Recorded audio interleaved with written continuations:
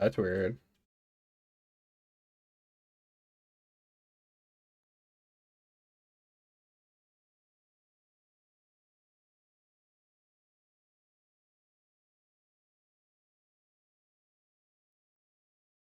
You think that though.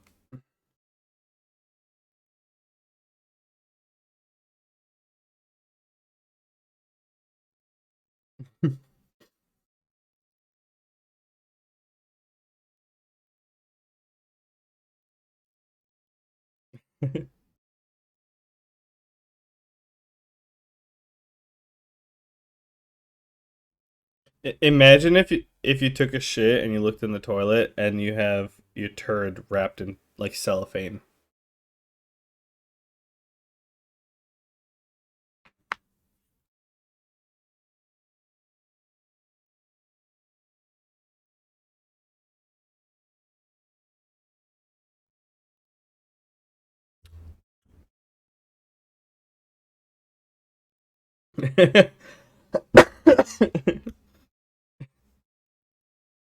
That'd be entertaining, actually.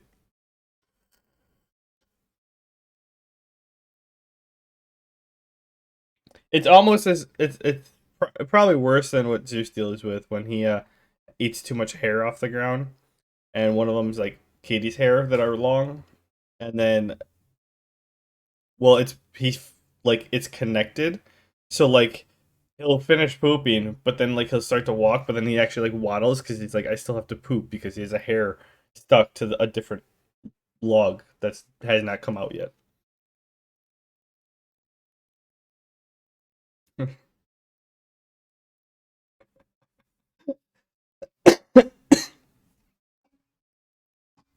That's fantastic.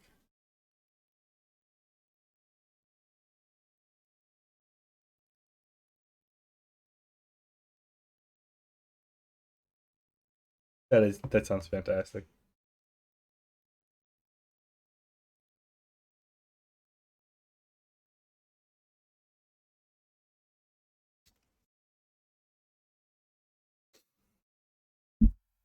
Yeah. I have to be careful or aware because it's just the same thing. Certain trucks, when it comes, he gets like scared or like fight or flight, and he goes to attack them.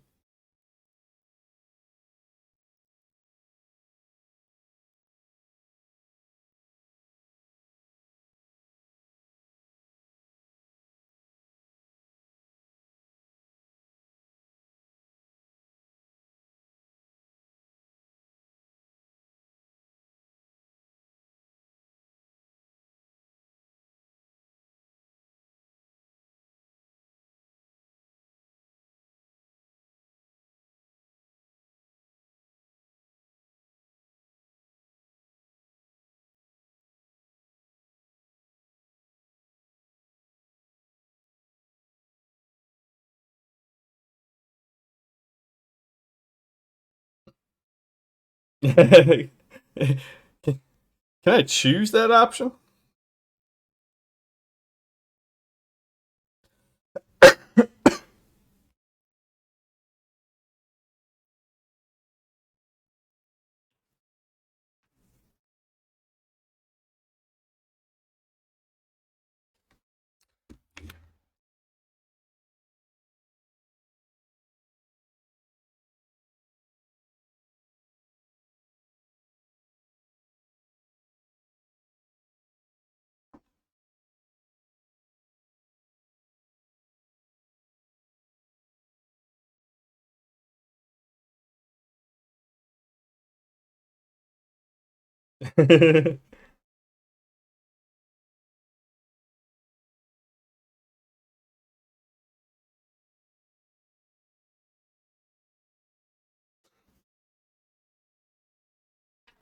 Yeah,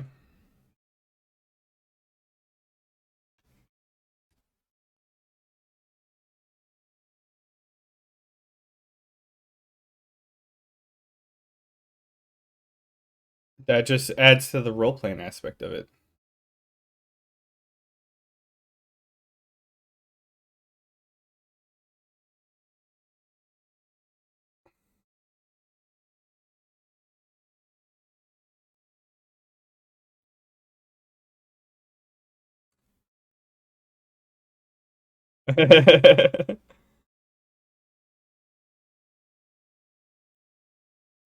Hey, Mammer, can you rotate your camera more to the right?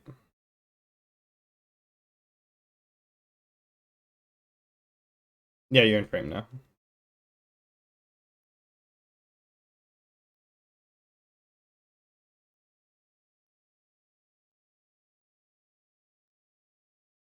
Are you?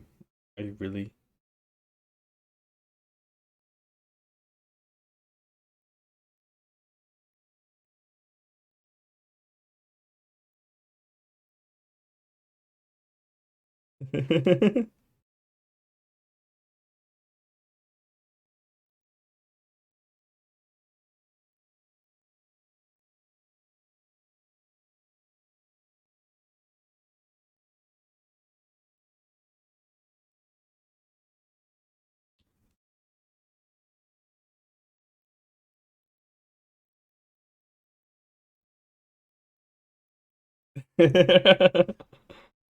He's got you there.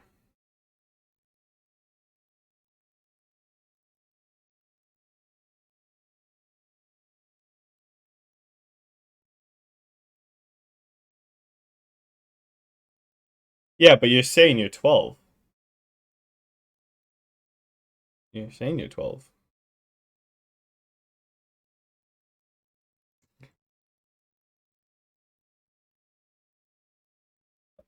I'm liking it.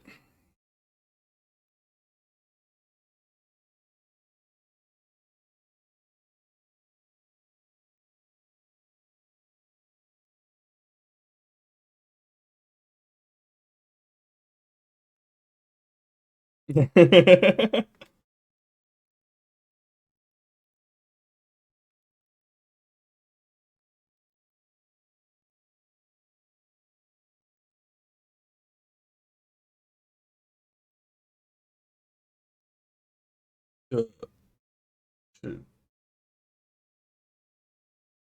first or second time?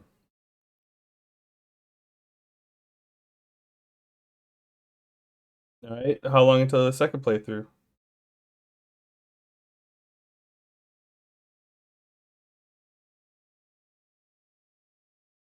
Oh, did you say you did a?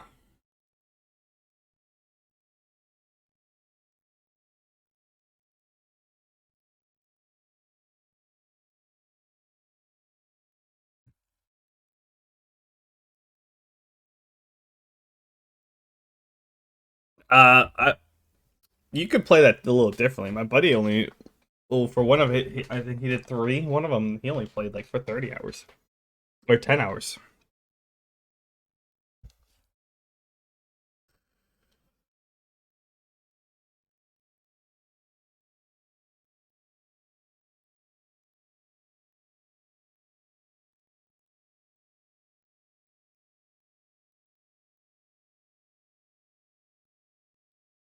Ezio.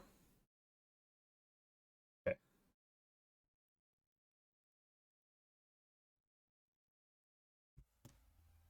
I think the first one came out for PS2, like right after PS2 came out. PS, yeah, the first one was PS2. Um, but then they got re-released for 360. I think PlayStation had like an exclusivity initially, but then once PS3 came out and they re-released them for PS3, they also released them for 360. They had a an Assassin's Creed bundle on Steam for like $60. I got all the games except for like the newest two.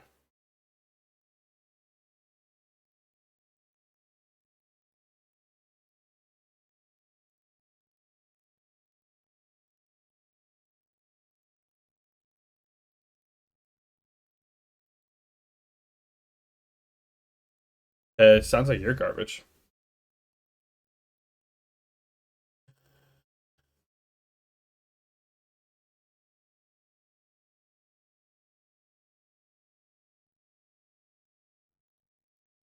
Sounds like an operator.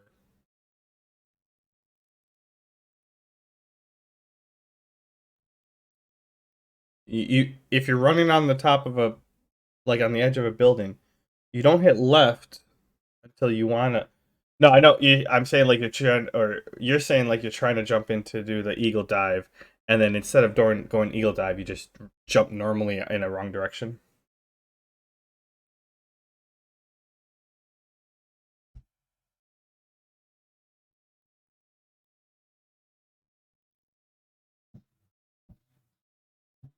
Sounds like operator error. Is it? Is it? Why aren't you using the joystick? Mm. Is it time to replace your controller?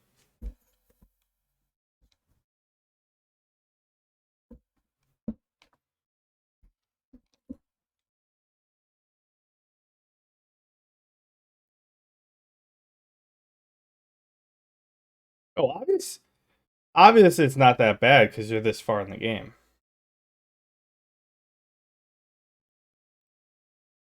It's a, you're like the type of the way you're sounding. You're like the type of person who the waiter comes over and you're like, "This was disgusting. I want my refund." And there's 2 bites left, and it's like, if it was so bad, why did you eat it?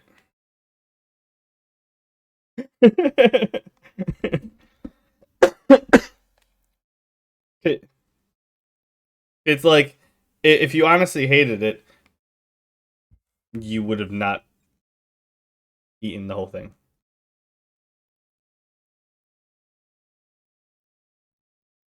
Well, you have to adapt to the mechanics. I don't know why you're complaining then.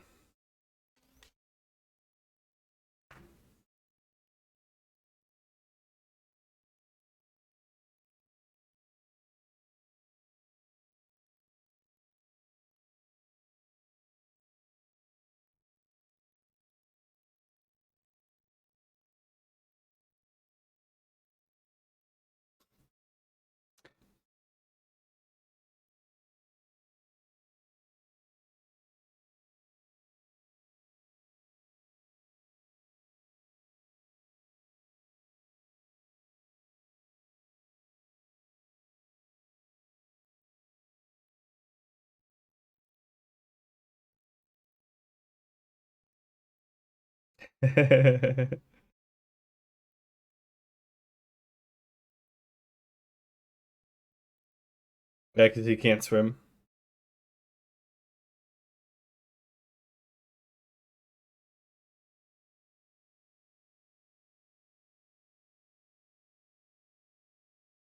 That, that was I would say that was that for Ezio trilogy, but that came out on PS3. No, it was Assassin's Creed, and then that was the original Assassin's Creed 2. That's Ezio Auditore, and that's 2 Brotherhood Revelations are the 3 of them, and then you went Assassin. Oh no, Brotherhood and Revelations were both PS2. Uh, Assassin's Creed 3 was the one where he's a Native American. That one came out on PS3. And then it was Black Flag, which you're a pirate, and that's all because in like a short segment of 3, they let you man it or like pilot a ship, and so many people loved that part of it, and they're like, "Oh fuck it, let's make a whole game about it," and then you're piloting a ship in the Caribbean. And then after that, it was Unity, and that came out on the PS4. Or it was Unity and Rogue came out at the same time. Rogue was like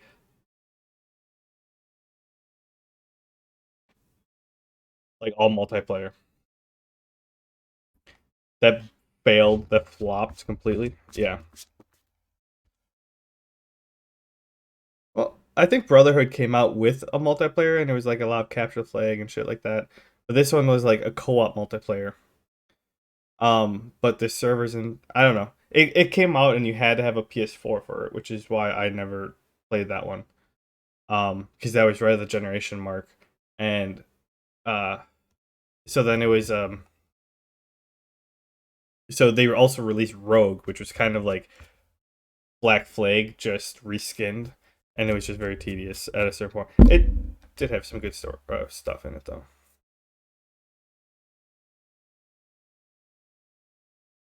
Oh, that'd be cool. I don't think they went but to Eastern. Yeah.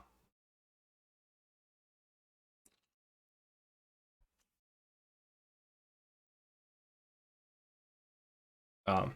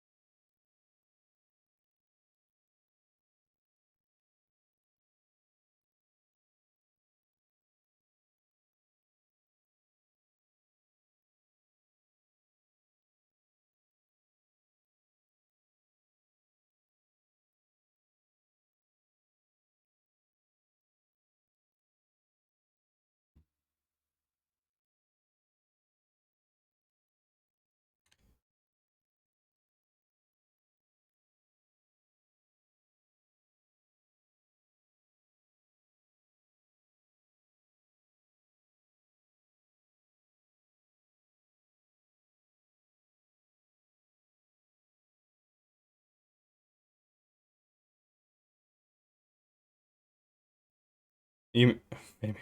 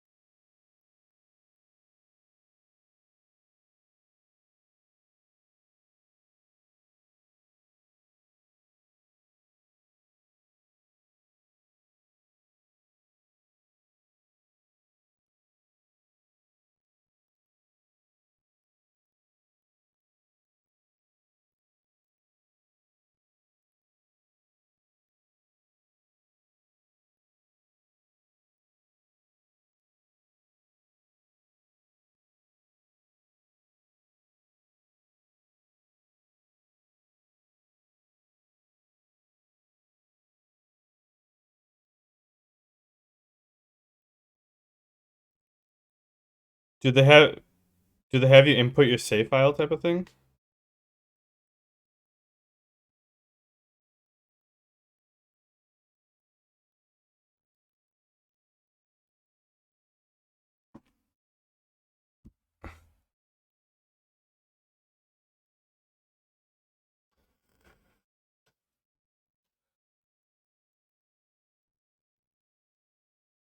But how would they know?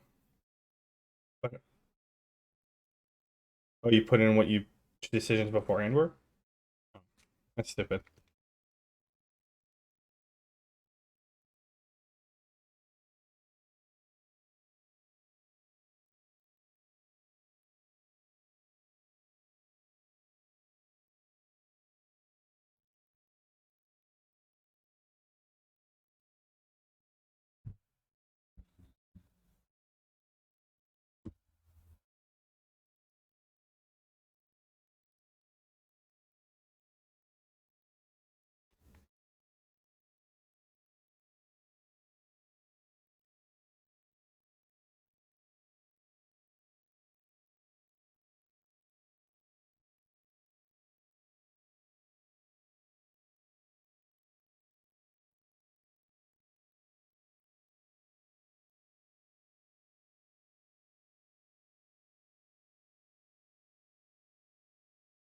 Hmm.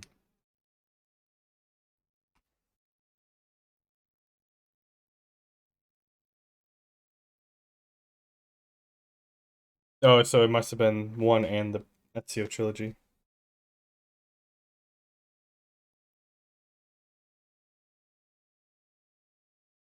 Yeah, Revelations. Well, I thought you said you played one or no? Oh, I meant with this thing.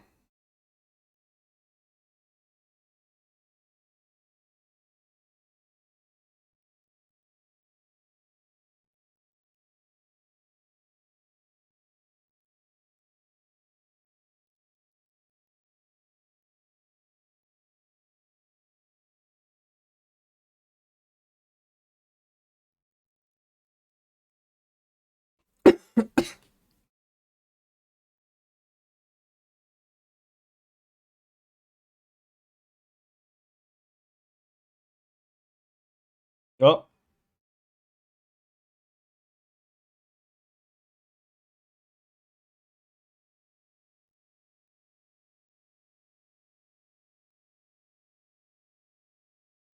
that's usually how it goes.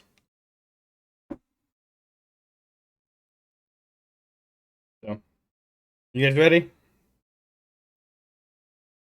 I'm ready. Uh, the whatchamacallit's good. Twitch is I think it's good. You're muted. Can never slogan.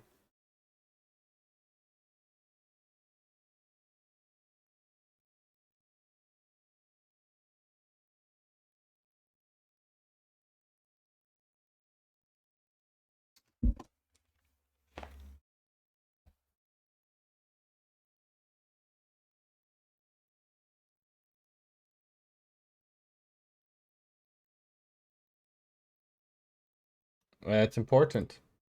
Yeah. So my computer froze the other day, like 2 days ago. Oh, I have to set up the auxiliary outputs.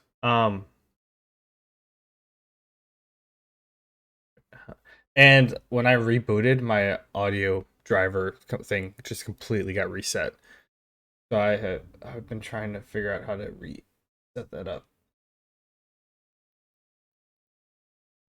Uh-huh. Inputs.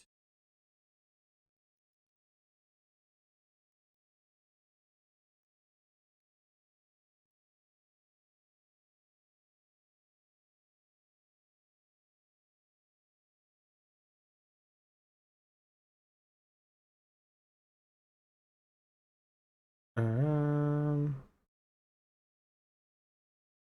Fuck, how did I set this up before?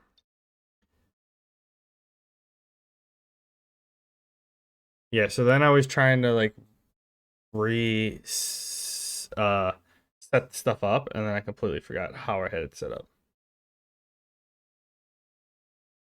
11. Well, thank you. Dad. All right, you guys try talking. All right, here I am. Oh. Chirping up. Are we good on Twitch? Vegan. Did that work? Hello. Yeah, I can hear him. We'll see what they have, buddy, and we'll see how much money I have. Okay. Now watch your Pokemon, because I got D&D. Okay. Love you. Hey, we should be good then. Do you hear all of us? I can't hear Canervus Blurgan.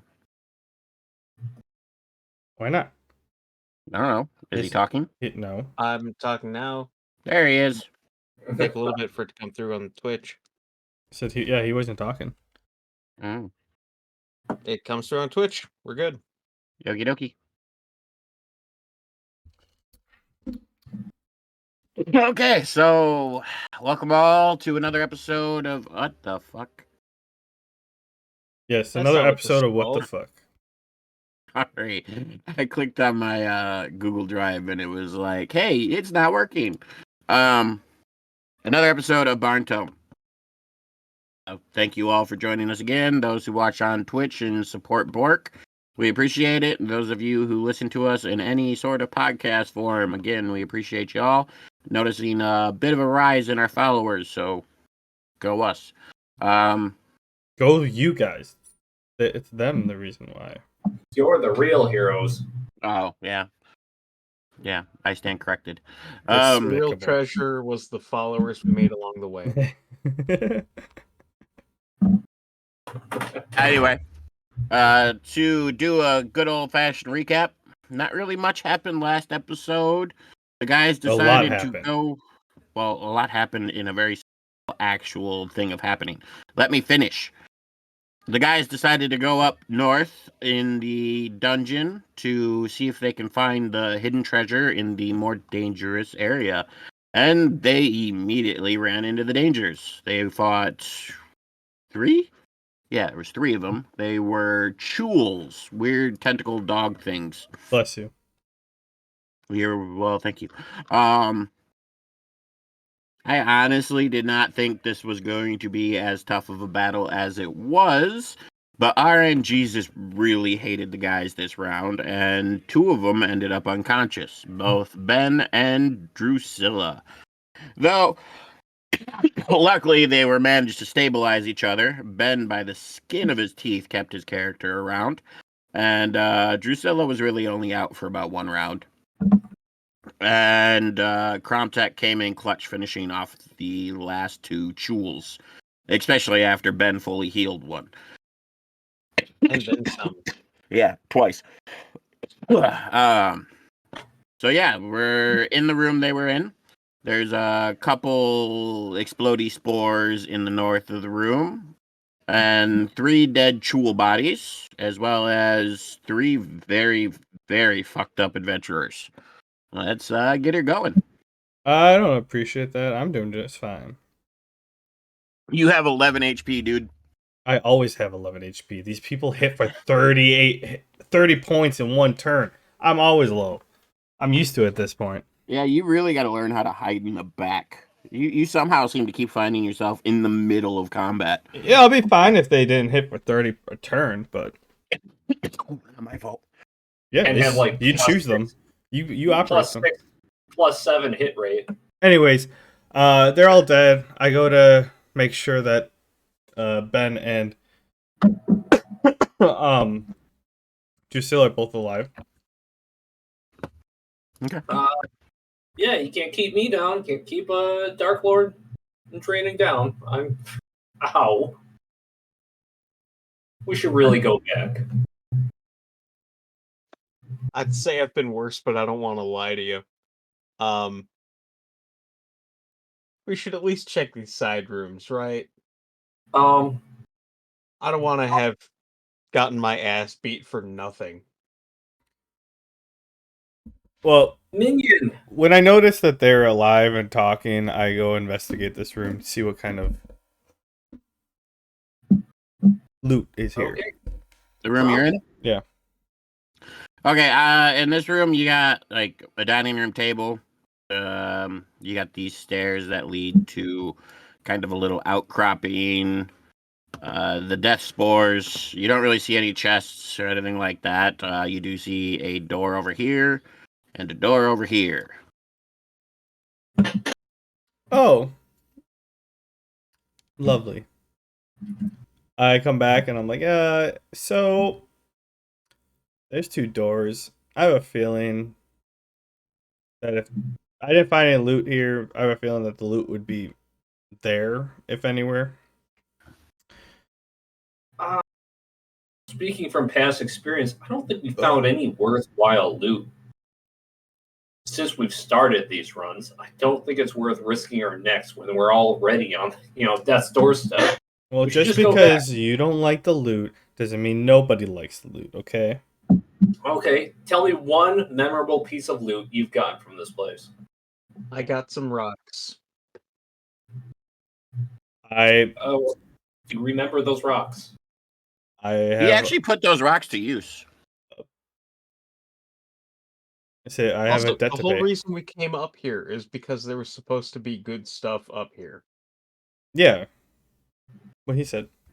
What about you, Kromtech? What? Find anything? Anything worth dying for?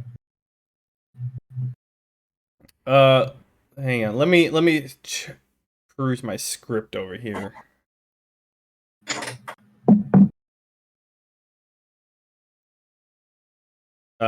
The stuff I kept was a lot of gems, a lot of gold,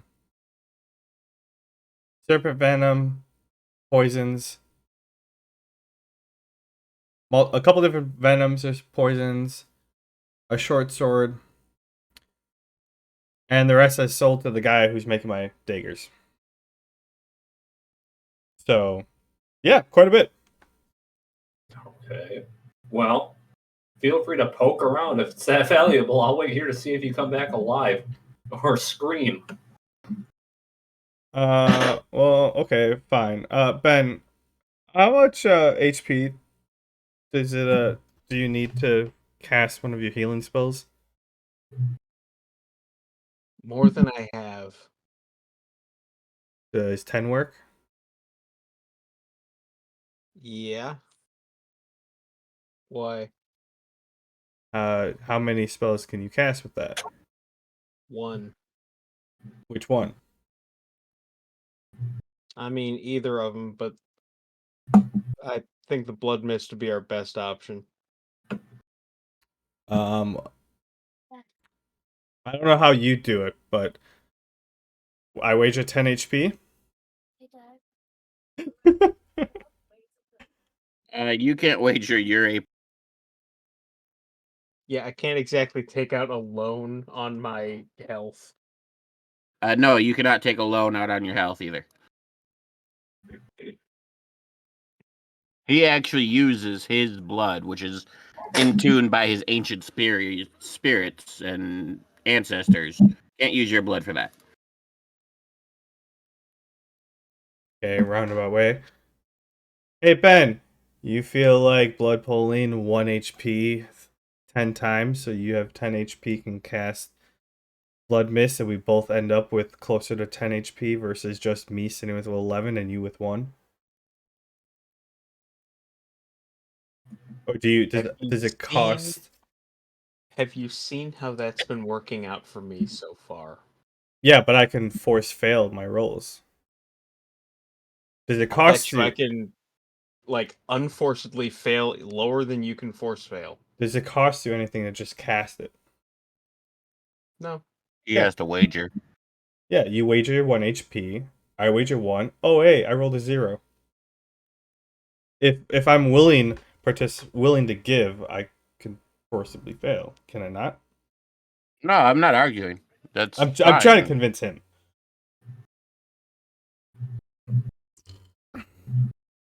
I mean,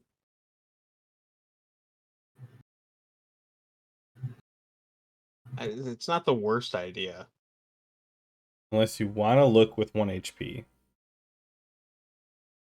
I mean, right now you're the meat shield, so if you want to open the door, I've got your back. I'd rather you be the meat shield because you have a chance of gaining more health from other people. I really vote we leave, but if you guys are adamant on trying this, just let my minion walk in first. I thought Drusilla was often not paying attention. I mean, I'm standing there not saying anything. I'm just listening. Well, we went off to the side and you were left. You're still back there. Well, I got nothing better to do. I'll wager 1 HP. Okay. You guys are doing this. I fail. You gain 1 HP. Cool. And you lose 1. Technically, you could do 2 now. Let me do, blood pool. I wager 2 HP. Wait, do I have to be rolling for this? No. If he's force failing, no. The roll is because they're fighting against you. He's basically Okay. like slitting his wrists and going, here! All right. I wager So 4. essentially, you get to 10, he's down to 1. Oh, I No, I could get really. to 10, he's down to 2, No, he was at 11. and I'm at 1. I only need 9. Oh, yeah, you're right. Does it count as a use every time he needs to do it, though? No, I'm not giving him uses for his skill for this freebie. Oh. Because he's if not you didn't fighting say for it. something, then Oh, wait, I do need 11. I do need 11. I say you So need go one down left to one over. and- It takes 10 to use it. Yeah, so I'd have 1 left over. Yeah, okay. Let's see. And then I'll just go here.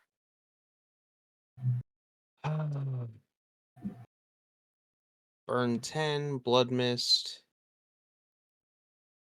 Let's see, circle. Finger. Get everyone in that. 4. Is that a D8? Yeah. 2 of them. Because you get 2 turns.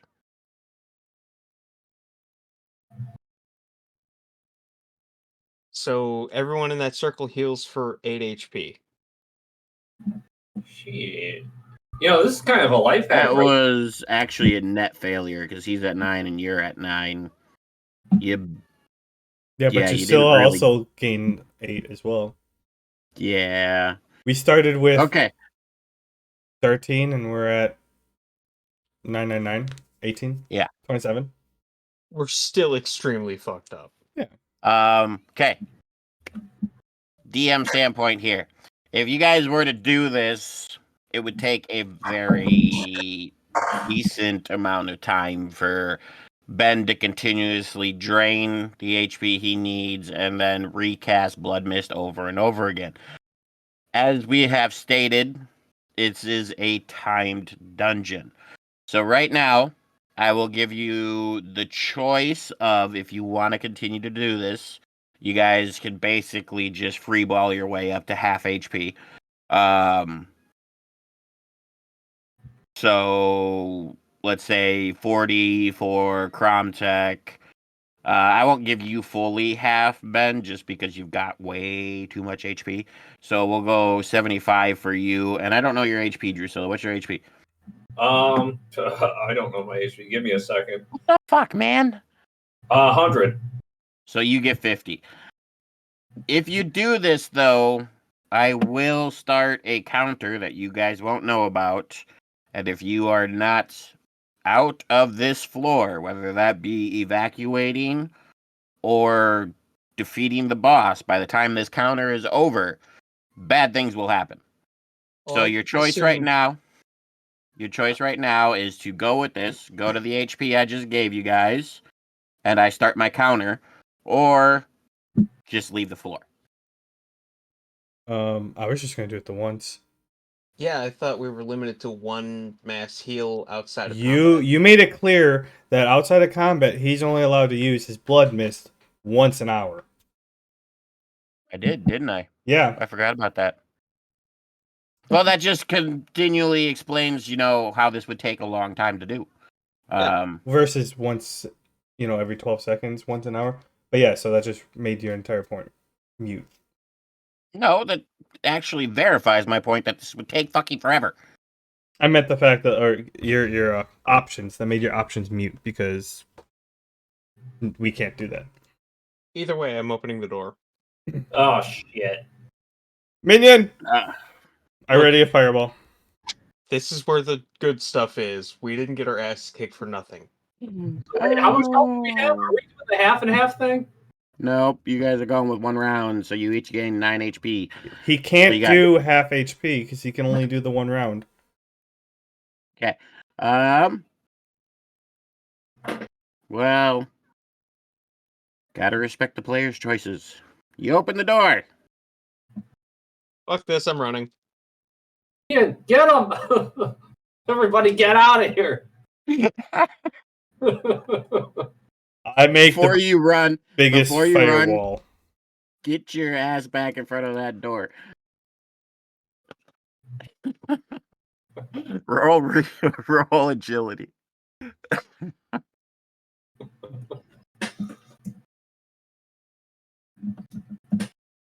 Please, RNG, don't. Oh, thank Jesus.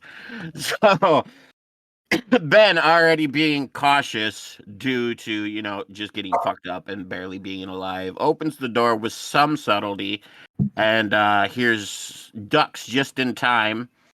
Crown Tech, you see an arrow like thud into the side of this table as the arc descends, and it just kind of like quivers there. And you can tell from previous experience of having these very same arrows in your body that there's a couple Driders on the other side of the door. Drusilla, you hear a thud. You hear Cromtech kind of squeal like a little girl as he sees what's inside the door, and you see him preparing to run away. I did not squeal like a little girl. I meant Ben. Sorry, I mixed up your names. Damn right. Yeah, I've been on edge this whole plan, so I was ready to call my minion into action and book it out of there. So. Oh man, I really thought we were gonna be re-rolling Ben. Not gonna lie. I mean, I would have saved him. Oh yeah. So the 2 fireballs that I prepped, I make a double wide wall at the doorway so they can't get out. And I call out, "Hey, careful, Ben! They can shoot through walls." It's just them and my minion in there. My minion's Ben's not inside. Ben's at the outside of the door, but your minion can stop moving now. Right. So yeah, roll initiative. My minion's not trapped in there with them. They're trapped in there with my minion. Yeah, you tell yourself that as much as you want. Oh, mine's 8, not 10. I used my current dex instead of my charisma. On accident. Pretty sure my Paragon Surge is over, too. That's why it's 3, not 4. Can I have a score again? My initiative was at 21. I thought that was your agility. That's what initiative is. 10. Okay. No, his agility was for dodging the arrow that was shot at his head. Reflex, that's it. Which is agility. Yeah, the reflex save. That's. Yeah. Okay. Okay. This guy. Wait. Yeah. Yeah. This guy first. Then Donnie. Then Cromtech. Ben. This guy. Okay. So up first is this Drider. And he's going to try to shoot Ben again. He'll be rolling at disadvantage due to the firewall. Longbow. +6 to hit.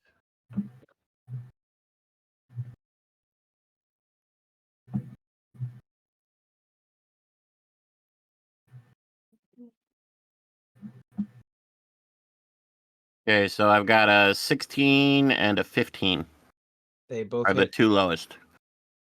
I'm assuming you're going to be unconscious. Unless RNG's rolls really bad. Their modifiers make him unconscious. A D8 +3. Oh, no, the modifier is only a 3. Does it come with poison too? 7? No, not this one. I mean, you don't have to roll the modifier. You're unconscious. That one. The modifier of the second one. Yep. So Ben, you are unconscious. You get you kind of duck the first surprise arrow, but then 2 more quickly follow up and like get you right in the gut. Drusilla, you're up. God damn! Seriously, I said we should just leave. Look, how much movement do I have? 30 feet. 1, 2, 3, 4, 5. Is that close enough to wake up Ben? You gotta be right next to him. I'm diagonal. That's fine. Shut the fuck up! I told you guys this was stupid. You should have listened.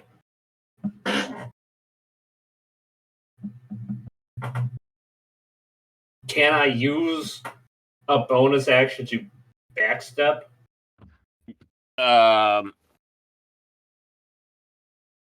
No. All right, that's my turn.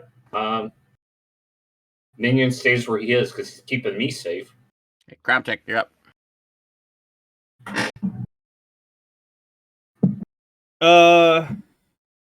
Am I able to drag Ben? You have it while you're with him. While you're carrying him, your movement will be halved. So I walk to here, and then I pull him down to. That would count for it. I can't move him, so you're gonna have to move him. Oh, you can move himself. So that he's out of the doorway. Mm-hmm. And was she successful? Was Drusilla successful at stabilizing him? She stabilized him, but he's still unconscious. He's just not dying anymore. Okay. Real quick. Does that, since there was a preemptive strike, are my flame walls still going to be up for a full turn? Yeah, I'll give you that.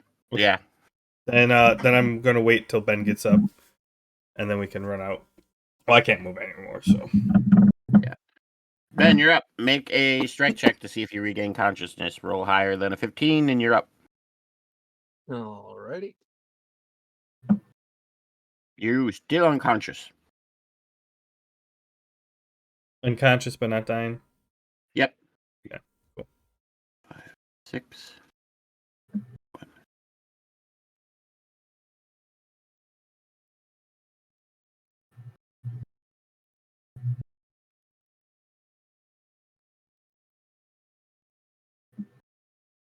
Your minion takes 6 damage. If I remember correctly, we gave it 20 HP. Yep. So. Oh, wait, no. Both of those hit. I'm dumb. So it takes 11 damage. Oof. All right. Drusilla, you're up. I mean, like, shit. I'm going to sprint out. I did what? My bit. 1, 2, 3, 4, 5. You get 60 when sprinting. 8, 9, 10. Oh, really? Mm-hmm. 31 normal, which is 5 spaces. 61 sprinting, which is 10 spaces. Oh, okay. Well, that's 10 spaces. Yep. I traveled 10 spaces. Croptech, you're up, and you do still have an unconscious Ben on your shoulders. Yep, I'm carrying him out. The entire time. You can sprint as well, which would give you 30 movement, so your regular movement. 3, 4, 5, 6. So while I'm sprinting out the entire time, muttering, fucking Drusilla comes in, fucking healed. She got shot by a fucking arrow because she was running the way instead of being off the side. And then fucking leaves him. Don't worry, I got him. That's it. Okay, at this point, you guys have cleared far enough that they will not chase you. So we will end the combat. Your minion's basically just Spider Chow now. Which is fine since, it's a summoned minion.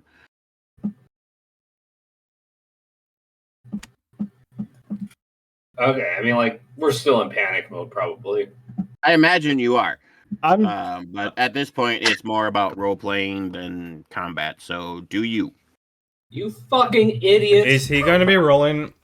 So, I'm just going to keep walking towards the gate. How often is he rolling to regain consciousness? At this part, it doesn't matter. I could just fucking walk all the way there. D100, Ben.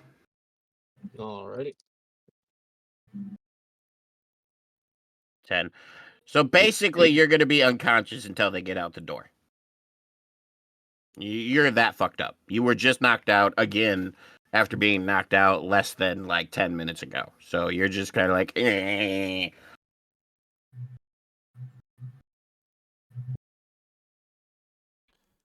Lucky I was around to provide a meat shield for you guys and stabilize Ben. All right. If she's talking shit like that, I'm gonna shoot a fireball at her. I'm You're not gonna hit carrying her. Ben. Yeah, while carrying Ben, I'm just gonna shoot one at her face. Roll a d20. If you roll high enough, or if you roll too low, I'll say, then we'll see how it goes. An 8. So your attempts at, just kind of like getting Drusilla to shut the fuck up while you're lugging Ben on your shoulders, you're kind of like, trying to be, not lethal with it. You still manage to like clip her in the shoulder, and it's like she takes a D4 of damage. Roll a D4. Just because you're doing way too many things at once and you're all kind of flustered. So you take 2 damage, Drusilla. And then I don't acknowledge her the rest of the time, and I keep walking. Fuck you, incompetent and petty. Winning combination. Like I said, I don't even ignore her. And if she's walking next to me, I purposely stop so she can walk ahead of me. So, like, I'm not walking next to her because I don't want... Mm-hmm. Don't want to hear her negativity right now. So Drusilla's being Drusilla kind of keeps muttering and bitching and complaining, and Kromtech is kind of like, fuck this shit. I'm busy carrying Ben to the fucking end circle, and you guys get there. You warp out. You're back to camp. And the guard looks at you and he goes, tried for the treasure room, huh? I go, no. Just went back through the cells. The Driders leveled up since last time, and I just walked past them. He kind of scoffs at you and he goes, things don't level up. And he can probably see the tentacle marks. I don't care. At this point, I just had to drag Ben out of the way from getting, even though after he was like stabilized from getting shot at again because he was left in the doorway. I had to carry him the entire way out, all while listening to Drusilla complain and bitch and moan for about probably like an hour, because it would have, with me carrying Ben, who's like twice my size, I would not be walking fast. No, yeah, you're right. So I just I saved your asses. I'm just walking, and then like I walk to the tent and just drop you on your bed, and I walk and go. I don't even go lay down. I just keep walking to go find like a drink or something just to cool off. Well, you know where your tent is, so I assume you're taking Ben there. I just said I dropped Ben at his tent on his bed. Yeah. So other than that, there's not really any designated area for like drinks. You see a couple fires with random people kind of gathered around. They have to have like a cantina somewhere. No, this is a tent city, man. Just bring what you got. You've never heard of a cantina tent? Come on. No. Someone's got to make money somehow. You haven't. Anyways, I look around and try to clear my head, and hopefully I'll even bum a drink off someone in their tent. Just hanging out. Yeah. Roll charisma. About damn time. Oh, you're interacting with people. 17. Not bad. So you kind of plop down with a random group of adventurers, and they see you're weary, bloody, draggled, got a couple arrow holes healing up on you. And one guy just kind of nods his head at you and passes you a tankard of something that tastes like piss and burns like alcohol. Sounds delicious. And I tell him that. I'm like, oh, hey, this sounds pretty good. This is pretty good. Who made it? And he goes, I don't know. It's just what gets passed around. I kind of like, I want to heat it up if I can, and then try to cool it down. I don't think I can. But I'd rather try to drink this a little warmer in case it does need purifying. Okay. Well, you can heat it up easily. Cooling it down is the not so easy part. So now you're kind of drinking warm piss that burns like alcohol. That's perfect. That's what I want. Okay. Well, while I'm chatting with these people, I'm like, hey, Hmm. do any of you know, like, have a tank or a cleric or a couple other people that want to go? I thought the first like level 1 of this dungeon was supposed to be like beginner, and this expert was going to get past 20. But whoever started this made level 1 like double advanced. Like my friends and I, we need to basically what we need to go in and just take a shit ton of hits, and because none of us have the AC or HP to withstand anything in there. Figured if I get hit enough and just kept getting healed like in a death loop type of thing, eventually I'll gain more HP. Speaking of which, I do need to go through your guys' stuff and check it, but I haven't done that in a bit. Anyway, the guy kind of nods his head knowingly, and he goes, yeah, actually, floor 1's pretty easy if you just kind of go straight for the bosses. The bollywogs are no problems. It's when you go about exploring that it becomes an issue. Granted, if you want treasure, you got to explore, but if you just head in and fight the boss, you'll probably get through pretty quick. Who goes in and doesn't explore? People who are looking for the higher levels. They want to see what's at the end of this dungeon, so they quick run as much as they can. But if you're looking for outside help, most random parties, myself included, we've got our own groups. The only really way to get help is to recruit from the guild. You'd be lucky if you found some random adventurer, especially a tank or a healer, who didn't already have a party. I'm sorry, I'm still baffled that you were talking about people pushing for the higher levels versus and avoiding the combat, even though the combat's just going to get stronger at the higher levels. My brain needs a second to wrap around this. Well, it's the mystery of the tower that compels these people. They don't really care about the fights. They go in with big ass weapons and big ass shields and healers, and they're not looking for money and treasure and loot. They're looking for the mystery, and so they do what they can to speed run. They'll go through a floor quicker than you can say. I don't know. I don't have a witty thing to say. Anyway, they'll go through a floor real fast and tend to avoid any areas that look like they don't progress.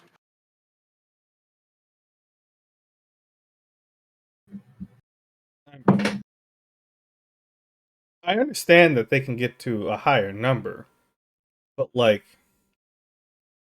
if no one's reached the end that we know of, like, you're gonna end up running into something you can't fight, and if you skip all the levels ahead of time, then that's a lot of EXP that you left on the table. I get where you're coming from. It just doesn't seem like the better option there. I guess that depends on your perspective. How many attempts have you made on the first floor while exploring? We just we're going on we're about to start a third one. He goes, and how's your luck been in any of the areas that aren't directly in the path of the boss? I mean, we survived. Pretty good, actually. Like, I mean, part of the reason why I'm excited about this is I want to level myself up and become better. By going through the side stuff, I've been able to use a lot of my skills to increase or a lot more than if I would just ran straight through. You're not wrong, young man. You're not wrong, but you look at. You took 2 tries. You haven't cleared the first floor yet, I imagine, from your current state. No, I just said we're about to start our third one. Well, yeah, that too. I was trying to be polite as a shooter character. Give me a break here. I mean, anyway, you can repeat what I said. You haven't cleared the first floor yet, and you're going on your 3rd try for it.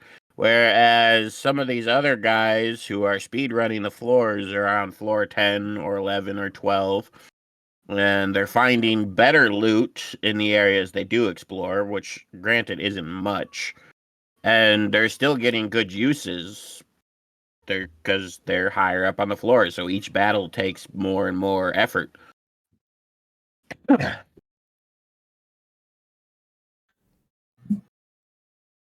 Okay. And that, yeah, I mean, then what you're saying is true, but they've waited until they got to floor 9 and 10 to start gaining uses, because I'm sure they would have just blitzed right through the first couple. Like, it doesn't matter the fact that, like, if I take 3 tries for every floor, I'm more than happy with that.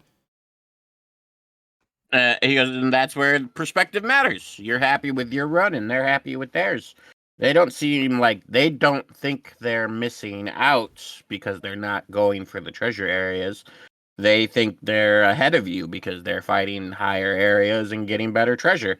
Even though you may luck out and find something extremely useful on your first floor run, which would be great for you, they're finding stuff that's equal to or better on their 10th floor run.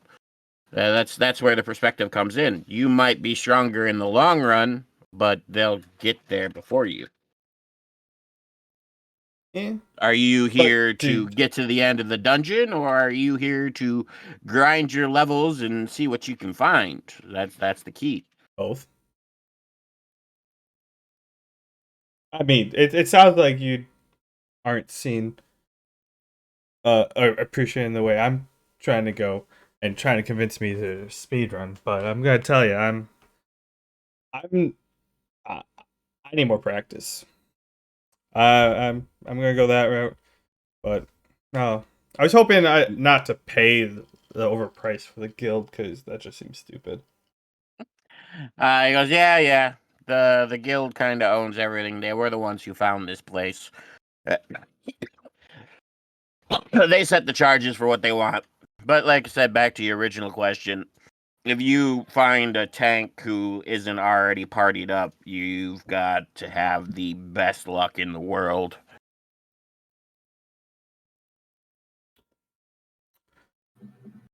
Well, none of you have a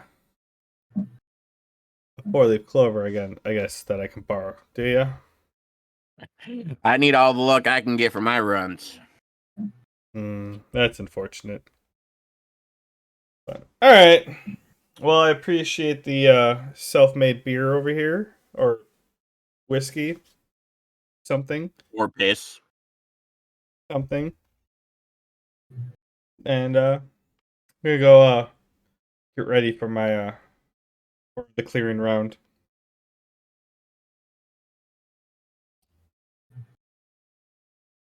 And then I head on out. Okay. Okay. To switch over, Ben, you're unconscious in bed, so you ain't doing anything until you're long rested and healed up. But Drusilla, you are not unconscious. What do you wish to do?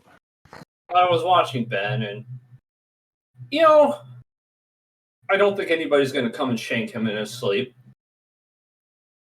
I'm going to venture out and see if use my knowledge about this place. Is there any service that provides insurance for wayward adventurers who get in over their head? It's a lot of people. What do you mean by insurance? Like a resurrection spell. No. Oh, I thought you were going to take out a life insurance policy on one of our That's what I was wondering. I was like, what the hell is he talking about? No. No, that's not No, basically the closest thing you're going to get would be hiring a healer for your run. And they don't even provide resurrection. They have, stabilization and heal wounds and shit like that, but you're not anywhere near in a strong enough area for like straight up resurrection spells. Revive. Phoenix down. Yeah. I honestly, I haven't even thought about putting those in my game. It's not a bad thought, but I haven't worked out the mechanics of it, so yeah. Like, as many people that go through this place, it's got to be a bit of a meat grinder, right? Like, a lot of adventurers gotta just die. It's got a high death toll. Why isn't this place famous? Why didn't I hear about it? This whole place is just strange. Are you actually trying to ask somebody that, or are you just thinking to yourself? I'm muttering it out loud while thinking to myself. Nobody answers you then. You there, nearest person. How come I've never heard of this place? I've been around the world. Or, well, roll a D100. There's no one around.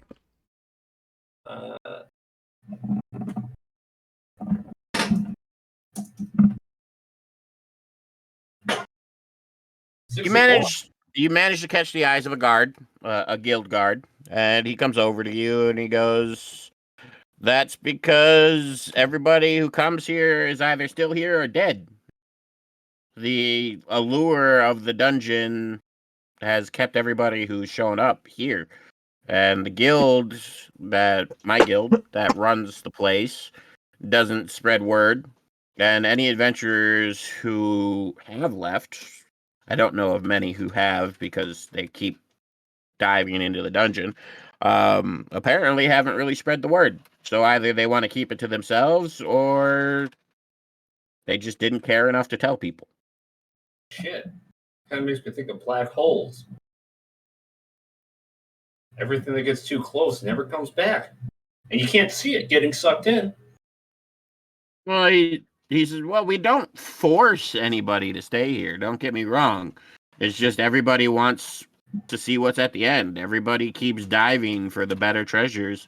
Once you reach the double-digit floors, as some of my guild members have, you start finding precious gems and enchanting stones and enchanted gear, and the loot is so tantalizing that people are killing themselves to try to get higher and get it." I mean, isn't this place putting people like me? I mean, Zern, famous evil wizard, out of business? Who's going to go out and slay an evil wizard in their evil mountain lair when there's this place? Well, Barntome is huge, I see. ma'am. Barntome is huge, and the people that are here are mainly just random adventurers that stumbled on this area or members of my guild. It's not like entire countries are funneled into this cave. There's like 100 people tops in here.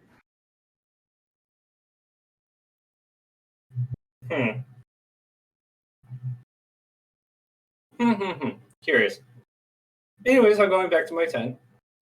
Okay. Drusille's going back to the tent. Anything else you want to do? Crown check. No, I guess I'll wait to drop off the rest of the loot. I just I might as well drop that off now. I was just say I'd put it in the tent, but I don't want someone else to steal it. I mean, we barely got anything. Yeah, whoever is asking for the loot. Yeah, the blacksmith. Yeah. Let me open up. I have what you were doing somewhere out here. It is okay. So you get there, and he greets you, and he goes, "Howdy, how you doing? Back from another run, I could see. Considering you're still, bloody and wounded and not really healed yet." Yeah. Yeah, I do what we can, and I drop the stuff on the counter. I'm like, "Oh, this is we're about to go back in. Tomorrow we're going in for another run, so I figured I'd drop off the stuff that we got from our last one. Not sure if I had any place to store it in the tent till the end." That's a good idea. Most folks here are pretty decent, but there's some scoundrels here and there. So you've got everything down here in this list, right? Yeah, it's the second column. Dreaders, hay, mirror, belt, eels. He goes, "Okay, well, our Not the agreement was tomb. That's the tome. Our agreement was any loot you found on the first 2 floors, but seeing as how this is your second run on the first floor, I'll let you keep everything you got for this one. But your first run on the second floor, you'll have to come visit me and give me some more loot. Now, if there's anything you want to give me towards your daggers, I really don't see anything on here that would really be a bonus to your daggers, though. Full on. But yeah, if there's anything you want to give me towards changing for your daggers, then sure. But otherwise, you got mostly junk here, so pack it in your tent. Nobody's gonna steal your shit. Or nobody's gonna steal this shit. There's nothing really fancy here. All right, sounds good. I'm like as melodramatic as I can be, or nonchalant as I can be, because I'm just barely alive at this point. And I walk back, plop it down in a sack at the foot of my bed, and then just pass out. Give me a second. I gotta mute you guys. What button do I push? He's got to mute himself. You gotta mute us. Oh, he's gotta mute himself, yeah.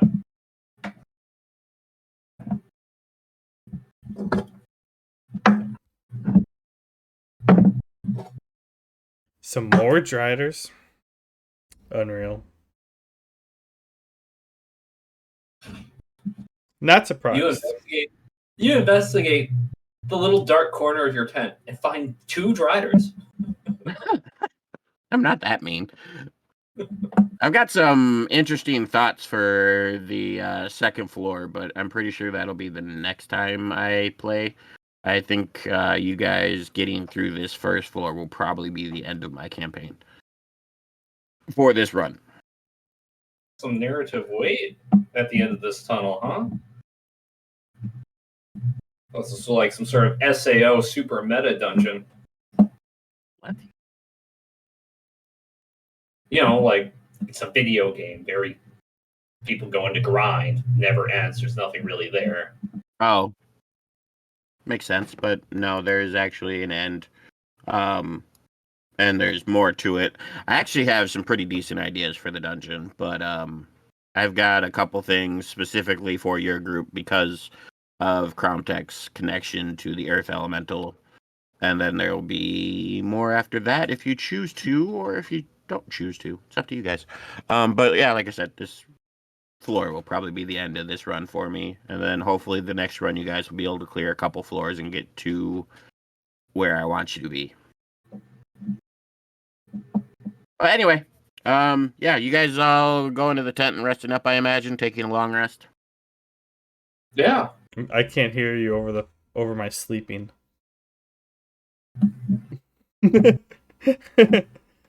Yeah, wake up after full rest, full night. Yeah. Delete that.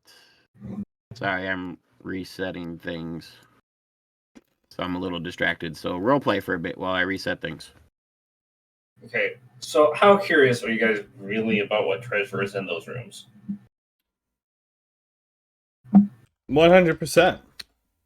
100% curious. Oh, yeah. Okay. I just want to know where it is. Before those tools respawned. Yeah. But we know where it is. And we don't have to investigate any other rooms besides the ones we need to get there. Okay, Drusilla. You're very cynical right now, and I'm not appreciating it. You know what? You didn't have to join us to those. You could have left right after the Driders. Right after the Bollywogs. But I agreed with Ben. We risked our life to get into that room.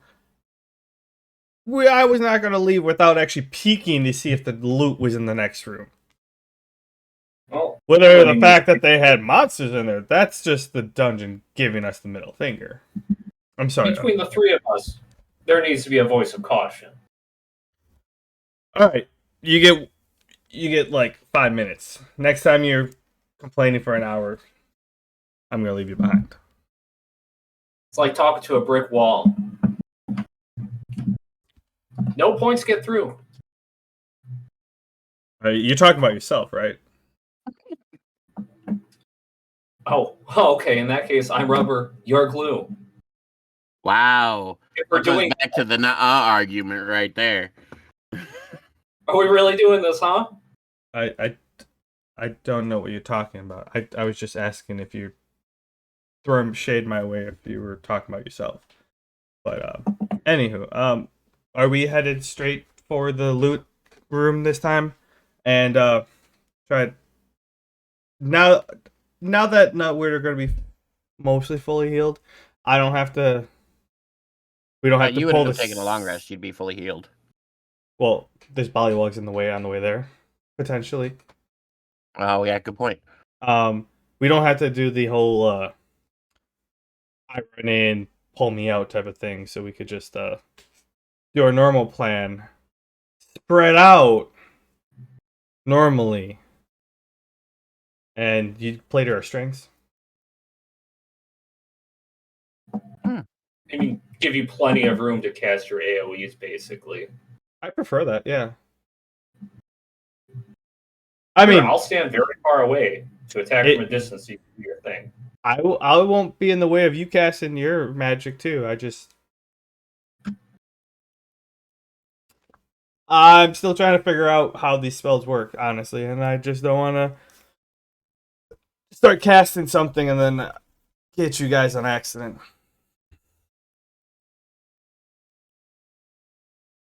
All right. Well, let's see if this plan works out. I'm sorry. Are you in agreement? I haven't heard that part yet. Yeah, I'm in agreement. What's there to disagree upon? Everything else that we've talked about so far? Oh, like rushing into a room with 1 HP? See? My point stands on that one. I mean, that's something we disagreed upon. I'm just making sure we're on the same page here. All right.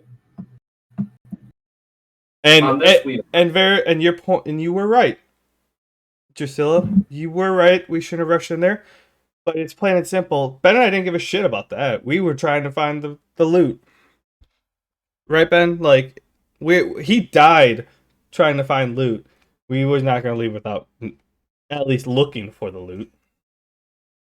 Right, Ben? Well, I don't feel comfortable taking a side here. Saw that coming. Punch those motherfuckers. I'll feel all right. There we go. Oh. Well, I do appreciate the admission of me being right. Hey, yeah. Drusilla, next time you decide to run in and heal someone, at least make it to the other side of the door so that you don't get shot at by the people who just knocked him out. I wanted to make sure I reminded you of that. I was positioned so that my minion would get shot, not me. They could shoot over your minion and hit you. Or at least pull him out of the way and then... Because I didn't want Ben to get struck by an arrow while he's fighting for his life. So what? I didn't have any extra actions. I couldn't have done anything. I mean, you could have pulled him out of the way instead of trying to I couldn't even walk back a step. How would I do that? I feel like you could have figured it out. Or waited for me to do it since I was right next to him. Yeah, I guess. I mean, there was... I'm just be wary, because while you ran in to like stabilize him, I was just remembering the time for the last Strider fight when it shot through a fireball and hit me like it was nothing, and I was just like, oh, they're gonna shoot through the doorway and knock out Ben and Drusilla, and Ben's gonna be completely dead. Drusilla's gonna be down. I was just very fearful. You're right. I'll be even more careful next time. Thank you. Well, I'm ready. I said my piece. Yeah.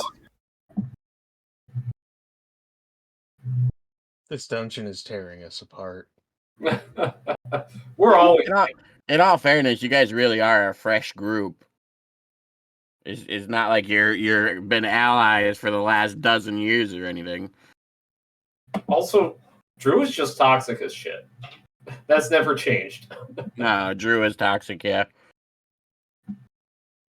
I mean, I'm not afraid to shoot another fireball at you. It's gonna happen.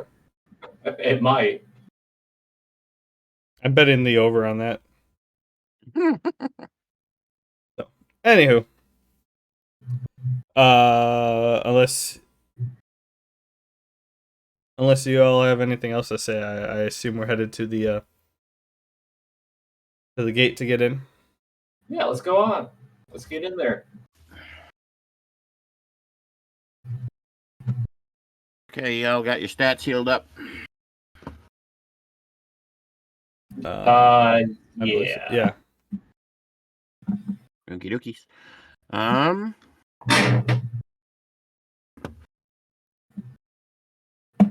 Okay, let me see something here. I'm using the bathroom while you're thinking. Yep. I'm gonna grab another beer while you're thinking. Yep.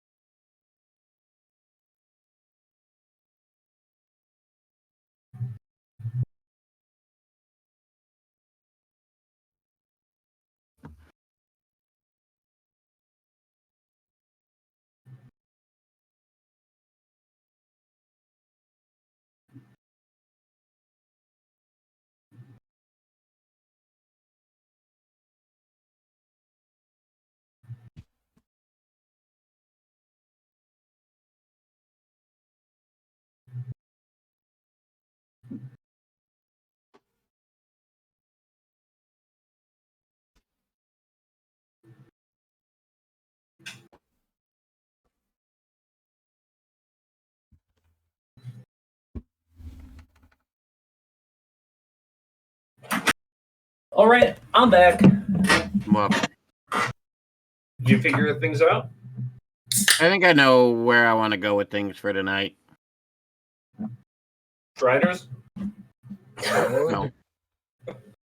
That's where you guys go with things. No, once Bork is back, I'll get everything I've been back. stated. And oh, well, you didn't say anything. Yeah, that's just he was talking. Oh, You okay. guys were talking. Anyway, so sorry, boy was making random noises. So basically, at this point, all three of you have several skills that need to level up, and I think leveling them up will help with combat. Leveling up our HP would definitely help too. Well, I checked that as well, and well, you can level up some.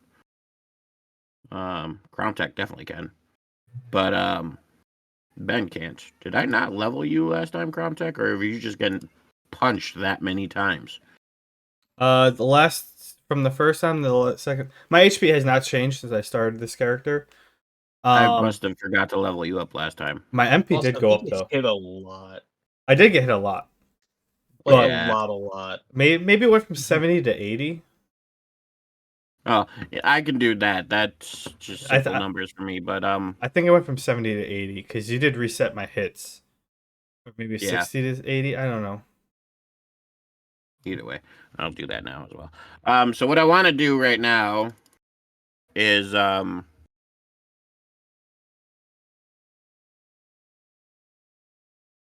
on. Doing numbers and talking Bueller. aren't working. Numbers and talking aren't working. Bueller. Anyway, I want to go through, and I think it would be neat, and also just because I want to waste some time and still get a good broadcast time in, just everybody to see how we discuss our level progress, because normally we do that off recording. So we'll start with the first one on my sheet, which is Cromtech, and you have 3 skills to level. Fire Manipulation, Flame Swirl, and Fireball are all ready to level up. So we start with the top, Fire Manipulation. Last time you leveled it, you increased damage. What do you want to increase this time? Yeah, the flame. No, I added a second die. To it, which is why it took 3 levels to achieve. So. Yeah, they'll do it. So it goes from 3 to 4. Just the modifier, the +1, +2. Give me something besides just dice rolls. Yeah, you just want to do a +1. Is it +1 per level? Then sure. Yeah, that's the basic leveling. Is you get +1 to hit or damage or, well, yeah, basically hit or damage for an attack spell is your basic 1 level ability. If you wanted to do something special, we which one do you want, hit or damage? Damage. If you wanted to do something special, then we would talk different levels. Is it 1 per? What did you do? +1 for damage. I already did that. So 40. So you would have. Oops, wrong button. You'd have 15 left, or 25 left. And this would go to level 4. Okay, and then you leveled up Flame Swirl to level. Let's see, calcs. Level 1 to 2 is 30, so you would have 10 left. To level 2. I mean, do you want to save it up for something special, or? For that one, I want to add another base? Oh, their turn per level. So if it's level 2, it'll last. I can keep it 2 turns. Oh. That's just general. Most of your skills are, because a lot of your skills are channeling skills. That'll just happen for every. That's why skill. they suck that they were still on level 1s this whole time. Unreal. Sorry. Well, channeling skills sucks. I can't think of anything right now. So I might have to come back to you. And so we'll put a notation right here because you got some stuff right there. Still thinking. I already got it. Oh, okay. Never mind. You put it up 1. It should be this one. Oh, well, I didn't want to type in the same one that you were typing. Okay. Um, And then you got your fireball as well. Just your regular fireball has leveled up to level 3.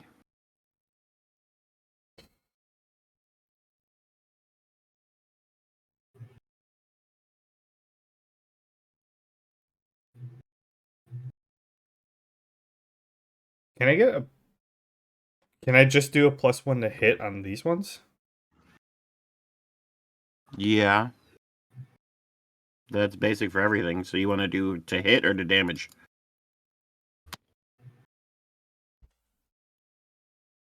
Hit.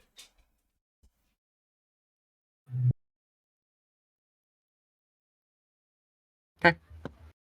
Oh, that was pretty simple for you. And then I did your health and your MP.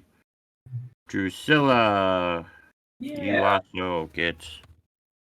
Oh, wait, they have a storage spot. MP.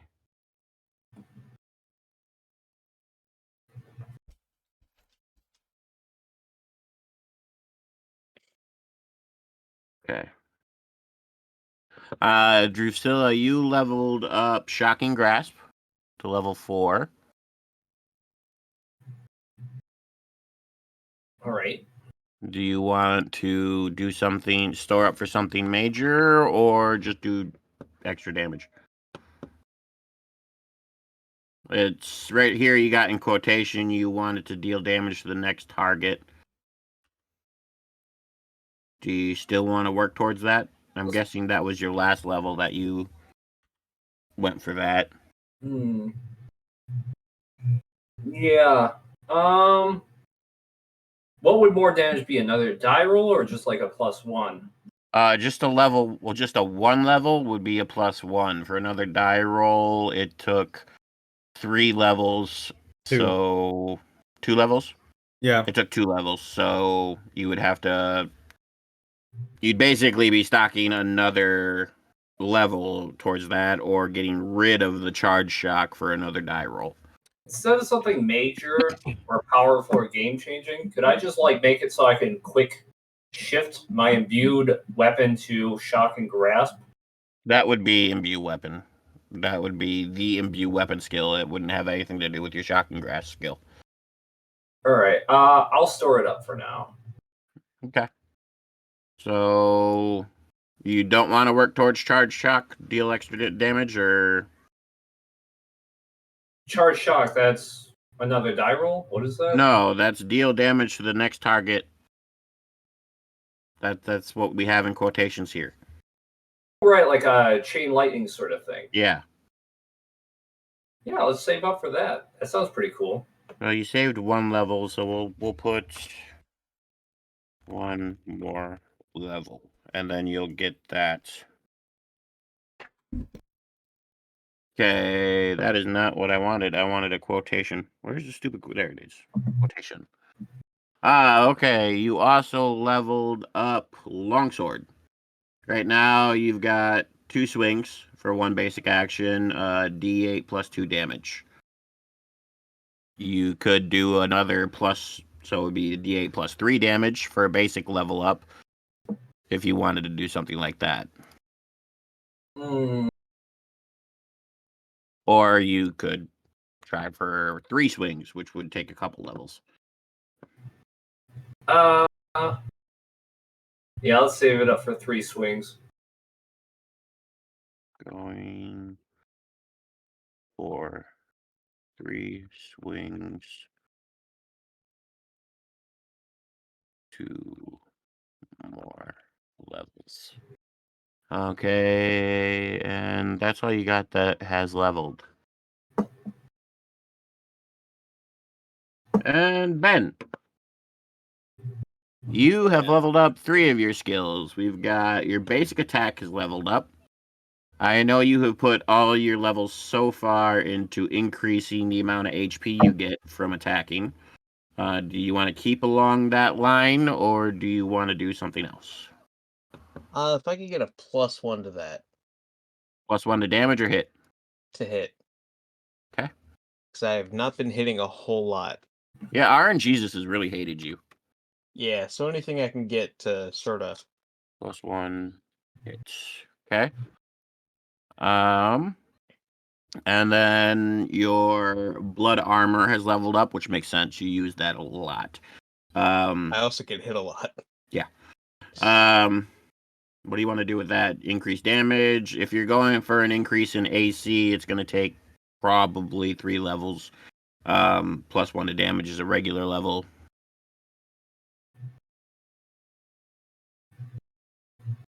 I mean, typically when they beat that AC, they beat it by a mile, so that's not gonna do a whole lot. How about some extra damage? Could we up that to a D8? A D8? 1 more level and I can give you a D8. Sure. Okay. D8 damage, 1 level. Okay, and then you leveled up Blood Pull. This one you can't really up damage or hit. Oh, I'm looking to expand its versatility. Okay, what are you thinking? Blood push. So like a heal option? Yeah, an emergency blood transfusion. Not a bad option. You've spilled too much of your blood on the ground. Here, have some of mine. You just hit level 1 with it. Oh, but I have. But platinums. it's a pretty decent transition, so I'll only make you wait one more level. Heal effects. It's not gonna be, too life changing. So I don't see you needing to wait a bunch of levels for that.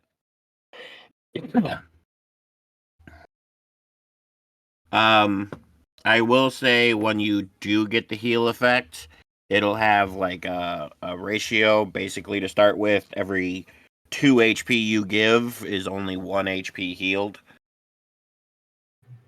And just as you level up, you can obviously change that. Oh, and eventually I want to see if I can do like a blood conduit where it would burn 2 actions, but it would take from an enemy while giving to an ally. That's neat. That's super neat. But yeah, you're talking. It'd be pretty advanced. Honestly, the way I would do that for this is basically you get the heal effect in your next level, and then you would start working towards the conduit effect. But I would only make you wait probably 2 levels for that because it is kind of like the path you're taking. So ultimately, it would be only 3 levels altogether until you get the conduit effect. But there would still be the point loss for healing. So you take 2 points for them, you heal 1 for your ally, almost like just because it is transferring through. You know what I mean? Yeah. The benefit I see to the conduit versus like taking from an enemy and then giving to an ally is it removes a sort of cap. Yeah, Right? yeah, That way, instead of like, oh, I don't have that much buffer, I can just like I still assume the risk. If I can't take it, I still lose the HP. yeah. You don't drain it from your ally; you lose your own HP. Yeah, but I would with the conduit, it would just take it straight from the enemy to them, and like there would be a loss involved, but it wouldn't matter how much health I had Hmm. as long as I had more than I was pulling. Yeah. Well, the way I would have you roll that, I would think you do you do your strength check against the enemy to see if you even start channeling their blood in the first place. So you do your regular gamble, and then you can choose to pass half of what you gain to an ally or take all of it for yourself. Oh, I can see that. So it would still be like your original gamble, but at the same point, you can now transfer that. Instead of transferring your own health to the ally, you transfer the health you're stealing to your ally. Yeah, I can see that being the evolution after Blood Push. I Hmm. can see that for sure.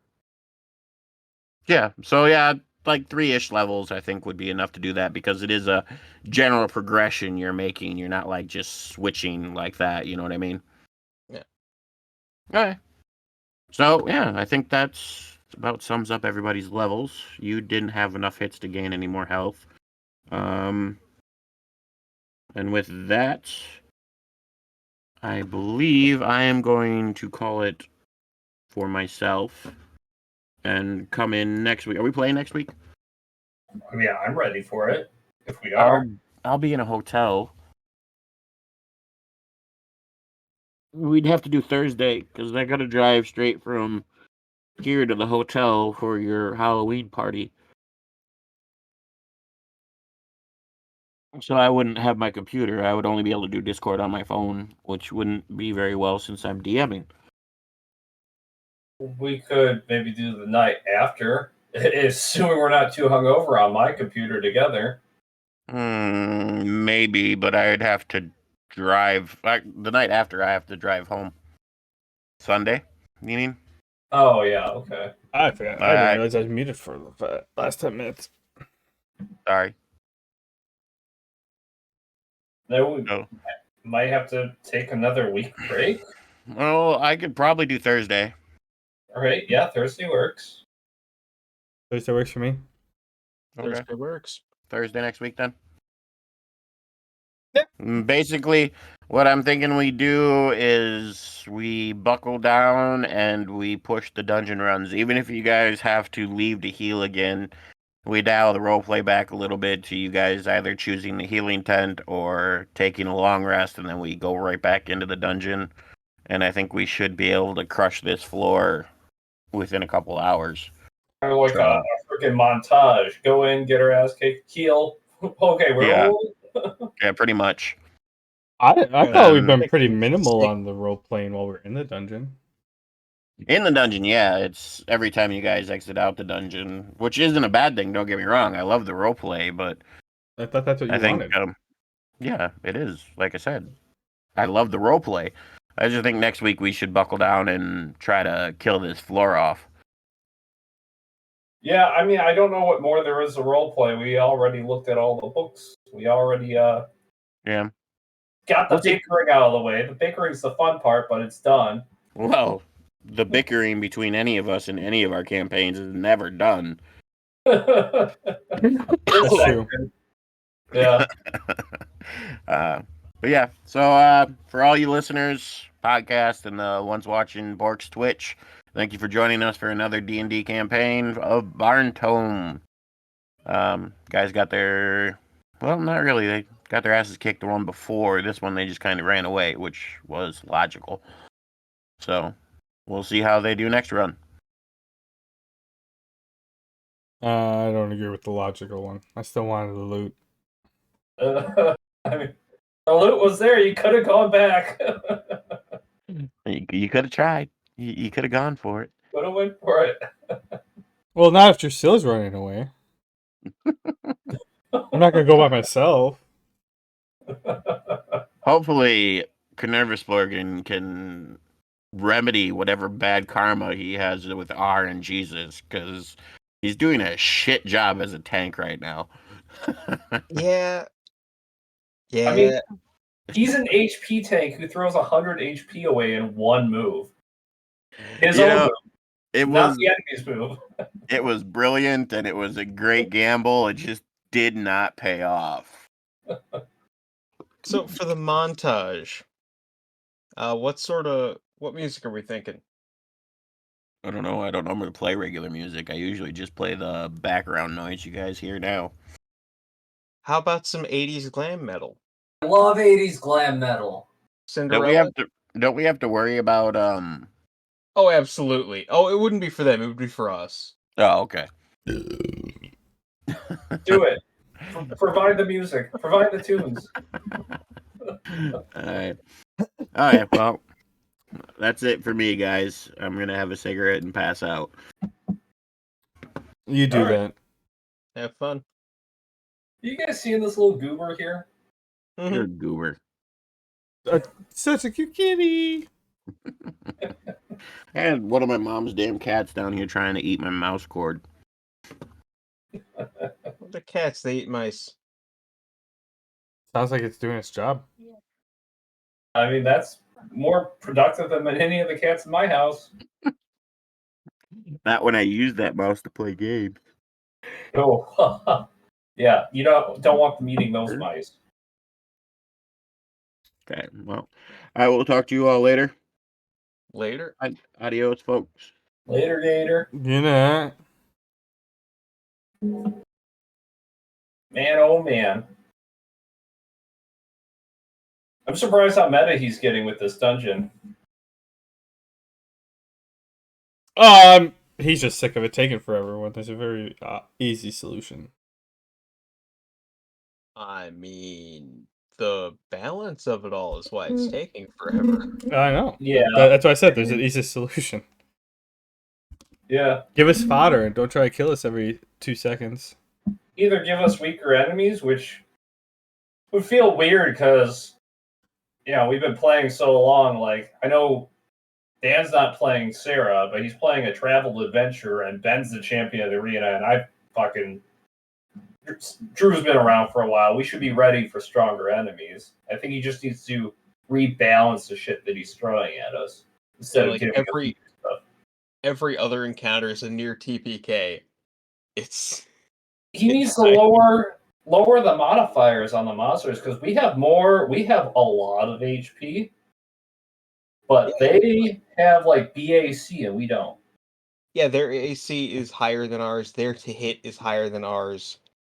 Yeah, We're just at every level at a disadvantage, and it's just like, okay, we've had these conversations every week, and it's just Yeah. he's not gonna bend to us, but then like it's he gets in his own way because like generally like I could see the Driders being normal monsters like were like the same as the Bollywags or Bollywogs for like 3 levels like in the dungeon, or put them there and it's like, well, we're gonna explore everything. We're not gonna just like leave it unturned. And yeah, like we technically haven't even fought the boss of this one, and like we've had 3 boss fights a level. oh, we fought the boss. We just got our asses like 99% handed to us and ran away. Yeah, the thing is, we Does fought that the boss. remind you of anything? We fought the boss not knowing it was a boss after fighting Driders that nearly killed us. I thought that more of a we just walked down in a hallway, we're like, oh, there's something here, and then we immediately tried to leave. I mean, no, we tried to leave like 3 rounds in. I remember I had to throw a blood mist to bring you back from the brink. Yeah, every time we. Yeah, that's because Drusilla blocked the doorway. I remember that. I mean, I think there are more Just factors tearing at us play apart. than. I think there's more factors at play than me not letting you blast off. I mean, that was literally it. Like the closest, like you were trying to run away, and the closest you could get is right to the doorway. So I couldn't get out because I couldn't go past you because you were blocking the door. Instead of standing next to the doorway where I could have got out, and so I got stuck in there, and then the elemental got me. We got a Picking up some retcon. free action. We got a You can just be like- retcon. Right before we go into the dungeon, we have to do leapfrog practice. That way, none of us is ever blocking a door. We know how to deal with this. Well, also, I never know what kind of placement you guys like have in mind. Speaking up some free action, be like, hey, hold on. No, speaking Say up, that. just whatever. Yeah, I mean, We but have like, to learn from the bullywogs. You Leapfrog don't have to practice. let me go where I'm planning on going without saying anything, and then speak your mind next turn. You can just say it. it was the third time you did it, and then actually no, I think that was the first time. The other 2 were the next round. No, that was at least the third time that dungeon. And if you weren't learning by then I'm just SOL. I'm never going to learn. I never know what's going through your head, and I never will. You gotta let me know. Just don't block the doorway. It's plain and simple. How tall is Drusilla? Like 5'4". 5 foot. Okay, so this has to be doable. Should be, yeah. Yeah. Just leapfrog them. Also, like if enemies can shoot past us, why can't we shoot past ourselves? I don't know how salty he's getting. The fact that I'm bringing up every single time that the Bollywogs or that the Driders can shoot through fire. The last time I said something about it, like he didn't. I don't know if the first couple times his face didn't deter anything, but I think today when I said something, his face might have got a little sour. I'm still salty about that. For like a hit penalty, like they can't see. It's a wall of fire. How are you supposed to aim past that? No, I was talking because when I went down the first time that dungeon, I summoned 2 fireballs over the top of each other to protect me, and they shot through it and hit me easily. Saying it should be like I think he charged them disadvantage this last time, okay, well, I mean, but disadvantage with a +6 still doesn't really do much. disadvantage is fine. I would say it's fine from a DM standpoint, though they shouldn't have a +6 to begin with. Well, Yeah. here's the thing. Like, I just ran the numbers. They had disadvantage and a +6, which means they still had a 56% chance to hit me. Yeah, they Better shouldn't than have, 50-50 with disadvantage. they really shouldn't have a +6. It's brutal. Like, yeah, like, That or our AC should be up there. All it is, I think, just subtract BAC from any modifiers monsters have in their books because, I mean, he's being stingy with giving us AC. And we don't have BAC. Just take it away from enemies. Just take it away from them. That's all he has to do. Yeah, no, we tried to make our case the last time, and he was not hearing it. So I remember I got a ring of protection once, and I was so overtuned from that +1 AC, he had to steal it from me. I don't know. I'm being sarcastic. I wasn't overtuned. He just, I don't know. Well, let's think. He only hit one in If- 4 turns. If any of us had a +3 ring of protection right now, it wouldn't really make that much of a difference. My AC might be up to yours at that point. My base is 12. Oh, When I kick that armor on, it goes up to a towering 15. I don't know, guys. When I got Paragon Surge, I got a 16, and that saved my ass a few times, that +1. For most classes, 15 is bare minimum, even for like wizards. Yeah, I know it's not high. I just played Baldur's Gate. We got up to 24 without any issues. Yeah, it's pretty easy to do. I don't even know how my AC is calculated. Oh, my agility is +2. I messed that up before. Oh no, that's you. So my agility's +1, and my light armor is 2 AC. I want to see what it'll take for him instead of bumping my HP from all the hits. If I could just say it just toughened my hide and increased my AC by 1. Hey DM, I don't need more HP. I want some AC. I just want to see what it would take. Well, hey, I finally broke 3 numbers for my HP. It only took 40 hits. What, you're at 100 HP? Yeah. Holy shit, you've been face tanking. Well, You started at like 80, didn't you? I'm pretty sure. Yeah, I had 80, and I'm pretty sure when he like leveled you up midway through the dungeon, he leveled up my mana. He gave me like 20 points of mana, but I think I was only sitting at like 21. I took I was sitting at like 17 hits because I was like in the back up until the Drider hit. The Drider fight. That's why I was rushing in all the time because I'm like, I need to get hit so I can get some HP because if they're doing 35 points of damage per turn, like 80 HP, that's damn near 2 rounds if they're real high. We gotta pester his NPCs, his vendors, to find out like if they have any gear that's like got enchantments of like +1 AC or something. It's just like this isn't weird shit to ask for. Like just better armor. He's terrified of handing out AC, but what if we got some sort of damage resistance? That's what Donnie's been asking for years. Just DR instead of AC. Yeah, I mean it kind of makes sense. If you're wearing a bunch of armor, you're still getting hit. I don't know, maybe reduce the damage. It's like if you shoot a rock with 100 like fucking smaller rocks, it's not gonna do anything. You shoot it with a cannon, yeah, it'll finally start dealing damage. But yeah, his monster choice. It's either his monster choice or how he's playing the monsters, which he's not modifying the monsters at all from what he chooses. So that's why I say his monster choice is not the best. I mean, the Bollywogs are fine. They're like I don't think we've actually struggled with them. But it's like at that point, if he wants us, like the conversation I had with one of the adventurers, like he wants us to just go through the levels until we hit a level where instead of Bollywogs at that spot, we have Driders, and then we actually have to struggle a little bit. Like I'm not expecting it to take 3 sessions just to get through one level, but like I don't want to go through 2 levels in one session. Like, Here's the as thing, much as when we do get to that level, we're just dead. We're just fucking dead.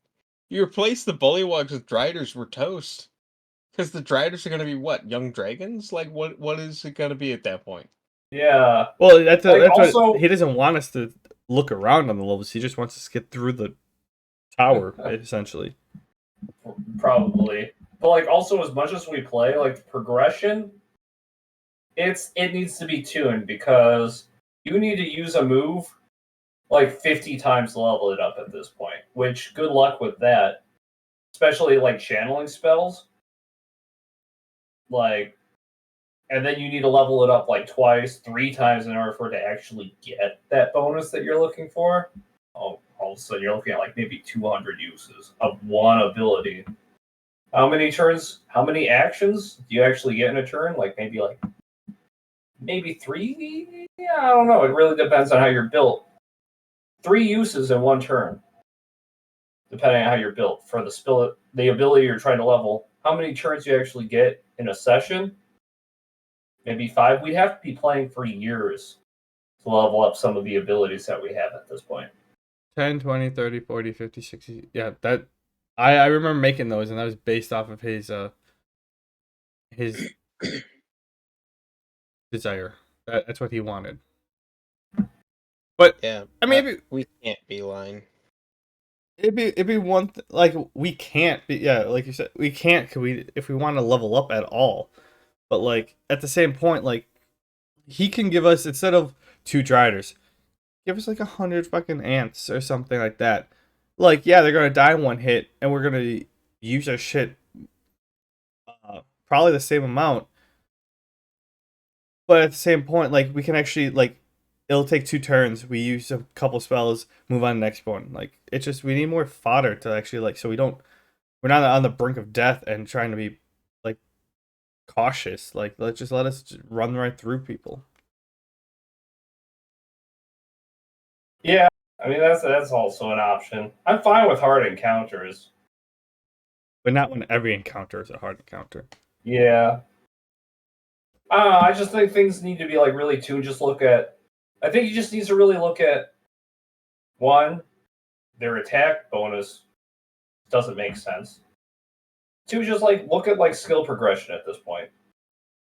Yeah, I mean it was fine leveling up from 1 to 2, 1 to all the way to like 4. Yeah, that was a journey getting up to 4. We're never going to get up to 8. We're never going to get up to 7 on any of the skills. It feels like. Yeah, like when I was creating the character, I forget what skill it was, but I just immediately sort of speed ran it to 8. Uh Blood Mist. That's why that's like the greatest thing I have.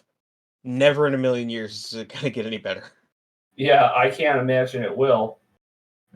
But I mean, it's like 10-foot radius, a D8 for 2 rounds, hurts enemies, heals allies. Like, what more could you want it to do? Yeah, you put all your points in it. Essentially capped out ability. It's good. But just think about how long it would take actually playing to get there on any other abilities. In this entire time, I've gotten 21% towards level 9. Yeah, Really? because you have to get to 90 or 80. Yeah, you level 8. You have to get to 90. 90 uses.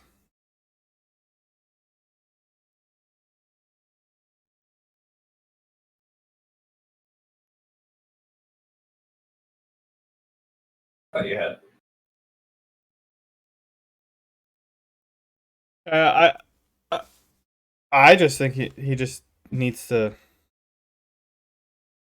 like, especially like if he knows the way we're playing. Like the second time we went in, he's like, okay, like they're gonna be exploring the shit. Like, put weaker Driders in there. Like, okay, you killed them the first time. Now they're a little weaker, so it's like, because we should not have went to that other room after the first one, because like we were practically dead. I mean, I Oh did yeah, die. but like, here's the thing: if we leave and come back, we have to fight the Chuls again, and we're back to being just beat to shit. Yeah. Like, Yeah. I genuinely thought that was it, and then the rest of it was just rooms. I genuinely thought it was gonna be like, okay, well, you beat these fucking monsters, That's what I thought too. and then it's done. And it's just like, nope, get fucked. Did Oh, you? okay. Was I the only one who saw that there's another room after that one? No, there's another one to the north. Yeah. So you Yep. had the main room, and then I'm assuming 2 rooms additional to that with more monsters, and then finally a room with monsters and the loot. But who knows what's in that room to the right? Yeah, Be more. anything. I mean, he said he wants to give up once we get to like through level 1, but I'm seeing at least 3 more sessions on level 1. Yeah, it's how it's insane. It's gonna be at least 2 sessions just on the treasure room. And then like we have to go back fully heal before we do the boss. Yeah. I really think what he's gonna do is just kind of like do like a fucking like Avengers Endgame, like fucking part 1, part 2. Like it's just gonna be one session after another, all just one dungeon run. Us going in, getting chewed up, getting healed, going back in, no role play. Yeah, and I you know what the best part is? There's like 20 levels to this motherfucker. I think At least. you know what Kenny does? He gets tired of the shit he comes up with. I think after we get past this level, he'll do whatever, plot MacGuffin he has in mind, and then he's gonna like have something important come up and have us leave. We find a shortcut that nobody noticed. We go from level 1 to level 30. Yeah, and it's just a swarm of Tarrasques. Just yeah, go for it. Like, all right, I'm sick of this dungeon. You guys are taking too long. I wonder why. And then it just puts us against the boss. He's like, oh, by the way, I just leveled you guys up like 4 times or whatever. Okay, go fight it. I mean, I don't know if he'll do that, but like, remember the civilization building sim that he had us doing? I was just like, I was deep into that. I was so hyped for that at that And point. then he dropped it. That one made me upset because like we spent like 3-4 months weekly, and we were doing stuff, and then like we finally had like a good spot. Like it's like, okay, it's kind of like, oh, right, like now the game I played, Timberborn or whatever. It's like it's the beavers, like a civil city building one.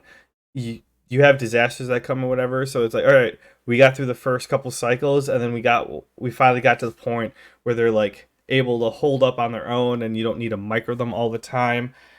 And then all of a sudden we get plucked. And even before that, he was building up world lore, and then he's just like, oh, world's getting reshaped.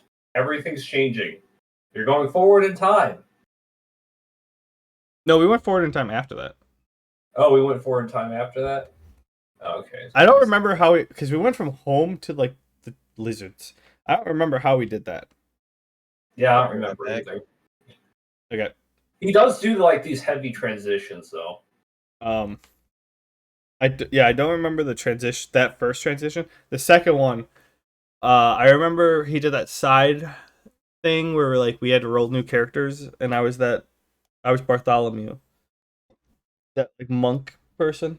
Oh yeah, I remember. I forgot what you were. Bart, hey Bart. Yeah. I was the orc. Hey Bart, we shouldn't be doing this. Hey Bart, I think this is a bad idea. I get stepped on and killed. Yeah, I was a dwarf monk, and then like we came back, and then yeah, that's when we teleport to the future.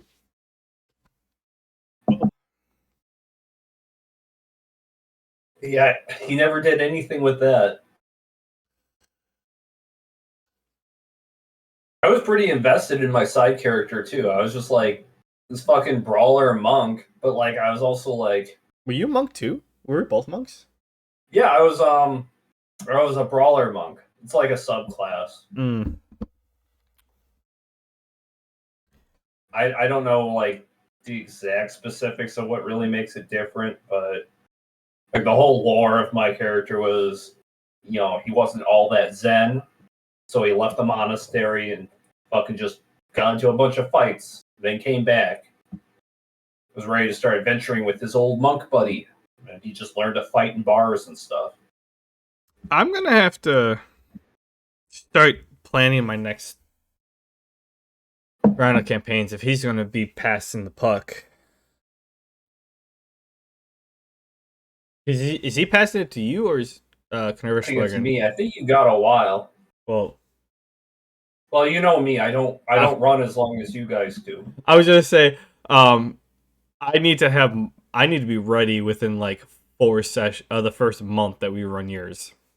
I don't back out that fast. I'm not saying you back out that fast. I'm just saying, like, I have to mentally focus, so like I'm ready after a month because you normally go like 3 months, but when you're done, like it's like, hey, Dan, not next session, but the session after, you're taking over, and it's like I should have been planning for like 2 months by now, but like. You give a very quick and abrupt endings to yours sometimes. Oh, that's been the. Yeah. I mean, I get it. You just hit writer's block, and then you're like, all right, I'm passing the puck, but like I need to prepare myself for early. So there's a lot going to be going on the next time because the first couple times I took over from you, like I was still feeling around for this world and stuff, but now that we made that big loop and got back to Brockhart, I'm gonna have to come up with quite a bit of a plan. Try and give you guys a little bit more time. Like I've said it before, you guys have been going from arc to arc a little bit faster than I anticipated, and I do have a timeline. I'm gonna give you guys. I want to give you guys the option to kind of just fucking meander around Century City, taking up random side quests. Oh, within you. Okay, yeah. Yeah, like I don't know what I'm gonna do since you just want to get up really suddenly. Like I know, like everything I do, I like to plan super hard, but like I'm gonna have to try and give you guys some soft activities, like things that I don't have like hard lore for. That's not really what I've ever done, but I need to fill the time and give you guys like things to do that isn't super important all the time. Oh yeah, for yours, because yeah, I still feel like we've only been in your like real like what in game time, like we've only been in yours for like a month. Yeah, it's been like a month and a half. Like you guys have been zooming. Versus like you guys have been in like my campaign, you guys have been there for like 2 years. Yeah, I have an actual ending in my campaign, and I know we've been playing for years, but I'm not ready to get there in the next like 3 rotations. I want to like give you guys some shit to do that's like kind of side activity. Yeah, I mean we also have to bring in a new superhero. Looks super. Oh yeah, Sledgehammer Disco. I love it. Fuck yeah. Yeah, it's gonna be great. Maybe you guys can like do like a little cleaning up the streets sort of thing once you get out of cyberspace. I don't know. I'm just throwing ideas out there. Instead of the next world-ending event, maybe there's just some shit going on. I don't know. I don't really know what I'm gonna throw at you. Maybe you guys will throw shit at me. Come up with your own ideas. I'm still awfully confused on because I had a very abrupt ending to the first round of your stuff, so I'm still partially confused on how we ended up in this timeline.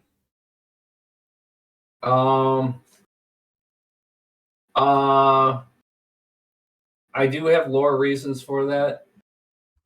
More or less, just chalk it up to a giant retcon, comic style retcon. Oh, It's in lore. I remember I was like in jail, and then next thing I know, we moved on to a different universe. To be entirely honest, that was just mostly me being like, yo, I was a new DM and I fucking this run has really been like not going at all. Like, I mean, I want, or did like make I you want to mad. continue. I didn't even want to continue with it. I'm like, I got more experience under my belt. I kind of just wanted to start over. But lore-wise, that still checks out because that was always kind of a facet of the universe Well, that I have.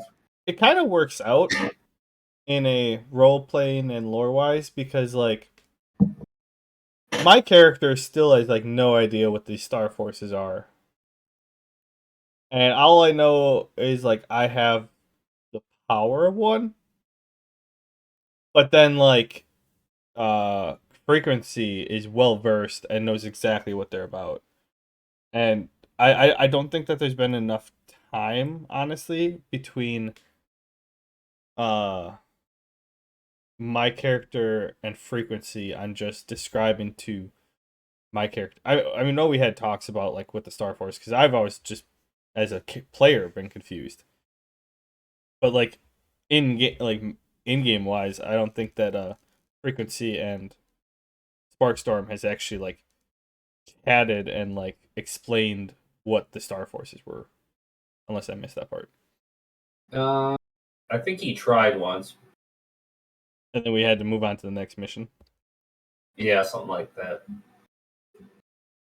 because like we gained a Star Force, but like that that was my first interaction was like the goldfish, and then all of a sudden we gained the ability of it, and then he was using it regularly, and I'm like, I don't know what the fuck this is. Yeah. I'm going to try and make it a little bit more defined as far as what it does, but as far as what it is, it's still going to be very nebulous. Like, it's supposed to be pretty weird, high concept stuff. I mean, you're gonna have to introduce someone else to it too, unless he knows all about it. Oh, no. He, Adam, you're going to be just as confused about it as everybody else is.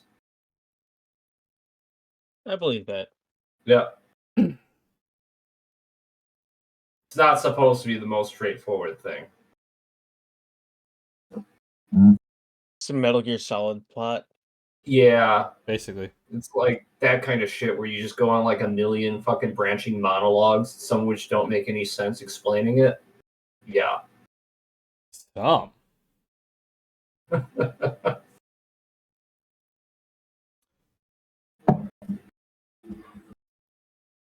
Yeah. No, I mean, I don't know. Maybe I'll retune it. The Star Force stuff. Like, I know it's really strong. I always intended it to be strong, but like also lore wise, like, Yeah, I would.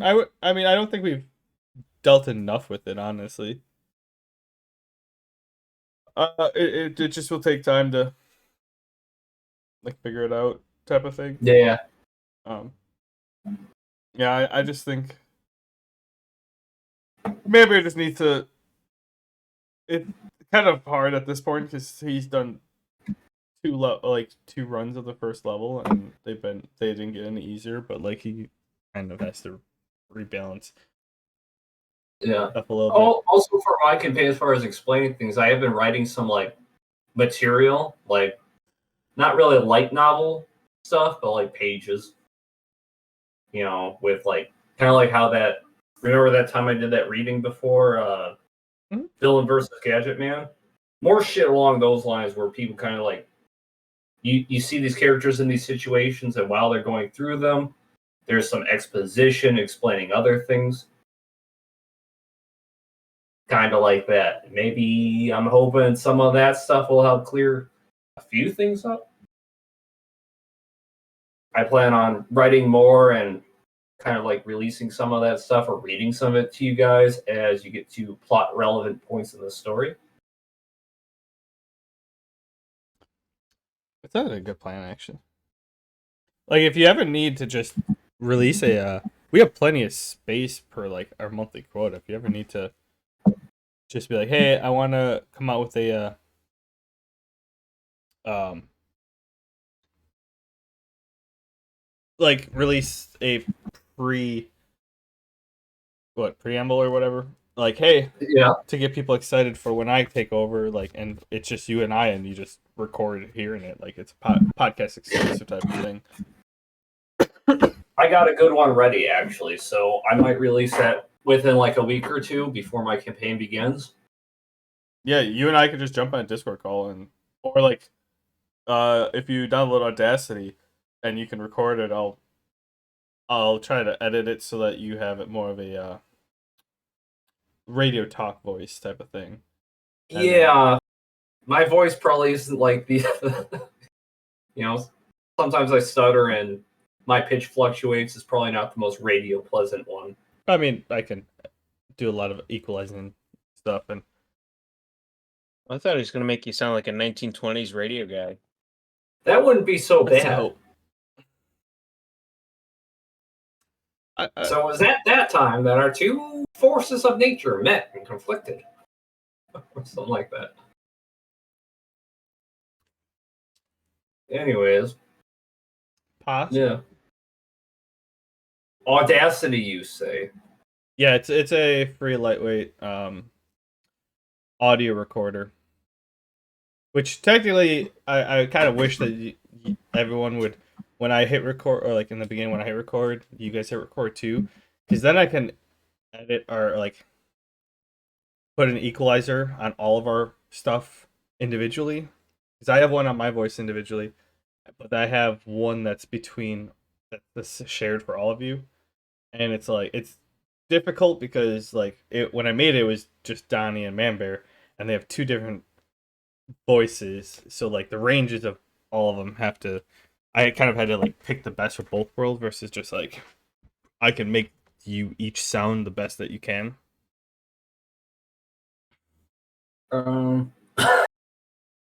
Downloading Audacity.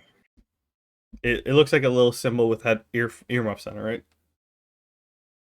Yeah. Okay, yeah. It's like a little wavelength symbol with earmuffs. Yeah, that's it. Yeah. If you want to record like a preamble or something, like a monologue or a reader's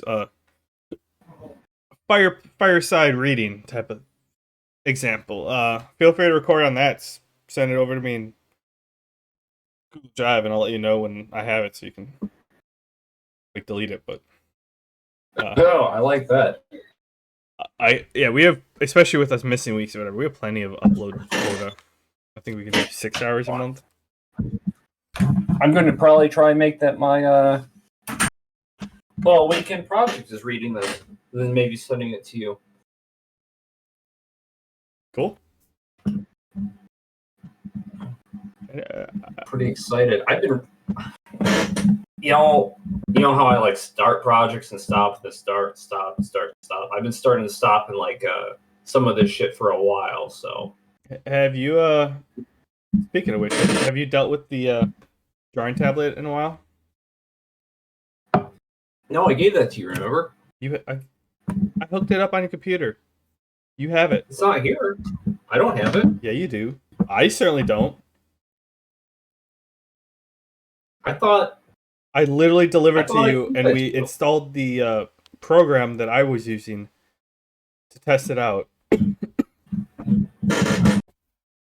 Well, to put it simply, I'd take that as I haven't picked up a pencil to draw anything since I discovered AI art.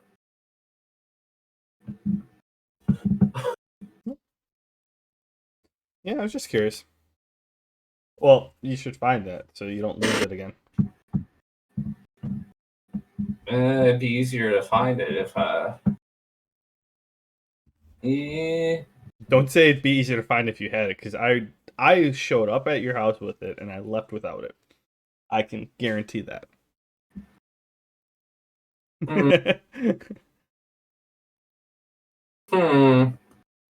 My memory's blotchy. Maybe you did, maybe you didn't. I can't really form an argument since my memory is so unreliable. I can't confidently debate you. Not same. I would confidently debate you. But anyways, that's not the point.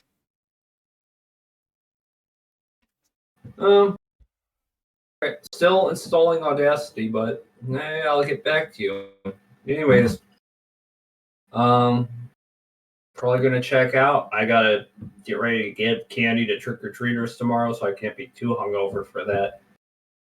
What time does trick or treating start? I don't know. Ryan's probably gonna let me know. 4:00ish. I would think so. Hey, you got the lazy lights. Yeah, but there's more we have to do. We have to rearrange furniture because something we like to do. We like to make our house really festive. Like what we like to do is like open up our living room curtains and face the TV so like people walking on the sidewalk can see what's playing on our TV. We'll put like old fucking Scooby Doo reruns. Oh, awesome. Yeah. So we got more. We got to rearrange some of our decorations outside. We got a scarecrow costume outside that I'm gonna wear. It's been sitting out on our stoop for about a month now. And so everybody's going to be like walking past and like, oh, there's the scarecrow. And what's going to happen is I'm probably going to dress up into it. And as people come up to get their candy, I'm going to stand up, ooga, booga, booga, scare some little kids. Hell yeah. I can get behind that one. Yeah. So yeah, we got some setups going on. We're going to actually have some fun with trick or treat. You got to set a camera up. That would be pretty cool. If you can edit like a top 10, just like random children pissing themselves. I'd get views. Should. We'll throw it on the AD&D YouTube and be like, Donnie role playing as a scarecrow for Halloween. That would be cool. Or it could just be like POV. Ben opened a door with some driders behind it. Maybe. Recording it would be a really good idea. I don't know if we have anything like that on such short notice. We did do this before, by the way. This is the first time we've done this. I remember a long time ago, I was a scarecrow. I was a middle schooler. And some kids went up to get some candy from my mom. And she was just like, oh, the scarecrow has it. And people would come up, like high schoolers, kids like twice my size would come up to get some candy from me. I'd stand up and scare them away. And then I'd be like, oh, the candy's here. It's exactly something your mom would do. Yeah, she's pretty weird. But that's where we got the idea from, is from her. My cousin, he had a Rottweiler. Well, he has a new one. But so he would draw like with fake paint and whatever, or fake blood. Like he had like a bloody gore scene on the walkway up. It was enough extra that like it deterred about 30, 50, 30, 40% of the kids from even walking up the walkway. So that weeded out a good third of them. And then like you said you put a TV in the window. He just had his dog looking out at people. Oh. And so like well, the thing is like as they got closer, the dog got excited and started barking. And it's a Rottweiler, so it's got that really low. And like he took a video of his dog, and his tail is just going nuts because the dog wants to like, hey, I want to say hi, I want to play. So like another 30%, like I think it was more like 50% didn't even try to go up, and then after that, another third just ran away as soon as the dog started barking. So they saved on a shit ton of candy just because no one wanted to get to the door. I mean, dogs, they are intimidating. I babysat 2 pit bulls for a week. And you got to respect those things, because when they want to get their way, you got to let them have it sometimes. Because when they dig their feet in,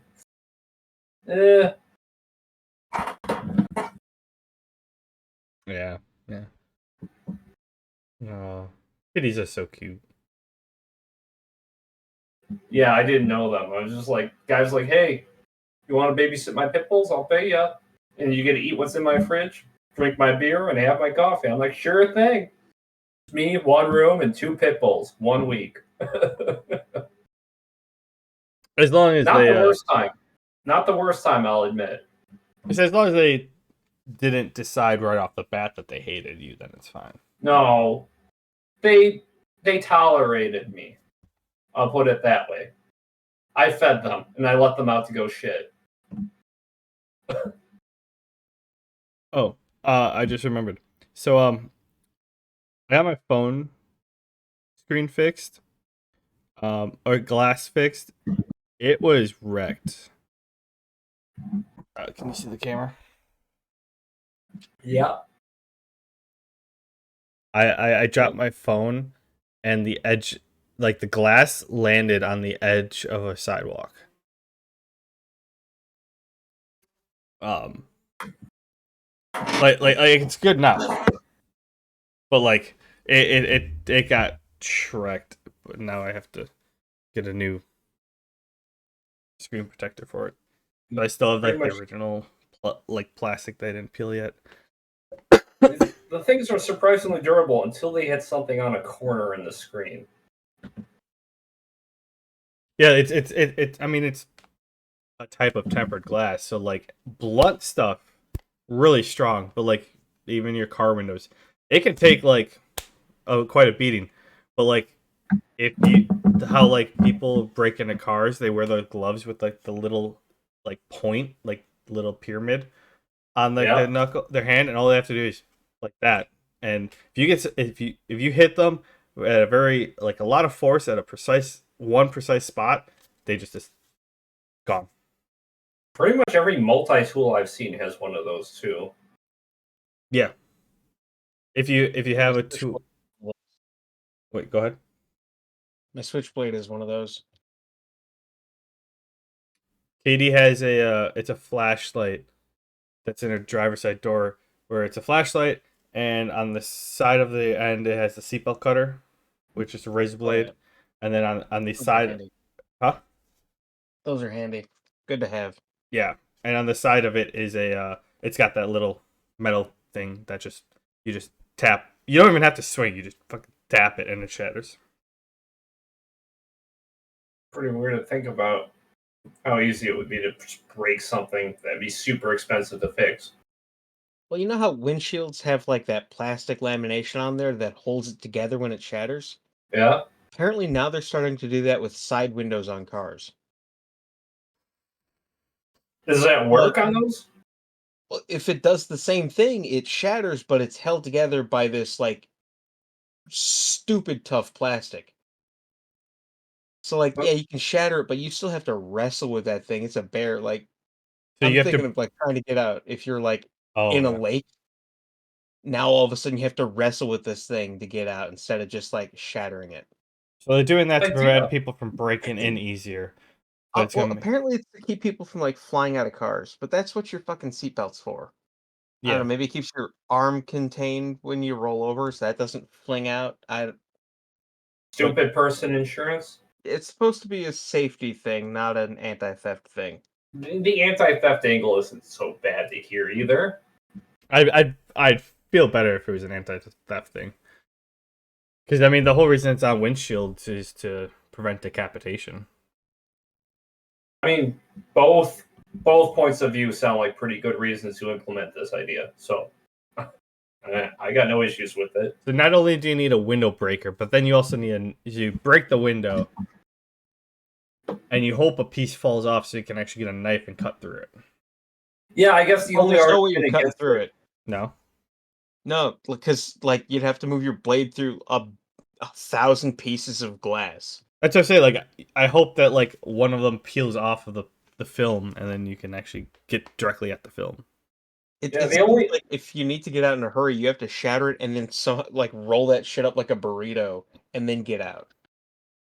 it's like the only argument against it is like a prepper one, like, oh, doomsday scenario, worst case scenario, you want to get out. Like, yeah, maybe this isn't so great.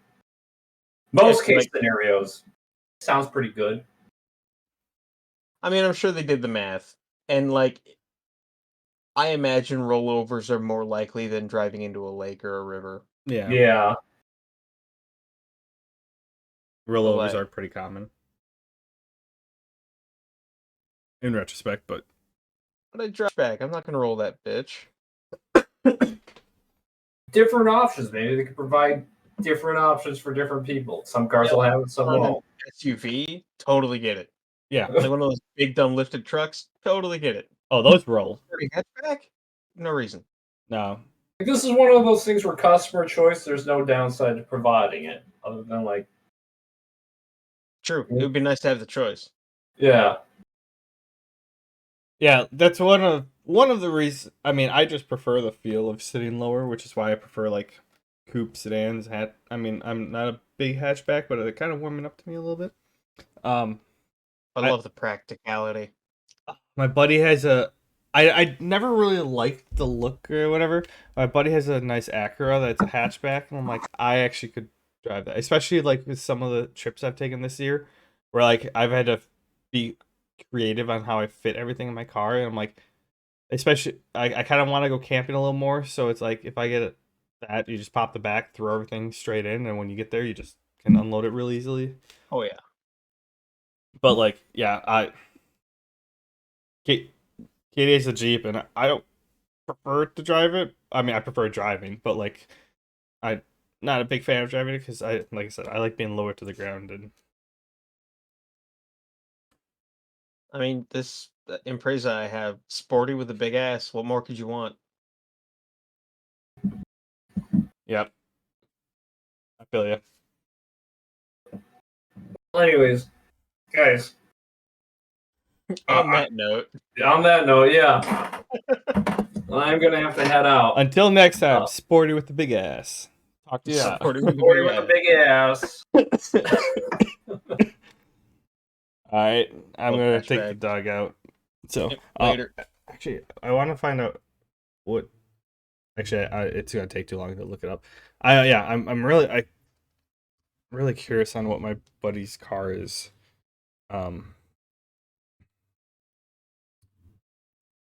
Maybe I can.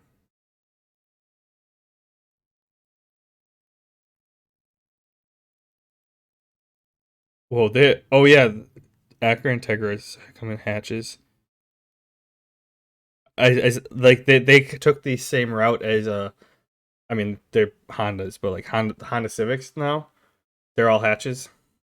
Oh yeah, they look pretty sick. Some of the ones with the spoilers on them, I'm a sucker for them. Yeah, I just with winter in Wisconsin, I need the all-wheel drive, so I got the Subaru, and I got the Impreza RS because, well, mainly because I could afford it. Yeah, that's decent. That's almost a wagon. yeah, that's what he has. He's a sports wagon. Or this is the Acura TSX sports wagon. Oh yeah, no, this is it. This is what he bought. It's that model. It's the 2013 range. And like I rode in it, and like I seen him a couple times with it. I'm like, all right, I didn't really like hatchbacks before, but I could see myself driving one of those. But yeah, the Honda Civics, like the newest generation, when they had like um they come with the 5 speed or the 6 speed and the stuff where they don't have a trunk, the back window and everything just like it kind of looks like it has like where a trunk would be, but the entire thing just goes straight up, and you have that. I think the last year or the year before is when Acura brought back the Integra, and that's one of the few cars that you can get that a manual transmission comes standard in it. You can get it with the automatic, but all the other cars unless you get the base package, you can get the base package like smallest engine and like a 5 or 6 speed. But if you want anything besides that, they had the automatic. It's a super handling all-wheel drive, whatever. When the manual is only like rear-wheel drive or something, or one or the other front-wheel drive. But like it's kind of stupid. But then like they brought back the Integra because they discontinued that in like 2012, which It's almost like the automatic is it's like a manual is an upgrade. it is now. Like you have to go out of your way to get it. Oh yeah. And to be fair, I don't mind Automatic. I'm fine with it. Plus, it's got paddle shifters, so I can pretend. Yeah, that's what like Acura is like. You could they didn't have a manual gearbox, but like the super handling all-wheel drive, it's got the uh whatever the half and half transmission where like I have like the manual mode that you can just put in that and you can use the paddle shifters. Like Katie's Toyota had it too, but like yeah, no the um Like, it's nice if you really have to pass someone, you can downshift and just fucking give her, oh yeah, which is nice. I do appreciate that, but like generally not all that useful. I I j- I don't know. Driving manual in snow is very nice. Oh, I'm not saying manual isn't useful. I'm saying the paddle shifters on a CVT aren't Oh all that useful. yeah, that's true. Unless you just want the feel of like, oh yeah, I want to feel like I'm shifting. Yeah. Katie's has her Jeep has the slapstick, but she also has a 8 speed automatic. Yeah, I think that's as high as I've seen it go is 8 gears. Yeah, this one you can shift into 8 gears, but it's a CVT, so like Mm-hmm. what even whatever. I all I know is that it's faster than I need, so I'm happy. But yeah, I'm excited because I was looking. I'm like, one I've always liked Acuras in general, and then like Integras were really nice. My cousin has a '96 that like has 60,000 on it, and he's driven it to Memphis at a car show multiple times, and I think he took it down in Tennessee, the Tail of the Dragon once. They had a route over there, but like he bought that thing brand new, and he's barely driven it at all. Yeah, that's like nothing for miles. Yeah, um, But hatches are nice, man. You can just keep throwing shit in there. It's I insane. I think the new Integras are super clean, and yeah, like the you can get the normal package, and it can come with a 6 speed auto or 6 speed manual. Yeah, I got the most expensive version of the cheapest car Subaru makes. So like I'm happy with it. Oh, you have a Subaru. Yeah, Subaru Impreza RS. Here, this is a. Can you see that? Okay, Yeah, that's the new. That's a 2025 Integra hatchback. So you can see like in the back that end, it's like a that doesn't even look like a hatchback. That no. looks like what is that car? Is like a Well, if you look at it closer, it looks like a Honda Cross Tour. You ever see those things where it's like sort of like a hatchback? Like you can tell there's a little extra there, but it barely even looks like a hatchback. yeah, instead of it Yeah, going Honda Cross Tour. It looks like that guy. yeah, instead of the back window going like down and a little more point and then flattening out, it's just straight towards the back. You said Honda. Cross Tour. I always like the way these things look. Oh yeah,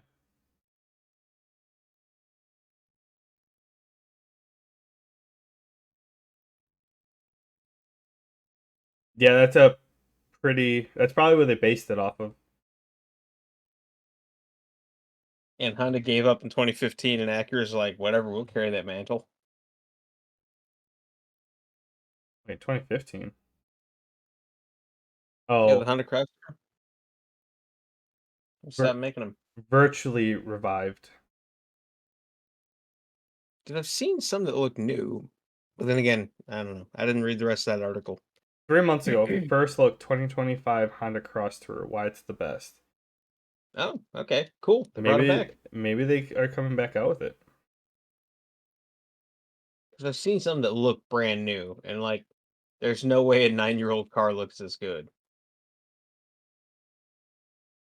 Oh, wait. I took a 20. I saw a link like 2025. Oh, it's Honda Accord, but that one even has like the look of like a similar look as it. The lighting is bad. Where it doesn't like flatten out at the trunk, where it's just more of a slope to the back. Yeah. Yeah, that's like the base for Honda Accords now, which they felt that they started that with Civics and now they're following to Hondas, I guess, Accords. I just love the practicality of them. Honestly, I wanted a station wagon, but like Subaru doesn't sell one of those, and I wanted to get a Subaru. I'm upset that their Outbacks don't look like their old Outbacks. I'm upset to stop selling the Baja. I would have been one of those weirdos.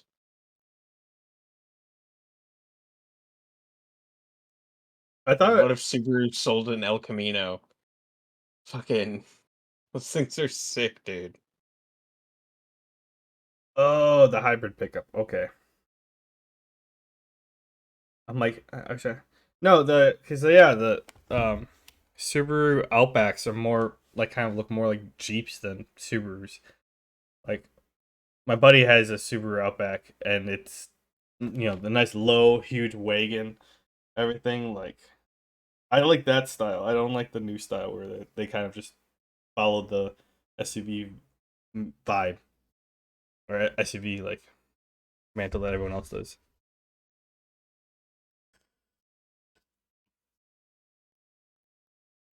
But okay, I'll let you go now. I'll let you get going. I've, Catch you later. I've kept you long enough. So talk to you later. Bye. Bye bye.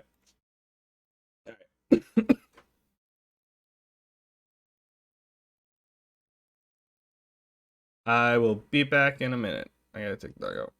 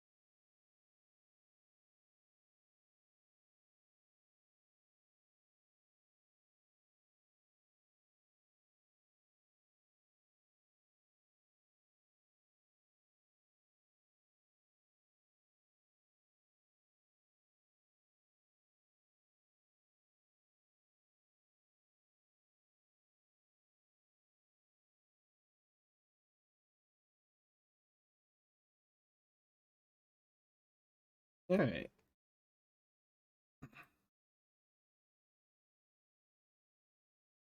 No runner. Yeah, world. Don't know where a good spot for my camera to be.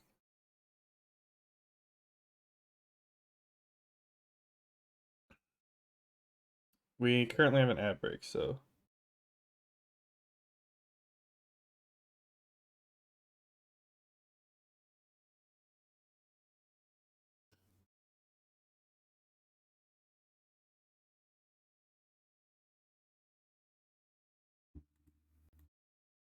well, we crashed.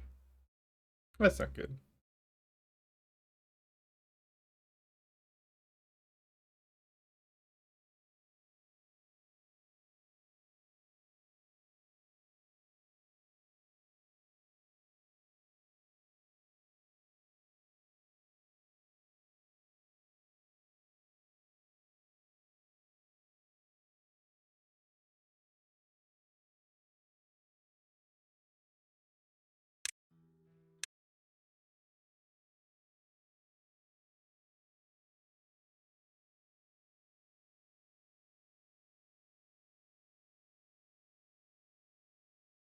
Let's see if it loads up properly.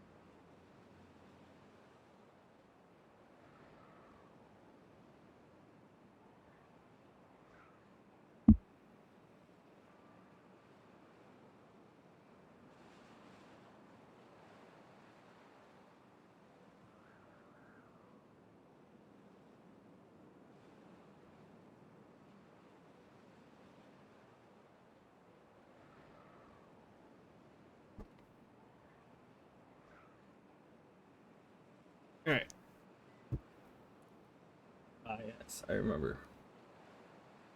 I just got done building the observatory. So I can start getting massive amounts of science. Yeah, because either that or the wood workshop. Hang on.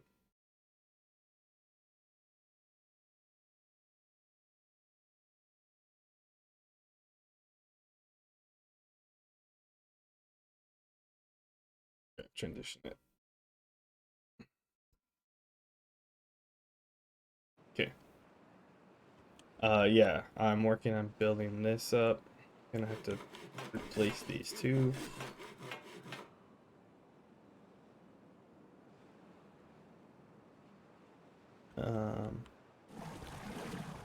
Got those built. Wait, I can pause these now. They got the other ones built. I need more beavers. So if I do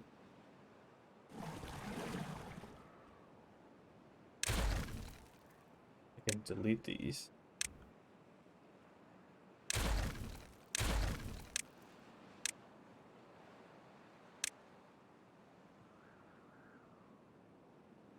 I priority those.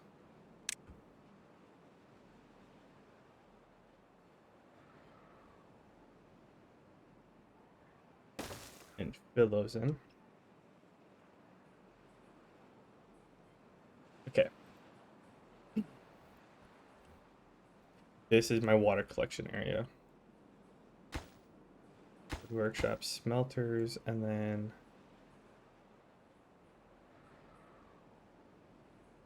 depending on what I need over here, I might make this a walking path.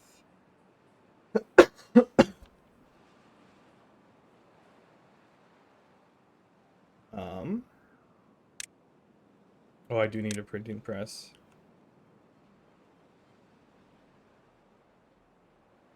One, two, and then put a bridge and walking path over here. Yeah, that's the play.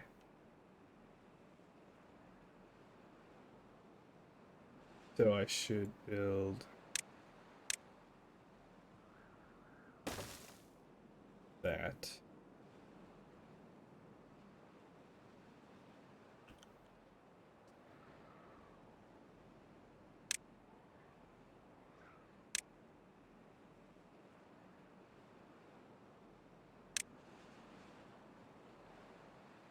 Requires access to water.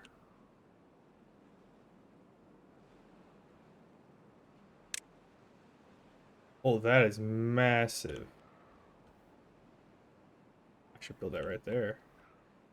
This is the wonder. That's takes 10 beavers to work there. Farmer monument.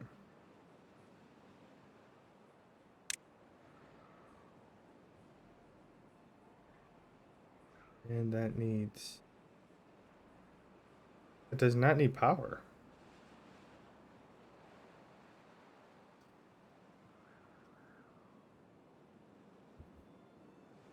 Interesting.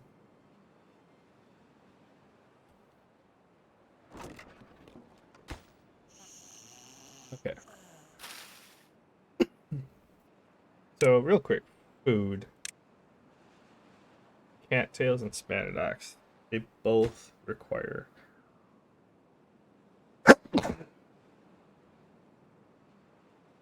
a manufacturing process to do it.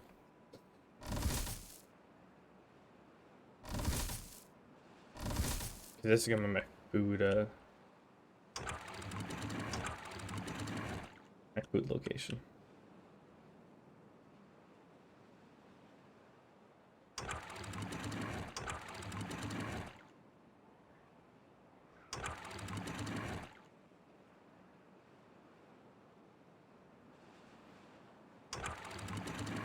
Basically, that's all. So as soon as this fills up, it's gonna just put pressure, and then it's all gonna come through here.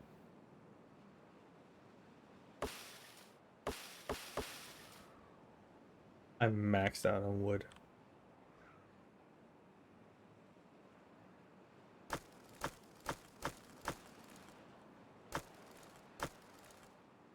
I need more planks. And I don't have enough beavers.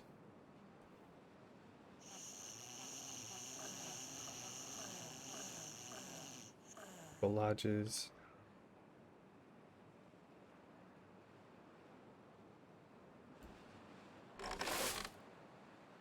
I was gonna expand the food. So like we're barely passing potatoes, wheat flour.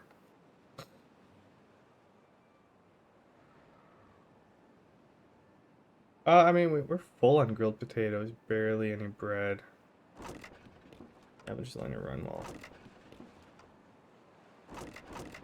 Yeah, those are potatoes. What are those? Bread, wheat flour.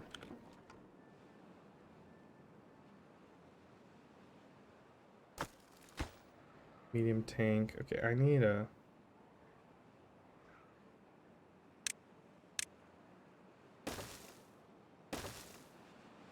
I need a grill of sorts.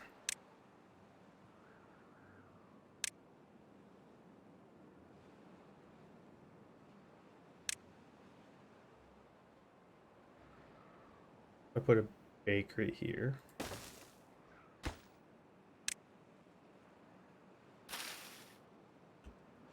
Do I have a grist mill? Did I convert that? That's wheat.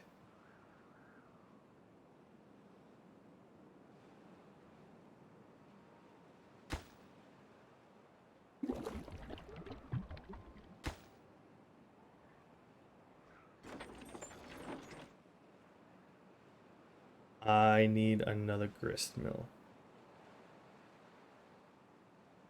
For cattails.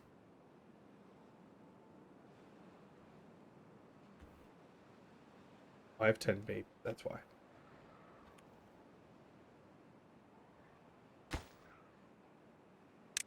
Wait, you're gonna make maple pastries. What are you making? You're making bread, right? You grilled potatoes. I'll put you cattail.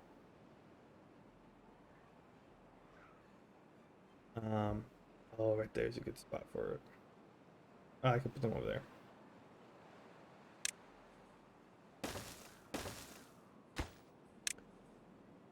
You'll be grilled spadadoc, and you'll be grilled potatoes, maybe?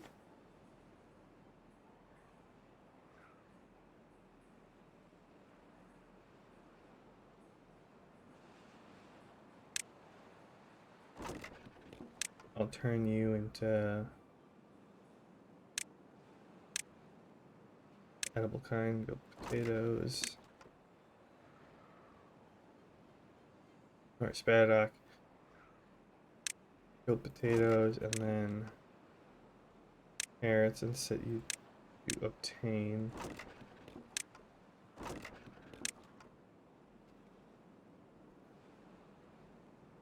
Yeah, we got 9 people here. I need a lot.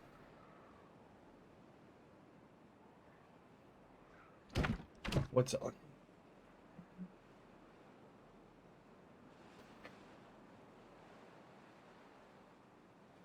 I'm gonna have to figure out. So these are all underwater.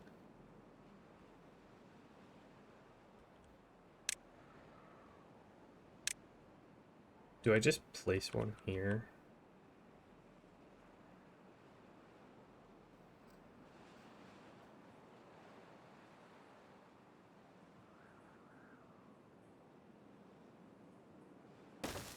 I think I need 2.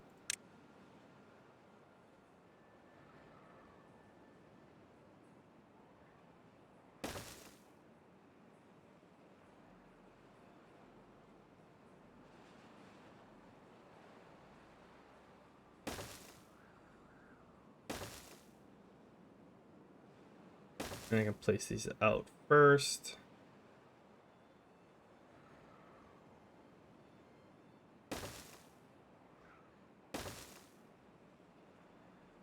Oh, I can do this trick.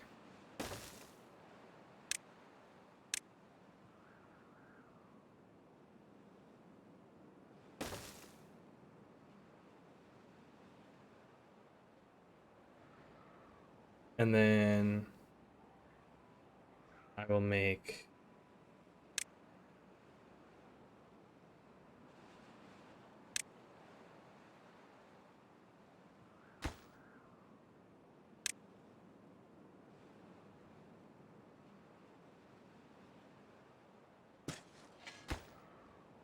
I'll make all those sunflowers.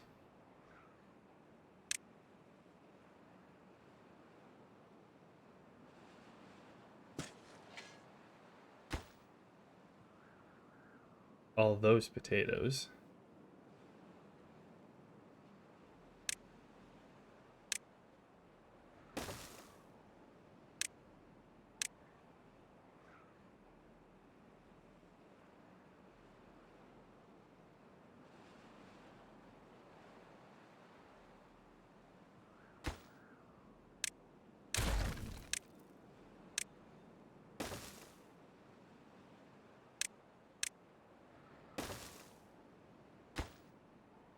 Getting a lot of paper over here.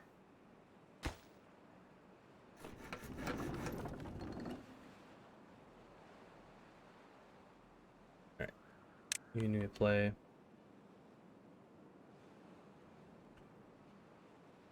You're just straight logs, yeah.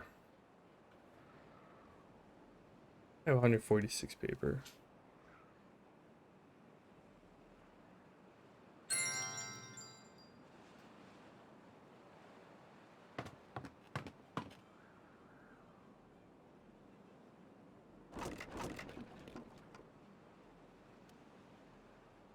Um,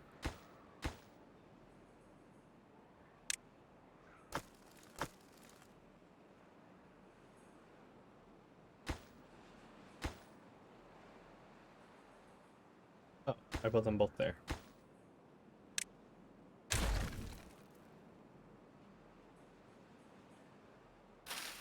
Those are cattails.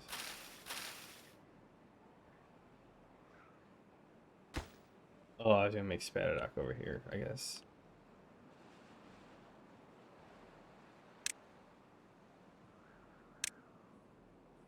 Where was that?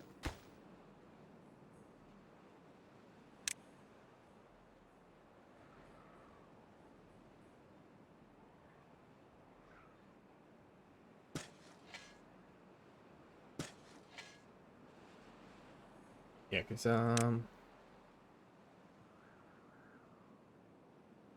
one spadadoc is 3 grilled, while one cattail flower is 4 crackers. Oh, you don't get as good of ratios as you do on dry land.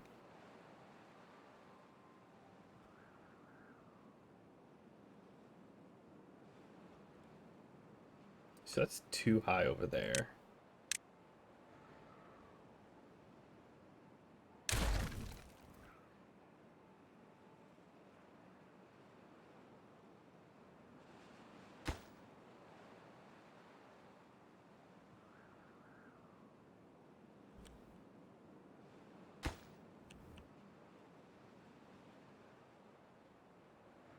So I'm gonna have to put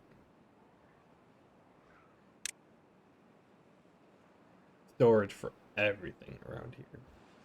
This is gonna be my food warehouse. Granted, everything's gonna be stored at the other one too, but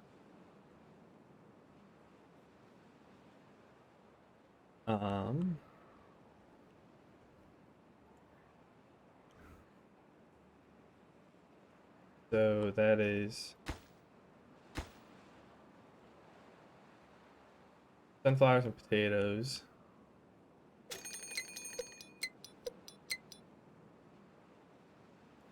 Okay, that's fine because I just looked at it. Because this one's not gonna have any food, or possibly no water.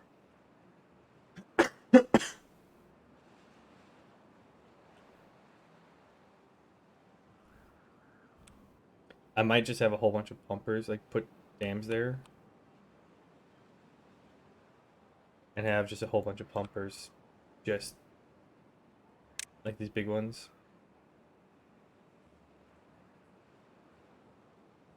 it slows down contamination, but doesn't remove contamination slows it down. It doesn't remove it.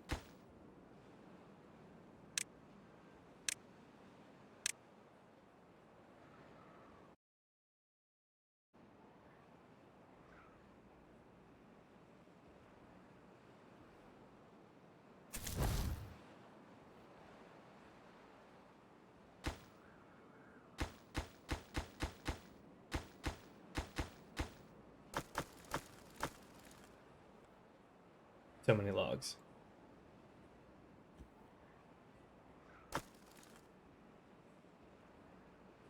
I think I'll put a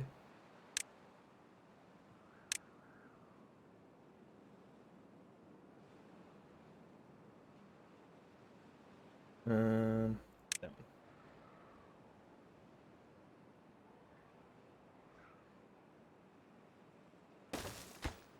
Put logs and just so that they don't have, if they do have to empty their own, they don't have to run the car.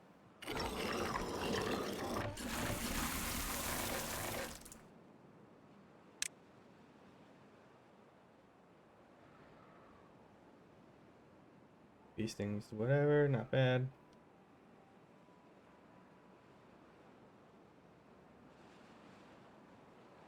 Don't have any of those.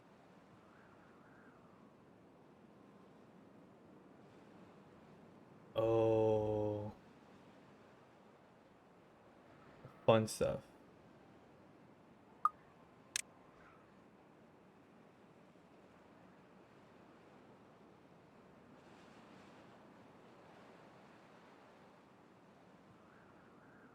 That's the fun part.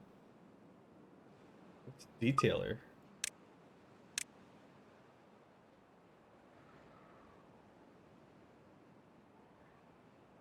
Customized beaver tails. Hello. What doing? What's the dog doing? The dog doing?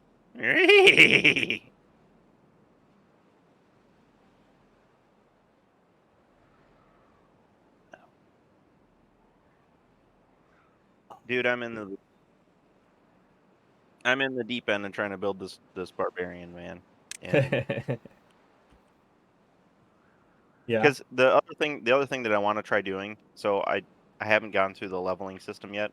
So I'm planning on, once I have this character figured out, I'm gonna go through the process of leveling up this character. I was gonna do that with the first character I made, the alchemist dwarf that I made, Yeah. but I don't understand the alchemist class well enough right now and Okay. the crafting system. So I'm like, I'll figure out this other stuff like first, and then I'll come back and That's then fair. try to, like, you know, follow through on that. But um yeah, dude, if you're looking at like creating a character of like um and you're like if you're trying to plan out like how you want the final build to be, like from level 1 to level 20, like that is there's so much stuff to look at, like, Oh yeah. but I mean, I don't know if I'll level them up. Not saying I'm gonna level them up to level 20, but I'm at least like going through and seeing what, the options are. Yeah, like you kind of want to like have an idea, like if it ever like you kind of want to make a direction for your character to go in and not just like randomly pick something every time. Yeah. Well, and the other thing is too is like, so I was looking at that the barbarian instincts again, um and the the giant instinct, so the one that I was talking about,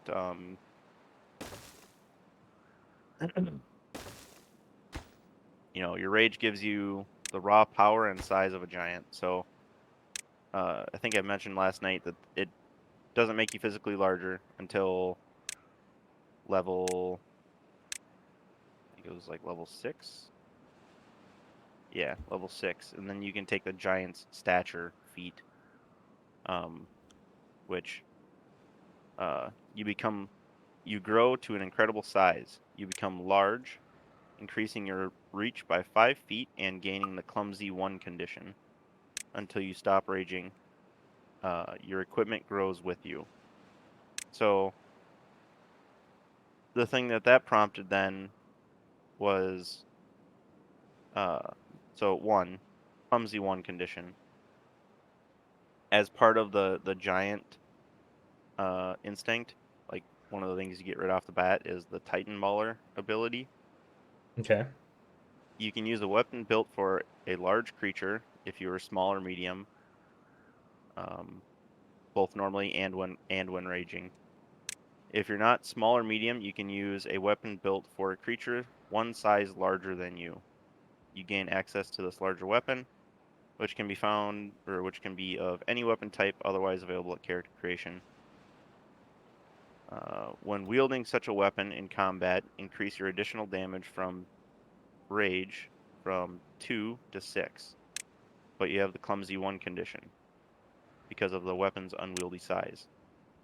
Can't remove this condition, blah, blah, blah. There's like no feats or whatever, you can't get around the condition. So, though the Titan Mauler and the Giant Stature then both say you get clumsy 1. So then you gotta like dig into like, do they stack? As well as the Giant Stature states that your weapon, your equipment grows with you, which would mean that your weapon gets bigger. And if you remember, I suppose I don't know which versions it was in. I think it was in Pathfinder 1 though. If you larger weapons had a bonus to attack, bonus to damage, I believe. So then I was like, okay, does my damage go up then too, in some way, shape, or form? Because my weapon got bigger.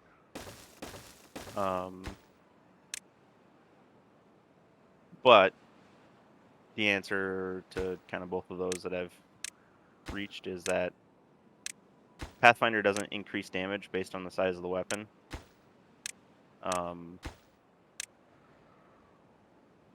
So Okay. Pathfinder doesn't increase damage with the size of the weapon.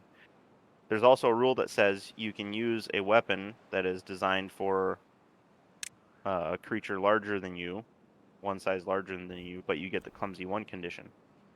So then I'm like, well, if you already get the clumsy 1 condition just from using a larger weapon, what's the point in the Titan Mauler thing?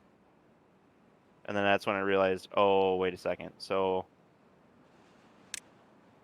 Barbarian, when they rage, you deal 2 additional damage on melee strikes. That's just like all barbarians. So with the Titan Mauler thing, so step back a second.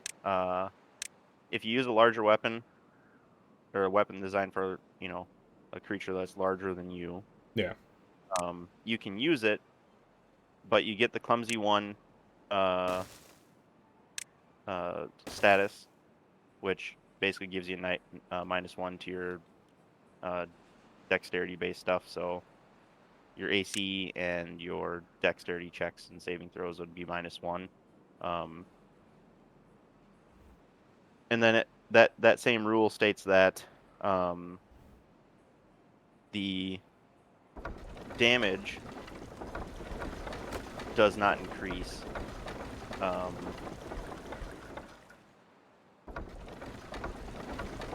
from the larger weapon because of, like, you're not as able to. In most cases, I'll just read the thing to you. In most cases, small or medium creatures can wield a large weapon. Though it's unwieldy, giving them the clumsy 1 condition, and the larger size is cancelled by the difficulty of swinging the weapon. So it grants no special benefit. Large armor is simply too large for small and medium creatures. So, basically you wouldn't use a large a weapon that's too big for you, unless you had to, because you're gonna get the penalty of clumsy one condition. Okay. And then that's when I realized, okay, so the benefit here of using the larger weapon is that for the barbarian, what they're effectively doing for the barbarian is that you can use a bigger weapon and increase your damage, because your damage goes from 2 plus 2, which is what the barbarian normally gets for rage bonus, to Yeah. plus 6. So that's like your justification for using the larger weapon. But you still get the clumsy one condition. And then looking at stacking stuff, clumsy 1 from Titan Mauler does not stack with the clumsy 1 from Giant Stature.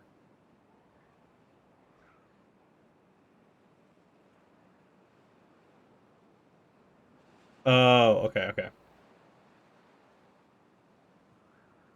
little upsetting though. Well, I mean, it works okay, because by doing the giant thing, you get clumsy 1, so you get a -1 to, like, the big thing is you get a -1 to your AC, and to your reflex saves, I guess, too. But you can use a bigger weapon, and you can do, that allows you to do an additional 4 damage. And if you take Giant Stature, your reach increases by 5 feet when you are in combat. So, if you have a reach of 5 feet, it increases it to 10. Mm-hmm.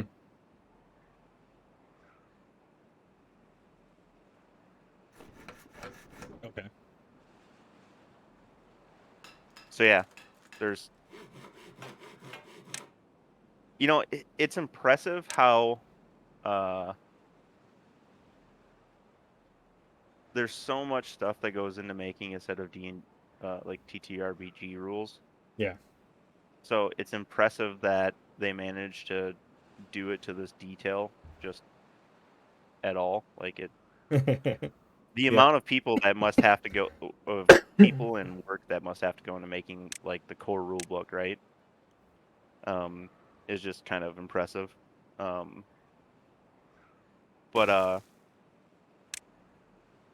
at the same time, like, and they do a good job at it of laying it out. So, like, everything's there. It's just that because so many different things are defined in different sections, like, you end up doing so much, like, bouncing back and forth between different sections to figure stuff out. Yeah.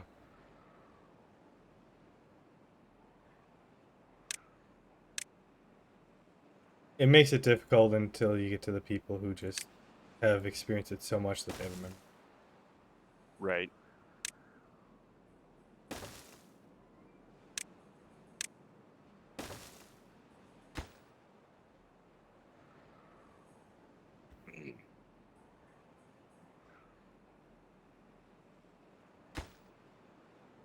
But yeah, the other thing too is also kind of planning out this character with the idea of, so I'm taking the bounty hunter background, and I'm pretty sure I'm going to take the giant instinct. So they'll be able to use the larger weapon. There is just a basic instinct. If you wanted to, you could do the fury instinct, which the rage comes from a deep and purely personal well within you. Use your rage as you choose. So you don't really get a cool new benefit from that, but instead you gain an additional first level barbarian feat. I could do that, but, like, I like the idea of some dude, this raging elf, getting bigger and then chasing you down.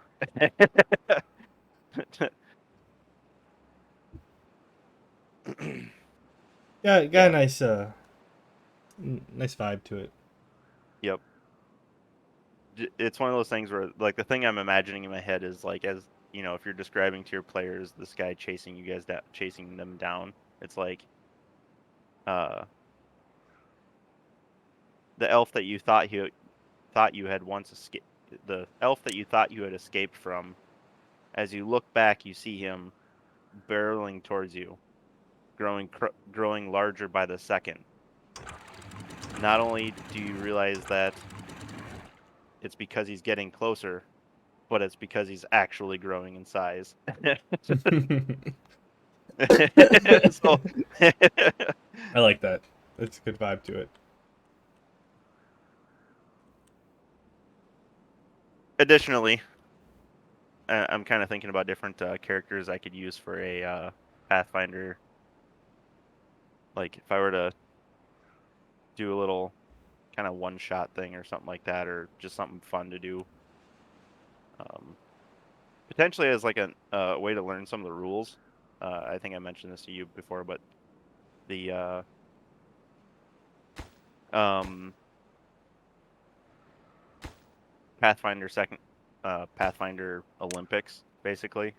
So you have like some foot rate, like you have a 100-meter dash or something like that, Hmm. and the players can place bets on which athlete they think is going to win, and the race would start, and the first thing that instead of taking off running, the first thing that the barbarian does is just stands up and screams at the top of his lungs, growing in size, and then takes off running. Terrifying and fantastic all at the same time.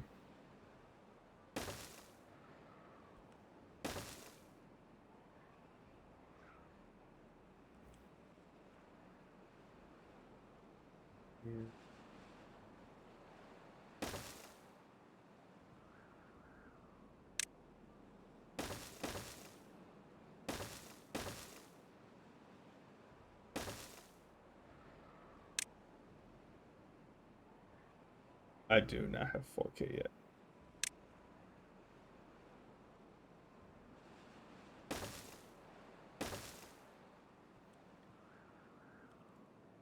Trying to map. I'm trying to make another district here. Trying to map out how to do it.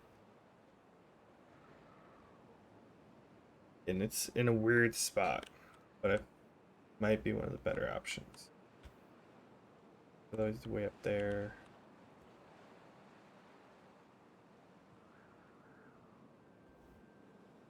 This one would be cool.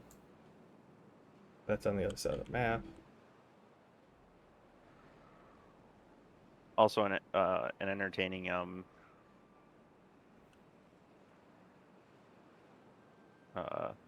comment that I found on Reddit. Did I just minimize something there?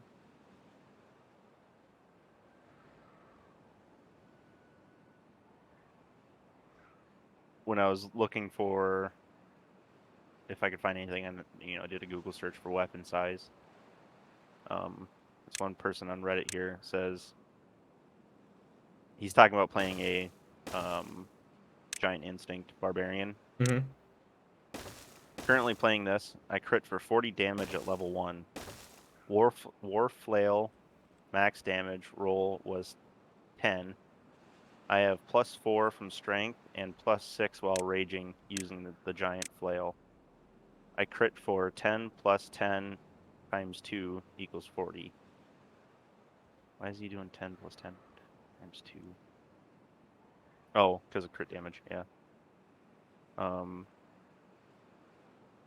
The kobold, and then he says, yeah, equals 40. The kobold only had 8 health total, and their DM ruled that the other 3 got frightened 1, frightened 1 status, which is take negatives to stuff. Yeah. Got frightened, seeing nothing but a red explosion from their friend, and his shoes left spinning on the ground. I love that.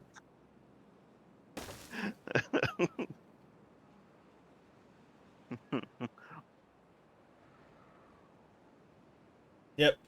Fantastic. No notes. That's perfect.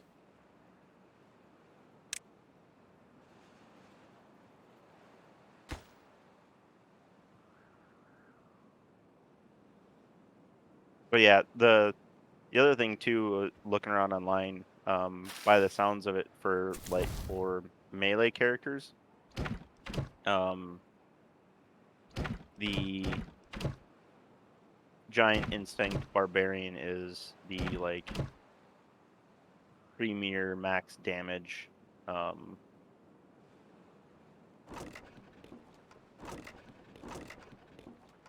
class, basically. Like if you're for melee, kind of all the other classes are left trying to they don't they can't do as much damage with melee. Oh, okay. Yeah, But they probably don't get go ahead. I was just say that's the way you're. Yeah. But the other classes, like wherever the directions you go for their max melee damage, I don't know this yet because I haven't necessarily gotten into all of them yet, but I'm guessing they don't have some of the downsides that the Giant Instinct has, because Giant Instinct, you end up with a -1 to AC and your reflex saves, and any other dexterity check. And there's obviously certain things that you can't do while you're raging. Yeah. Understandable.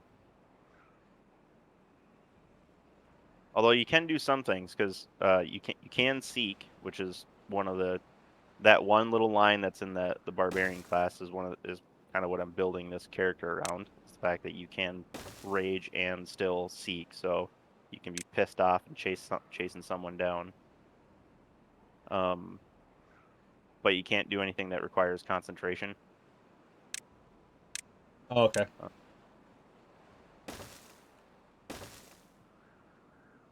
And and while you're raging, you take a -1 penalty to AC. So that plus the -1 that you'd take from being clumsy 1, you end up with a -2 to your AC, which is, can be a big deal. Mm-hmm. Just a little bit. I mean, -1 AC. That never hurt anyone, right? Nah. People do have a lot of people do tend to say online though that with Pathfinder, any ±1 can be a big deal. I was joking. No, I know you're joking. A plus or minus 1 to your AC can be make or break. Mm-hmm. I haven't quite figured out why people are so adamant about every +1 counts with Pathfinder 2nd Edition. I think a big part of why people say it is because of the way the critical success and fail works in 2nd Edition. So How does it work in 2nd edition? So if you to succeed on a check, whether it's an attack roll against someone else's AC or it's a skill check or something like that, same deal where you roll and add your modifiers, and then if your total is equal to or greater than the DC for whatever you're rolling against, so someone's AC or whatever the DC of the skill check is, then you succeed. It's less than, then you fail. But for critical success and critical failure, if your total is equal to or greater than, or the DC ±10, then that makes it a critical success or critical fail. So if the DC is, say, 5, and you get a total of 6, or not a total of 15, that's 10 greater than the actual DC, so that becomes a critical success. Flip side of that is if your total is 10 or more less than the DC, then it becomes a critical fail. So it's not like the nat 20 and then you roll again. Yeah, Okay. it's there. It's not like the nat 20, but if you, I need to double check the rule on it because I think this only applies to certain. I think it applies to skill checks. I don't think it applies to AC or attack rolls. But if you roll a nat 20 or a nat 1, then the level of success goes up or down by one level. So if you let's say the DC is 19, or actually no, that wouldn't even be a good example. Say the DC is 25, and you roll a nat 20, and your modifier is 5, so you end up with a total of 25. Because you rolled a nat 20, it wouldn't be just a success, it would be a critical success.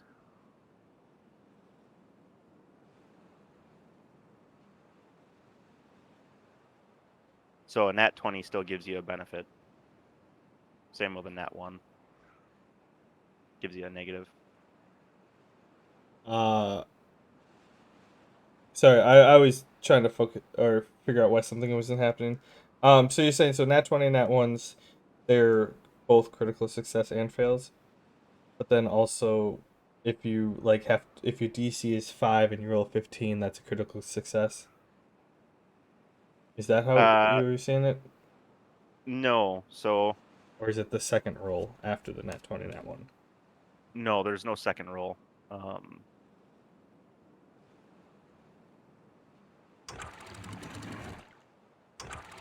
hang on. Let me reword what I'm saying to make it more succinct.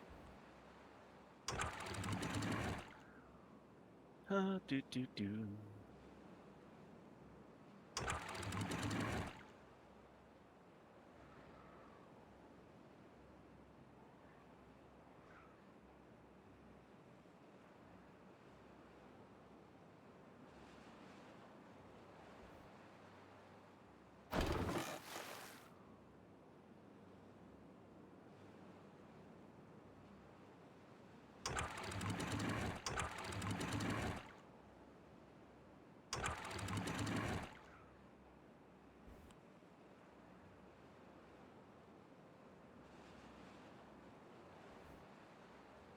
I just flooded the entire colony.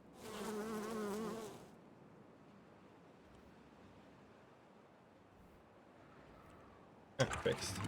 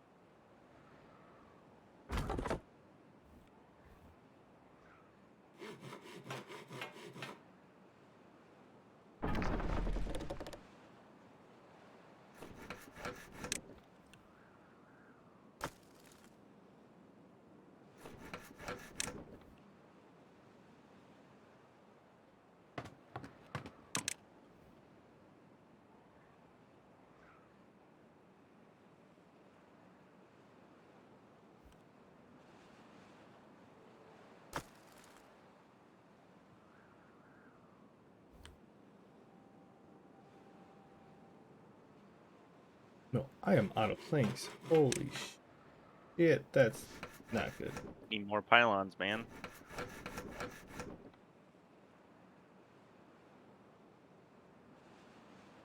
Yeah, I just looked up. I'm like, I'm building a lot of shit. Don't get me wrong. That's going great. But I looked up and I'm like, wait, why are they taking from this storage building? Like, that's supposed to like take from other places. And then I looked up. I'm like, oh, I'm completely out of planks. So fix that real quick.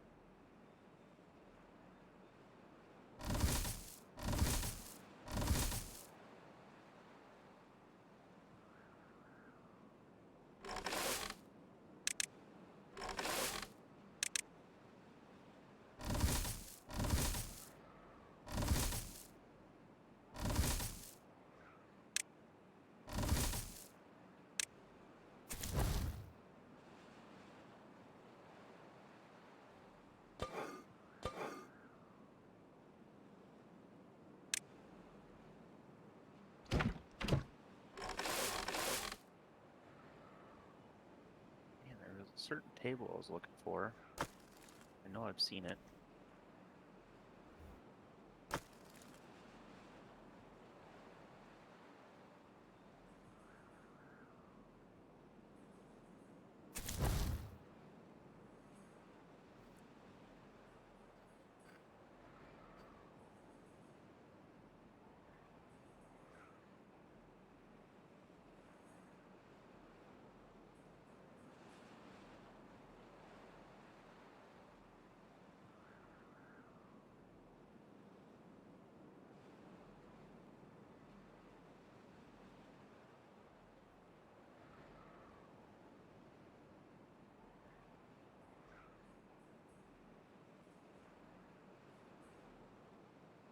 I think I need more beaver.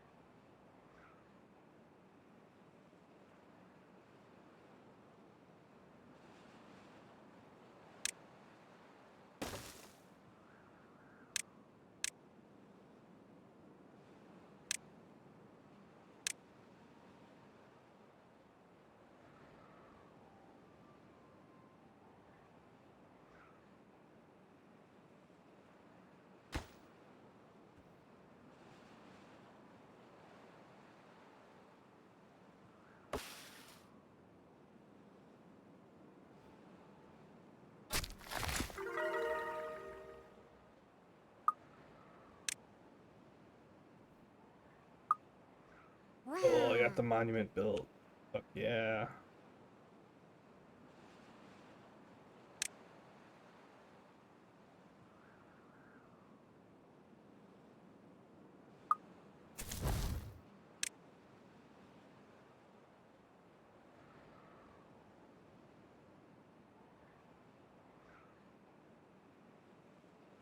Black bread. Need a campfire, apparently.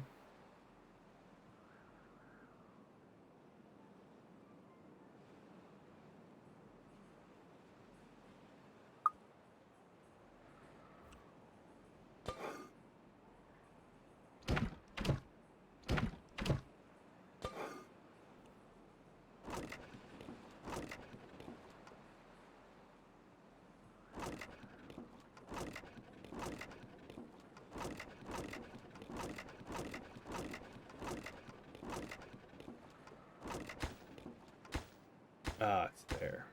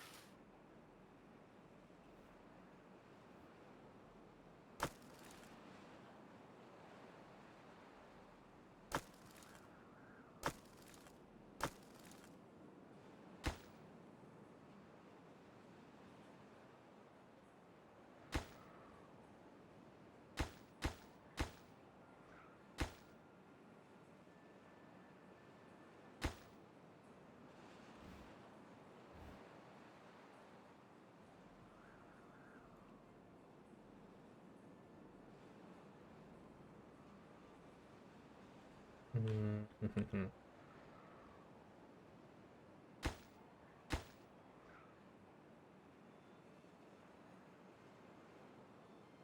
Got potatoes and sunflowers over there.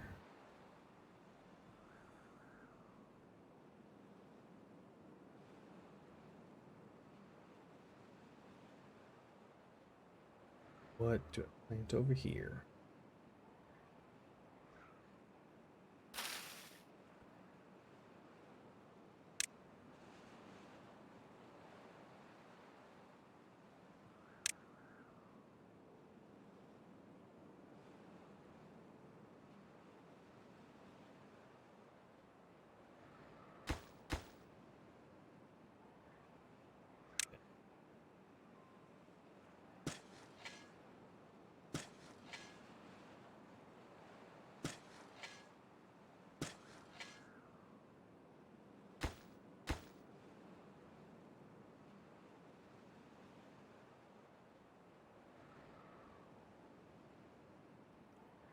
Honestly, I think I need more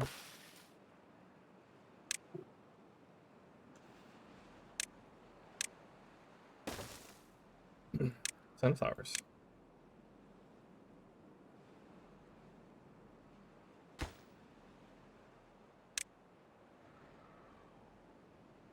So they have like sunflower seeds in the game, but like Mhm. the how to make your beavers the happiest is to have like like they're happy when they're fed, but the more diverse, it's like better because they're happier because they try different foods. But then it's also nicer because like if you're only planting one thing, like they're only eating one thing. When if you're planting diverse stuff, they're not like you're not running out of carrots all of a sudden because everyone's eating carrots. Because like the stuff like potatoes and wheat gets processed, and when you do that, potatoes, like carrots, you plant one, you get four, and they eat 1 to 1. They eat for one is a ration. When for like wheat, you uh, turn that into flour, and then you have two options, and then like the bread, you make 5 bread per every wheat flour. So you turn that one plant into 5 rations, or maple pastries where you add something else, and then I think it also makes 5. But like carrots take 4 days to grow and gives you, or it gives 4 days and gives you 3. Sunflowers, they take 5 days to grow, but they only give you 2.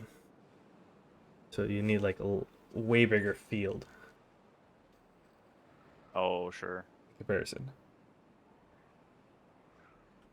And I'm trying to like, I'm working on building up planning this second district, um, to where all its only job is to make food.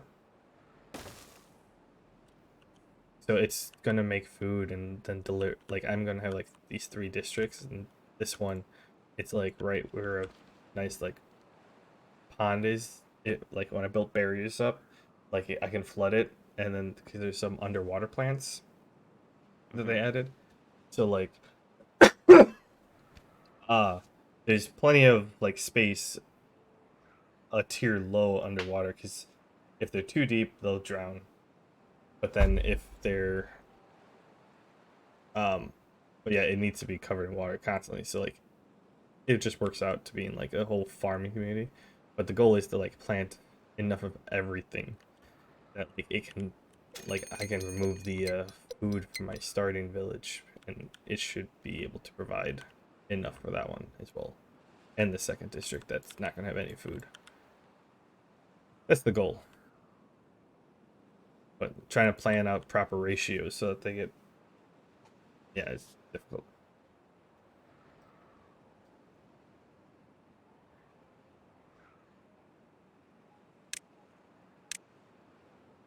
Okay. Can I share screens with you real quick?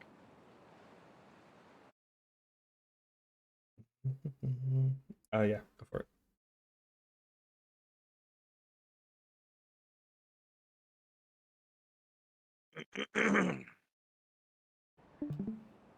Okay. You it. critically succeeded. Check. when the check's result meets or exceeds the DC by 10 or more. And it talks about attack rolls. So yeah. So an example is DC 10. You roll a 10, add your modifier 5, 15. You succeed. DC 10, you roll a 15, add a modifier of 5, you get to 20. So that's 10 or more, critical success. DC 25, if you roll an 18 and say you have a modifier of 7, equals 25, that's a success. But if you roll a nat 20 and have a modifier of 5, that's a total of 25. So normally that would be just a success, but the nat 20 bumps it up to a critical success. Or actually, you could go one step further here. And you could say you have a modifier of 4. And you roll a nat 20. So normally, It would be success, but because of the nat 20, it bumps you up to critical success. I just read that paragraph. yeah. Well, actually, so in this case here, on this very last one I'm adding here, It's failure to success. yeah, it would bump it DC is 25, so you would have failed it, but the nat 20 bumps it up 1 to a success. Oh, okay. Yeah. And it goes same thing in the other direction too. So like, if you failed, if your modifier is high enough to just flat out succeed without having to roll, more than likely you just wouldn't roll. But if you did happen to roll for that and you were unlucky to roll a natural 1, your guaranteed success would end up at a failure. Although I would have to double check. There might be a rule saying that, like, if your modifier is high enough to just succeed, that you just don't need to roll, which I'm guessing is the case. But I mean, with the fact that it's a nat 1, like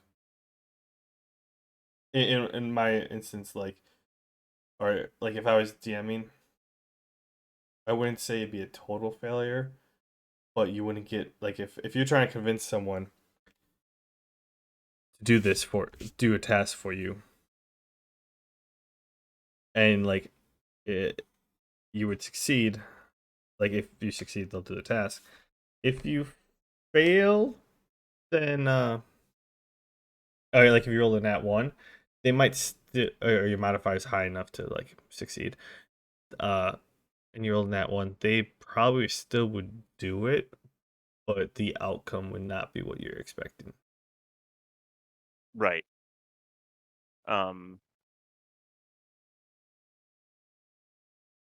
And the other thing to note in here too is that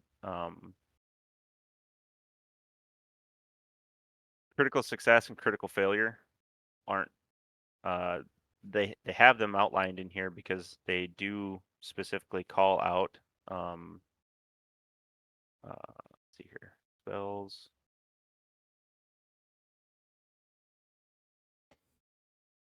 descriptions.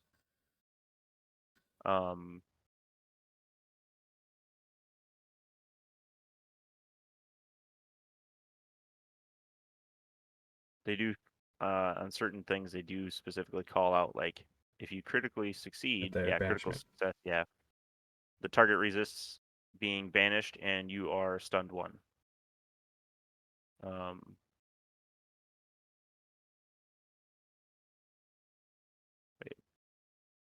Send the target back to its home plane. The target must attempt a will save. You can spend. Okay, yeah. So, yeah, the target managed to beat your DC, then you become stunned, or they don't get banished. If they fail, the target is banished. Critical failure. Target is banished and can't return by any means to the plane it's banished from for 1 week. Go home and stay there. You're in timeout. Fine, Mom. Yeah, exactly. Grounded for a week. Oh yeah. Oh, okay. That's hilarious. Yeah, so there's a lot of stuff like that has specific calls out for what a critical success means. And I think they also specifically call out that like you cannot critically fail an attack roll. So you're not going to get something like it's like where critical failing attack roll, like, and the DM's like, you drop your weapon. That's so fun. It can be depending on who you're playing with and whether or not they find that fun. Hmm. Like it's still an easy thing that you could house rule in, but Well, if I'm doing it that much, or his Donnie Danger that we play with, when we first started, we didn't play. So in D&D, the actual way that you do crit fails and crit succeeds is you roll it. If you roll a nat 20,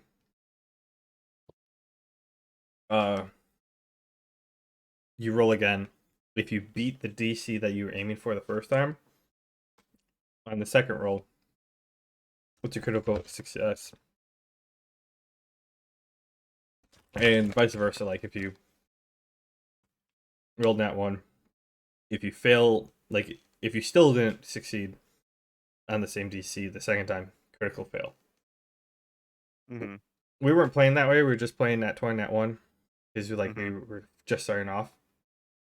And we did a whole bunch of that stuff where it's like, oh yeah, you critical failed, you fell prone, and that, and Donnie was getting so mad and whatever. So we ended up toning it back, and it was fun in the beginning because like Yeah. it adds spice or whatever, and everyone was low level, like we didn't care, but he was the more experienced one, and he was getting annoyed because like if I'm a fighter or a barbarian who's like well like trained in using this battle axe, I shouldn't just drop it at a moment's notice.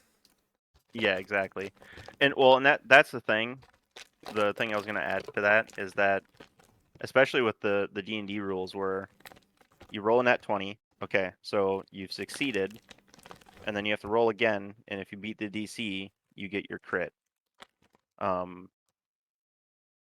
only characters that affects is your melee characters, and it makes it just that much more difficult for them to do any sort of significant damage, because especially in the D&D rules, the melee characters are under quite a bit more underpowered than the casters are.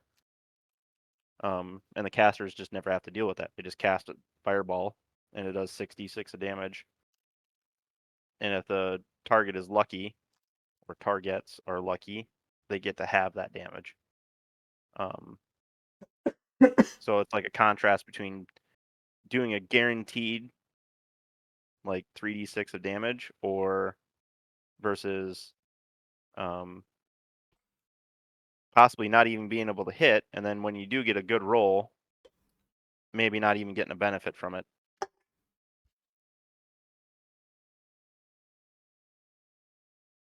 Yeah. Which is why I actually like one of the things I really like about the Pathfinder system, or the Pathfinder Second Edition system, is that little tweaks to like, so the critical success and failure, and the other big rule change is that when you get upgraded weapons, so like, a +1 sword or whatever, if your sword is a striking sword, it doesn't just like add a flat like +2 to your damage, or like another D5 of damage or something like that. It well, sort of, but if you have a striking sword, it does an additional die of damage. So like if you're using a greatsword, which uses which does 1d12 of damage. If you have a striking greatsword, it does 2d12 of damage. And then you can get a greater striking, you can get major striking if you make it up to like levels like 10 and 16 or whatever, whenever those become available. So you could potentially have a greatsword that does 4d12 of damage.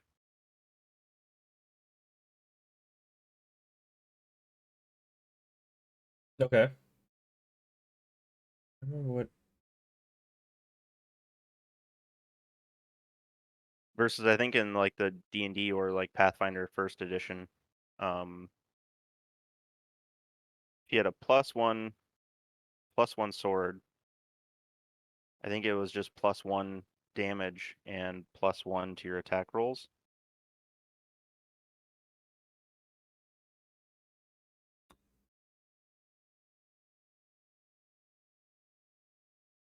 Yeah.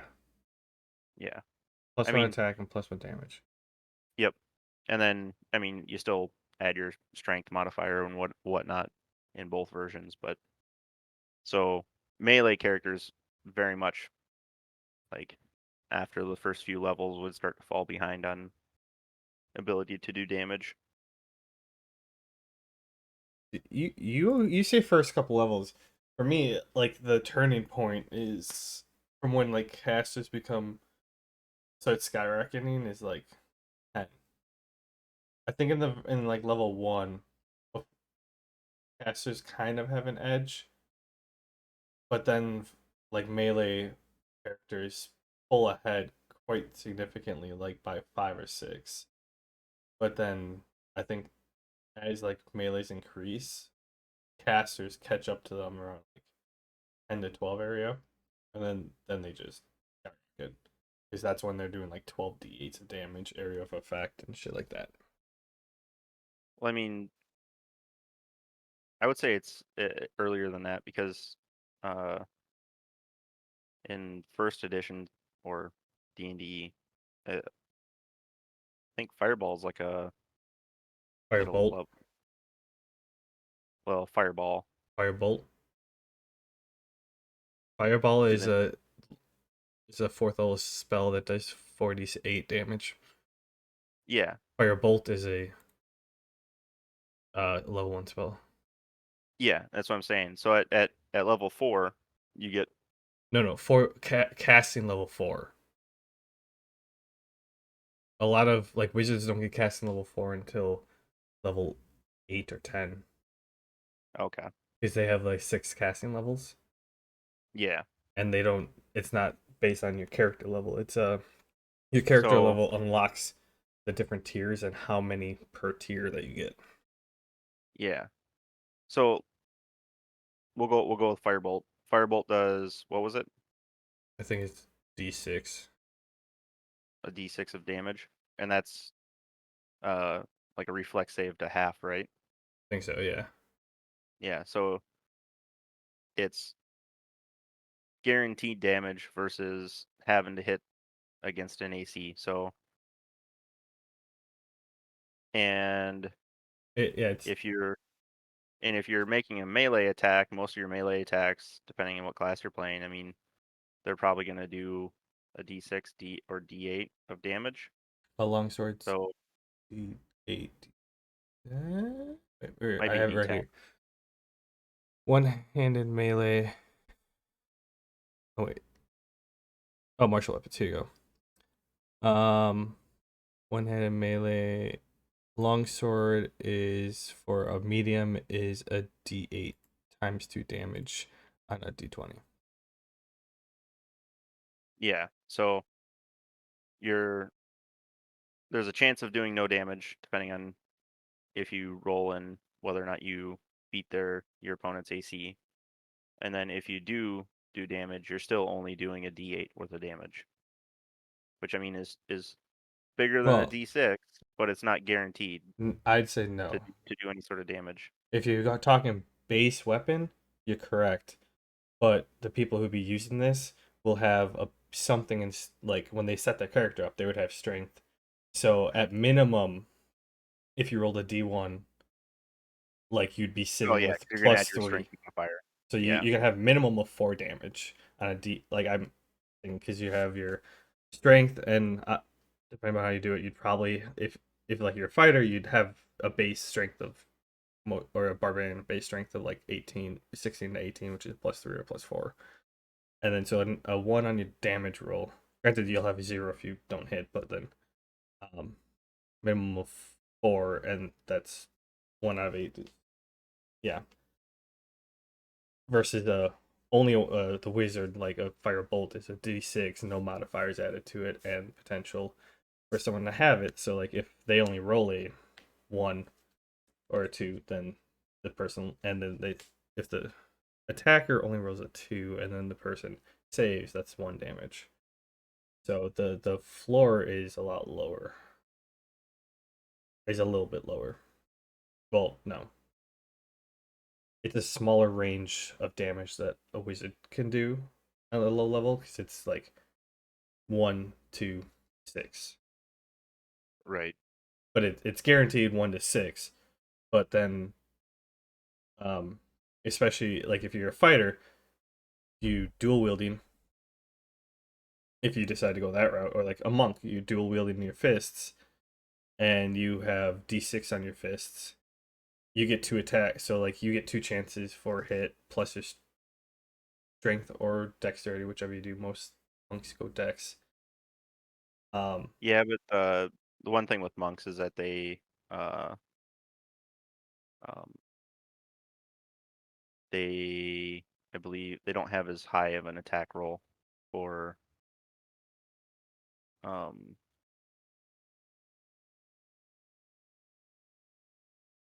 They have a higher attack roll for their fists than normal characters do if they're just punching.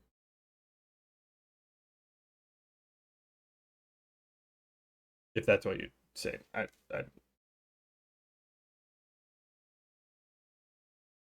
sorry, I think for flurry of blows, they take their attack roll isn't as high, I think. yeah, that's I calculated.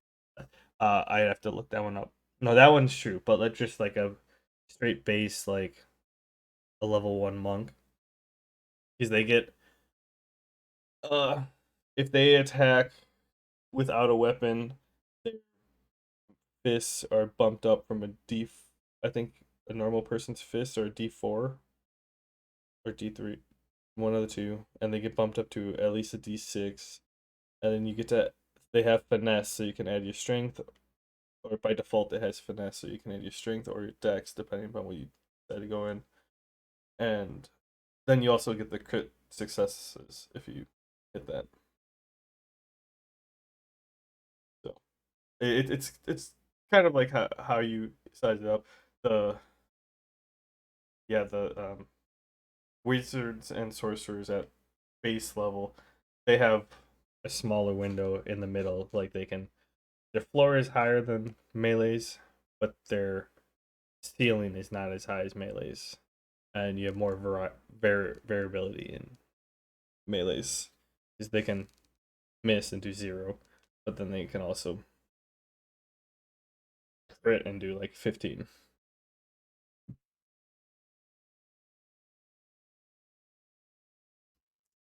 But it seems like this what you were the crit success and fails that you're looking up or talking about is a nice way of balancing it in case that they don't. Um, it's kind of more impactful with the die. It's like Yeah. some DMs didn't play like crit successes as much. Well, and the other thing is too is if you have like I'm sure you've seen plenty of people online talk about like how the CR system doesn't do a good job at setting like actually appropriately matched up encounters. Like if you strictly go by the challenge rating system. So like if you're in an encounter where um the your enemy has like higher AC, than it maybe should, Like that just affects the melee characters. Also, That might. I didn't know about this at the time. I need an example, but that might be on the DM as well.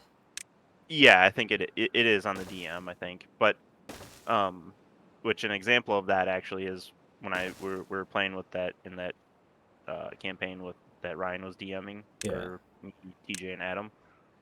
I didn't know about this at the time, but then like a, a year or two after the fact when I happened to, or maybe it was earlier this year when I was looking at other D&D stuff, I was mentioning something to Ryan, and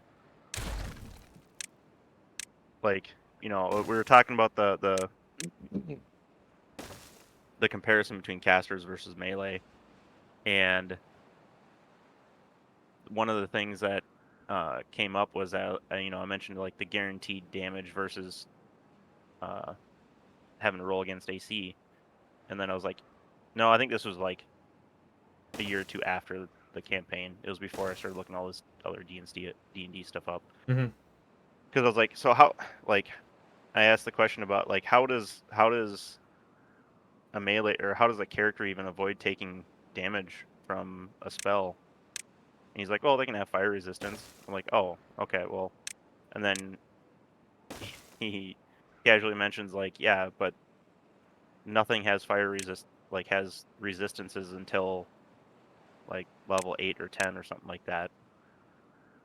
Or it's at least pretty uncommon. So it's one of those deals where there's it yeah. I think there was a bunch of times where yeah, I don't know. I just know that when I played my monk in that campaign, combat was absolute shit. Yeah. partially because of bad rolls, but also like flurry of blows, like you do your second attack, and it goes from a +6. So at I think it was level 5 or whatever when you get your second attack. Yep. Level 5. All melees. The yeah, yeah. I mean your second attack is +6 and +1, or your second attack is +1 compared to a +6, which makes it really hard to actually effectively use that second attack. Well, that's only on your third and fourth hit. Oh shoot, that's right. I was looking at the base attack bonus table and not the flurry of blows thing. Whoops. Oh well. But anyway, I have to look this up now. I have to pee. I'll be right back while you look that up. Actually, likewise. We're Okay. on an ad.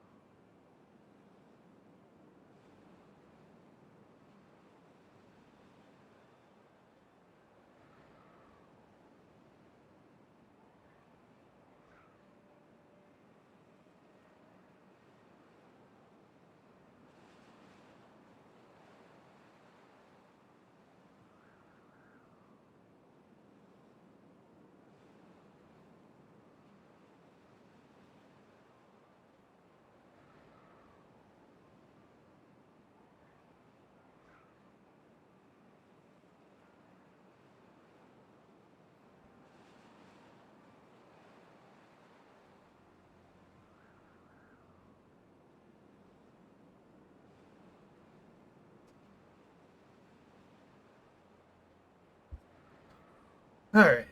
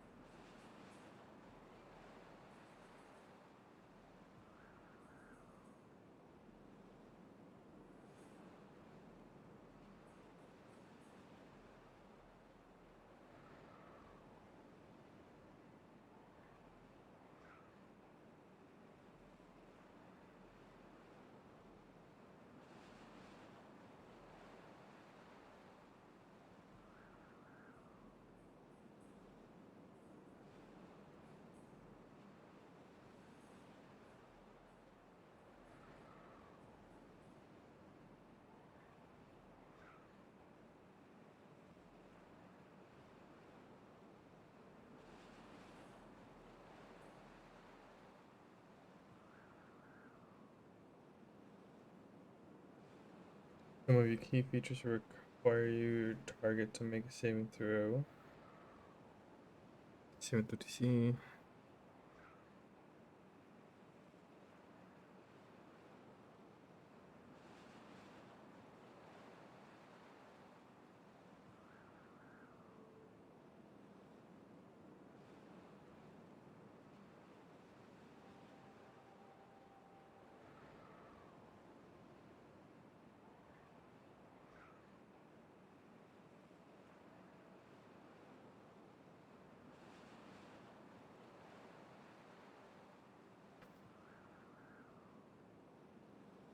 Oh, I think I always look at the Pathfinder monk when they have it.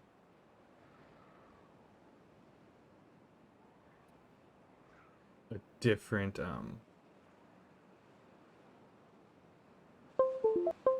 Pathfinder monk is a different table.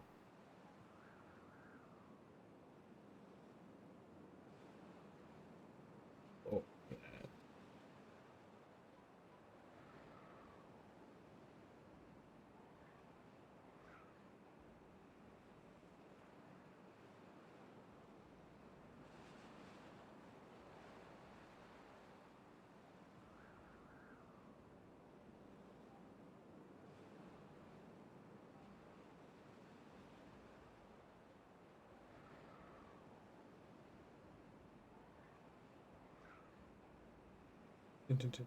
Mm.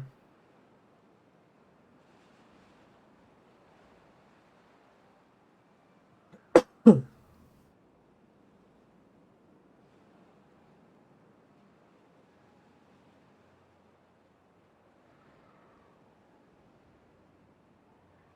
think Pathfinder Flurry of Blows is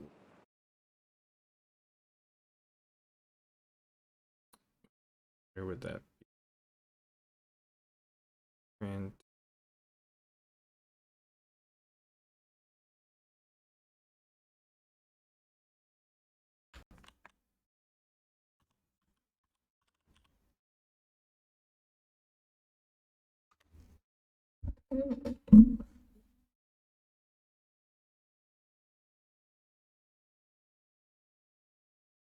okay, yeah.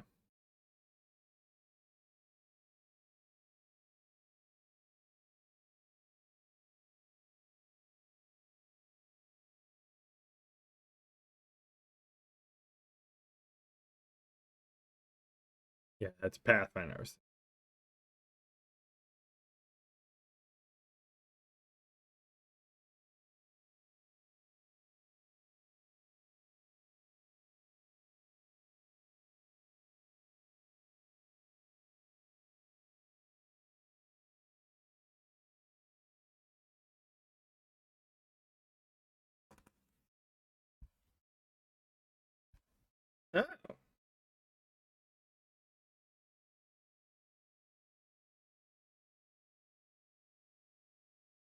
Wow, Pathfinder flirt monks are way stronger.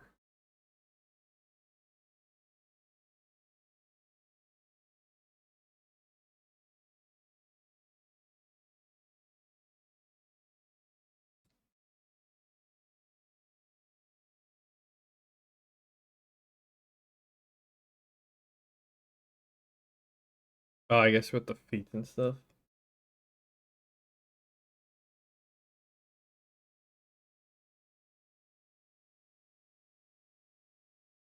Uh,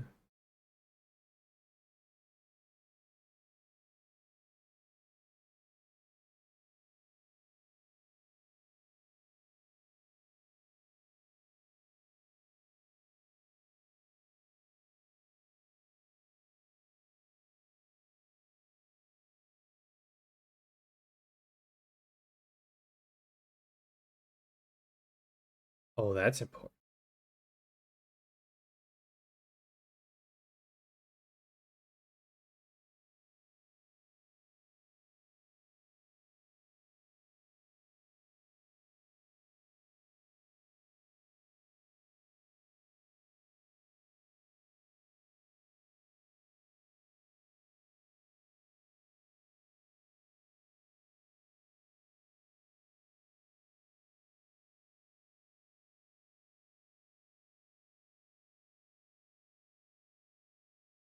Yeah, no.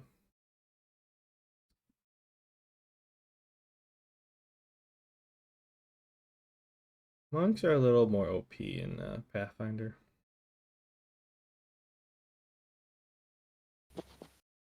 They're they are better than they were in 3.5 from what I understand.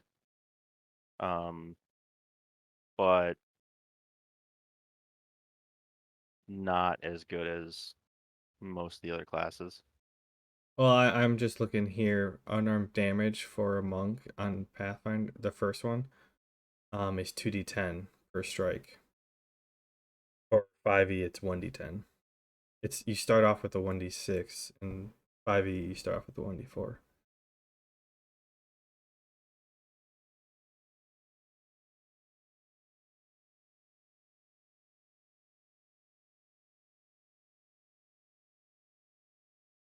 So looking at 5e flurry of blows, it's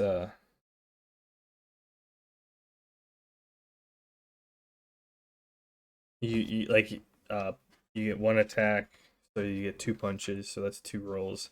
But then you can on second level you gain a key pool, and you can spend a key to add two more or two unarmed strikes as bonus action. Yeah.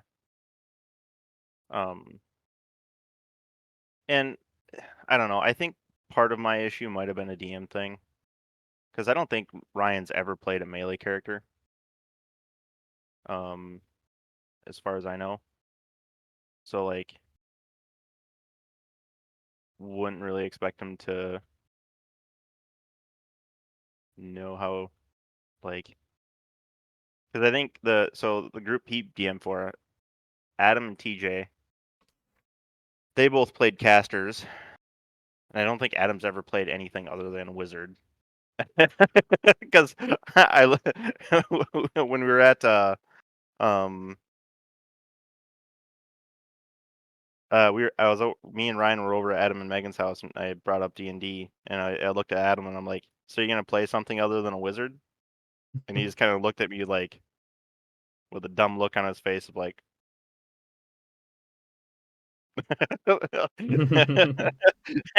basically saying, I'm gonna play wizard, like um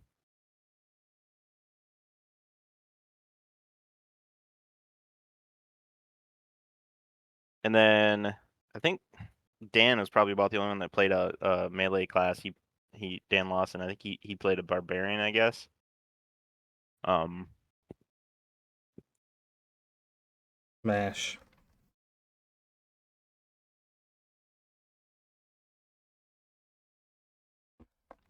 let's see. Hulk smash.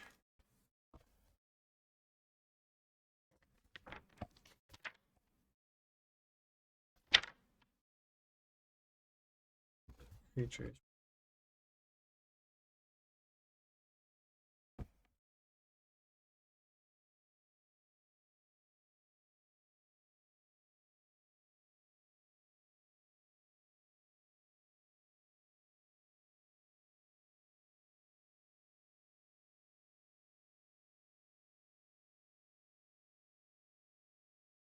Firebolt, evocation cantrip.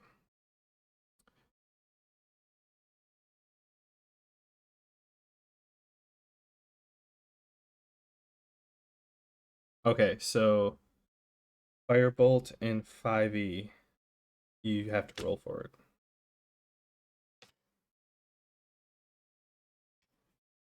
You have to make a ranged spell attack. On hit, the target takes 1t, and then it's 1d10.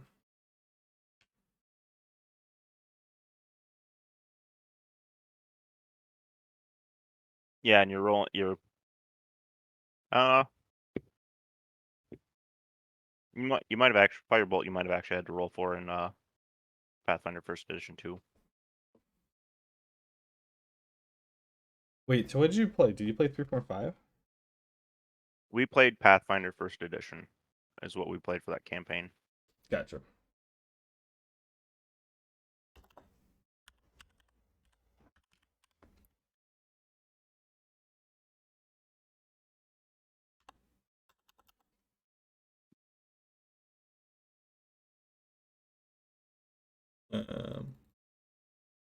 Oh, they don't have a glossary in this core rulebook for First Edition. That's annoying.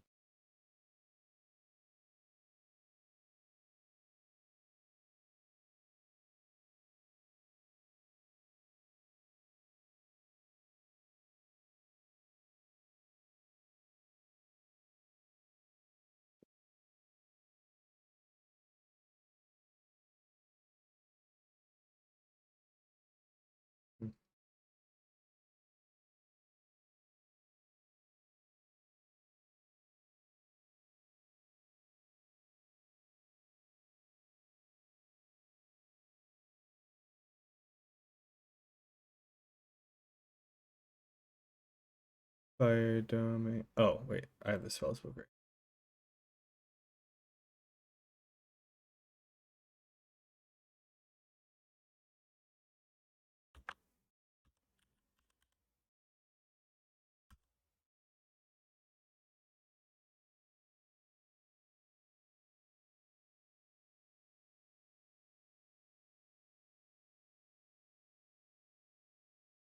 Okay, yeah, level 3 sorcerer wizard.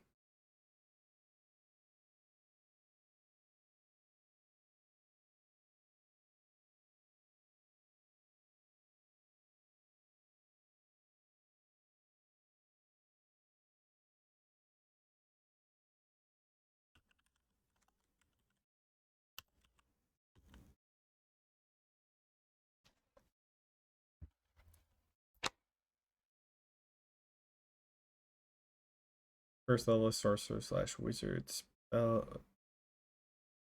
Universe vision.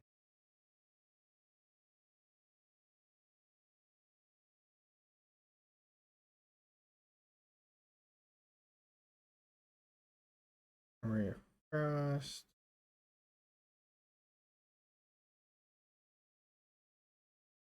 Magic missile.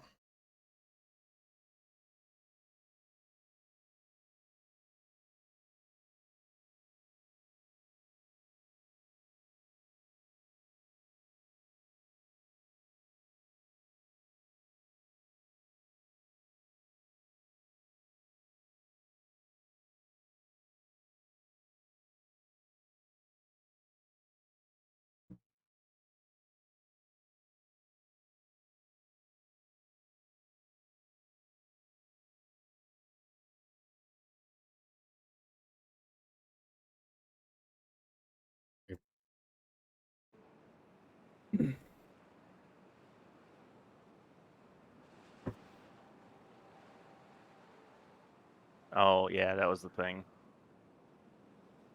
Yeah, so Flurry of Blows, this is for First Edition. A monk can make a Flurry of Blows as a full attack action. Mm-hmm. When doing so, he may make one additional attack, taking a -2 penalty on all of his attack rolls, as if using the 2-weapon fighting feat. Keep reading.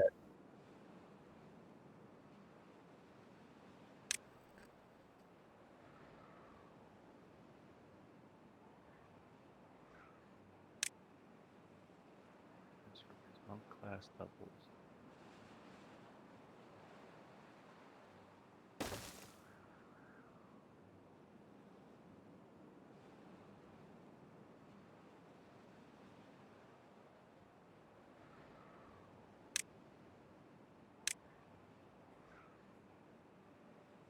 Yeah, so you're talking about for the purpose of these attacks, the monk's base attack bonus from his monk class levels is equal to his monk level. Yeah. Yeah, so at level 1, it's a +1 for your base attack bonus, so monk level 1, it's a +1. But then you also you have the minus, so it kind of balances out. Well, at level 1, it doesn't really make much. I mean, and then you end up, if you use Flurry of Blows, you end up, so if you just do an attack at level 1, you get a +1 to your attack roll. And then at second level, you're level 2, so your monk level and your base attack bonus are the same.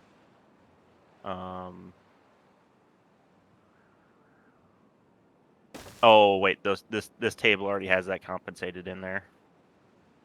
I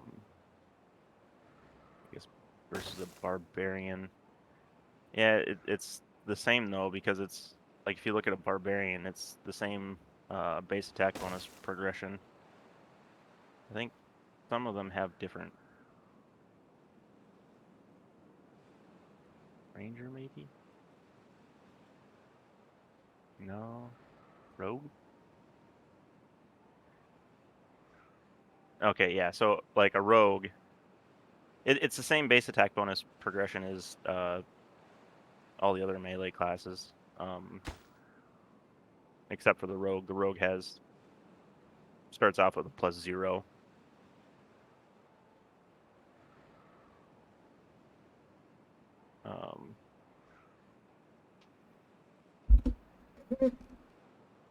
But yeah, the -2 is the thing that really kind of does it in, because at level 1 it ends up making it so it's not worth doing the flurry of blows. Like, sure, you can do an extra attack, but you're going to take a -1 to your attack. So if the enemy has a I don't remember exactly what a level. I'm assuming Look you'd at a be fighting skeleton.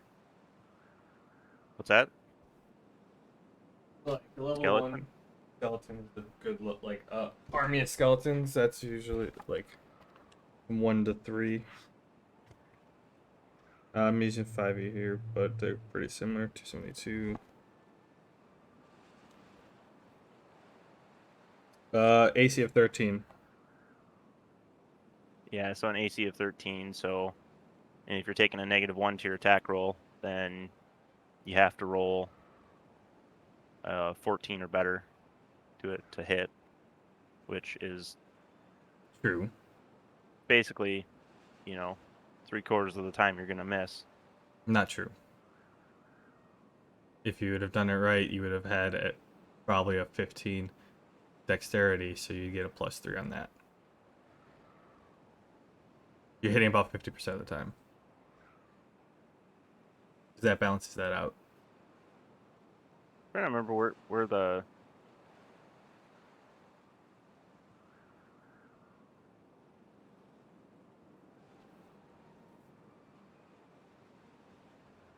where it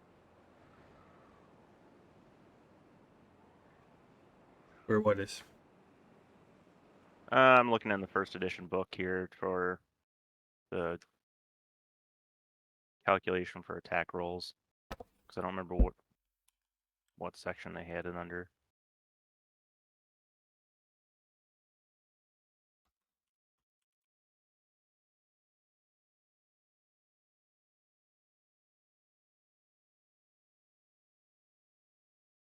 You apply your character's strength and melee attack rolls. What that? Base attack bonus plus strength modifier plus size modifier.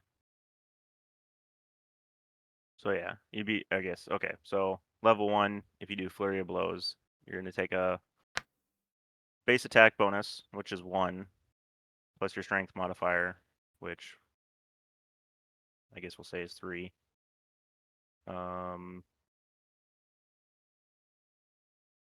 Medium-sized character is plus 0. Mm-hmm. So 1 plus 3, that's plus 4, and then minus 2 because you're doing flurry of blows, so you're getting a plus 2. So yeah, you'd have to roll a. You said 13 was the DC or the AC, so you'd have to roll 12 or better. So Yeah. a little less than 50% of the time. Yeah, a little less than 50% of the time. In that instance, but That's it's assuming that. still- That's assuming that the like. I'm guessing if like if you look up some other creatures or trying to remember. I wonder if in the bestiary if they have no, they just have monsters, don't they? Bandit is a level 12, is AC of 12 that you're hitting 50% of the time. Yeah. Well, yeah. There's any with the plus 2. 2 to 22, or 3 to 22, I should say. Commoner 10, cultist 12. What about stuff like? I think it has a lot to do with, like, what they're sending at you. And also one of the things I was thinking about was if, like Ryan said, that they don't normally get fire resistance until like level 8, but if you're having, that's where like the challenge rating comes in, where like if you have 3 people, you take like the challenge rating divided by the amount of people you have, and that's like where you should go. Or like the 3 people, and if they're all level like 2, you can go up to challenge level rating of 6. No, challenge level rating is everyone of that level for 4-person campaign, 4-player. That's what it is.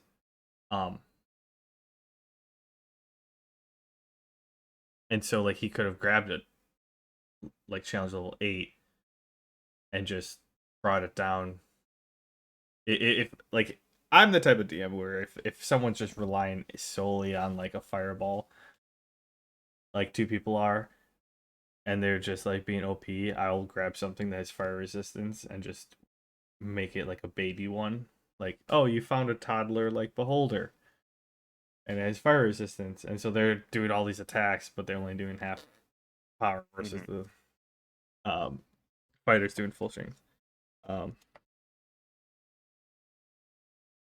yeah, animals. I'm seeing a lot of like badgers 10, a boar is 11, black bear's 11. Black bear has an AC of 11. Yeah. Okay. Well, Dire so wolf I'm is looking at 14. yeah, wolf is 14, dire wolf is 14. I'm looking in the first edition book right now too. This Well, is you're looking at 5th edition. I mean, Yeah. I could pull open the bestiary. No, it's fine. I just have the monster manual here. It's nice to look at. Rat giant octopus is even 11. If we're just looking at AC. Yeah. Let's see here. Bear in first edition has an AC of 16, but that's a CR4 versus a CR1.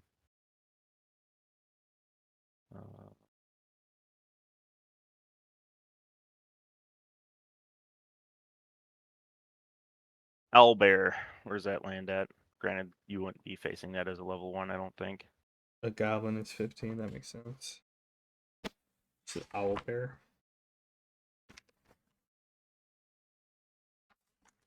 AC 15.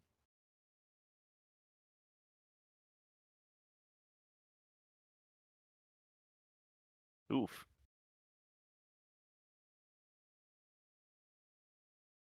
I'd have to look why. So this is one thing in the so Goblin in first edition has an AC of 16 with a CR of 1/3. I don't know if that's supposed to be 1/3 or if that's supposed to be No. Yeah, it's 1/3.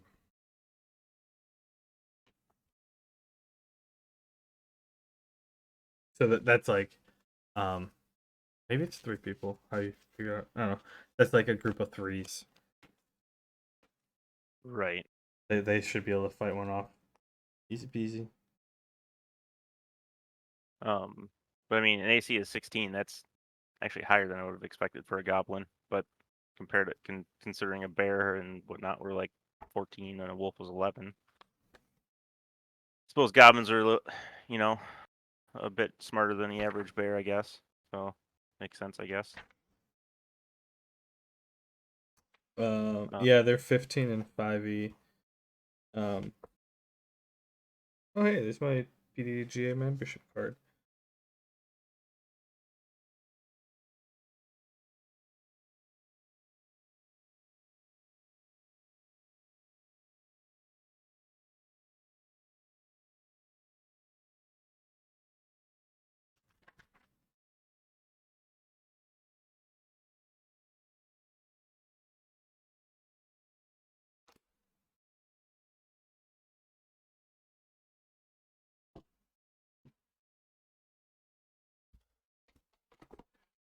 Yeah, depending on how many sessions you guys did. I think Ryan said we got. I think he the other day when he mentioned or we were kind of talking. I think he said we got up to level 8 is where we ended at, something like that. Oh, you should have been doing stonks. No, I got frustrated to the point where I basically gave up on playing because I couldn't do damage. I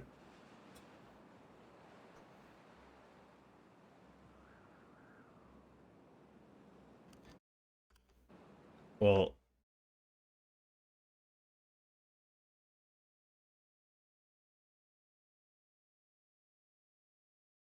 because it's understandable if like you were struggling and and you didn't have help to figure out how to play your character. Yeah, see that's the thing. Learning how to DM and looking up more stuff about how to play D&D and if you've got issues, what should you do? If you notice a player at the table has issues and you're the DM, what should you do?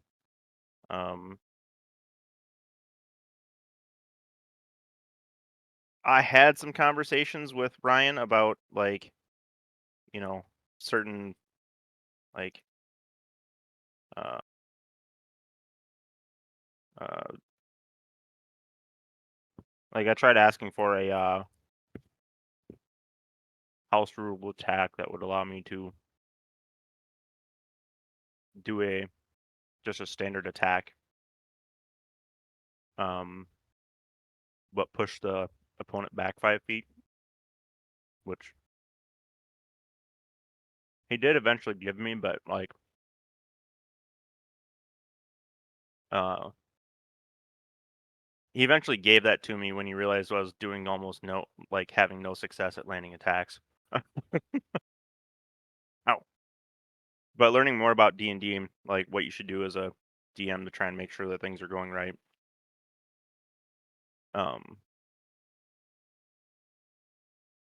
Yeah, there should have been some better conversations there about how to,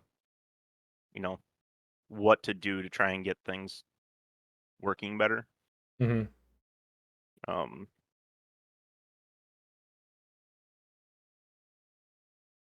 But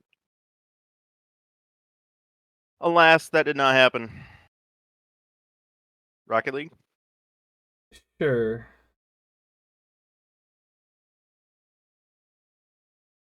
Uh,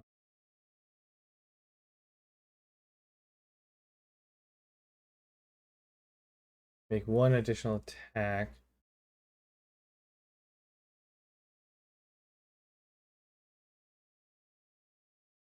Because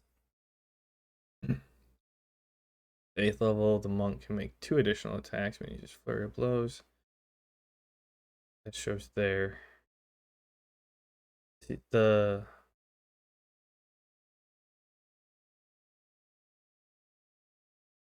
Oh, you don't get the second attack until 8th level for a monk.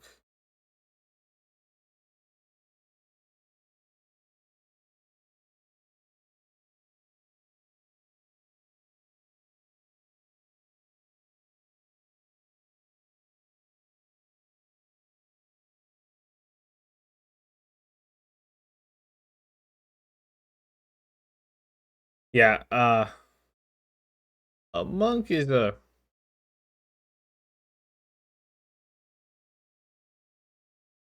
I think in like especially Pathfinder, a monk is a hard starting like a first timer class, a harder one. There's just a lot to keep track of. Well, and I know the other thing is too is a lot of people like, um, if you kind of look around, there's a lot of hate on the monk too, for Pathfinder First Edition. And they were kind of known for whatever their stuff is about being weak comparatively.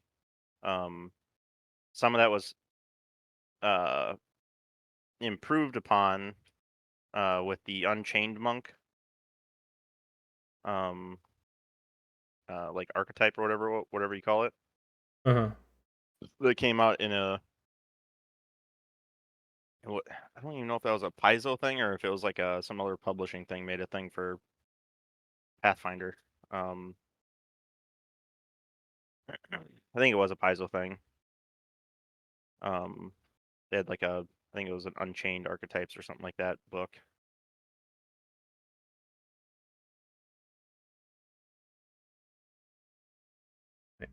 15th, I can make 3 additional.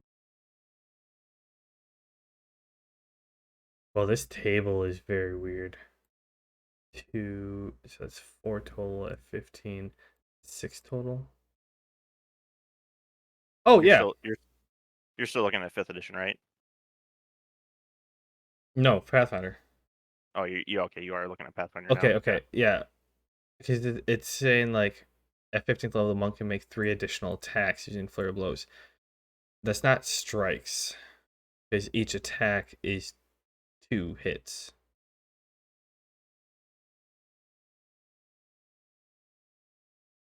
No. Because you're dual wielding. Nah, I think there's I don't think the flurry blows. I don't think it counts as dual wielding. Mm-hmm. It does. So like at So base at what at base so like level 1, you attack action. If yep. you if you're counting dual wielding, you make 2 hits. You roll for 2 hits, and it says when doing so, you make 1 additional attack. Flurry of Blows attack bonus is -1 for the other 2. So So the Flurry of Blows attack bonus, the -1 is showing the bonuses you get for the additional attacks that you have, so at level or 1, different hits. if you use flurry of blows, you would do how many strikes? I would roll 40-20. Well, then Ryan and I were playing that wrong. We were playing that wrong, and that might have been a big thing right there. Because that's that's the same as if you're dual wielding with a fighter. If you're dual wielding like 2 long swords or 2 short swords, whatever, your attack action is 2 strikes. So it's 1 attack, but you get 2 strikes with it. Because dual wielding, you're giving up the ability to use a shield type of thing. You're trying to do more damage, and so you're giving up the chance to do more damage by swinging twice as much. But like a shield gives you 4 or 6 AC. So yeah, that's like when you like on the bottom when like when it was I think there's a spot in there where it was like level like 8 you get 2 additional attacks, but like the table actually shows like a +3 like 6 plus 0, so there's like 3 numbers. I think technically you get like 2.5 at that point. Okay, so walk me through this here.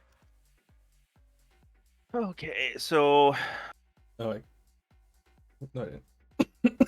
let's see here. Monk. Class features: weapon and armor proficiency.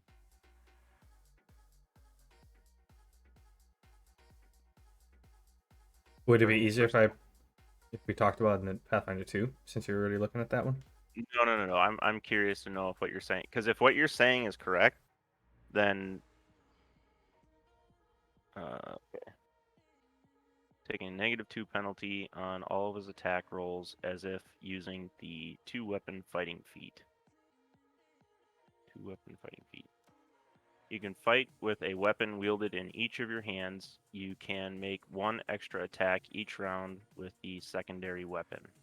So, benefit: your penalties on attack rolls for fighting with 2 weapons are reduced. The penalty for your primary hand lessens by 2, and the one for your offhand lessens by 6. See 2-weapon fighting in Chapter 8.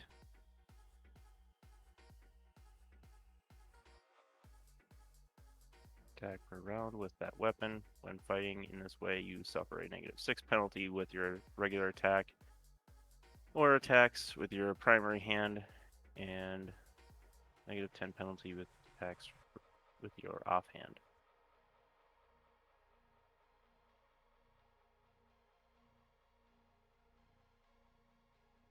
Um, I think what that's saying there is that you get that second attack as if you're using 2-weapon fighting. It's not saying that uh,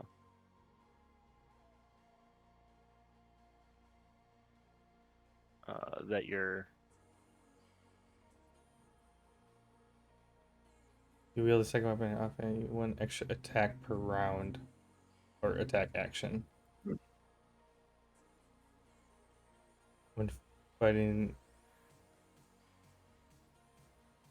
Oh, okay. So 2-weapon fighting would drop your penalty to a -4 for each, basically. So instead of -6 with regular, and then a -10, it's -4, -4. But then with the monk, you drop it to -2.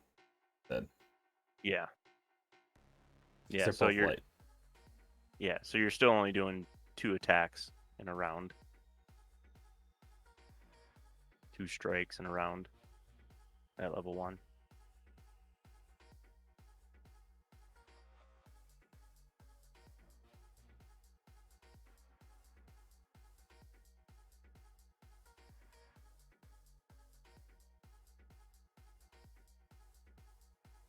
Oh, maybe I played that wrong the last time I did it.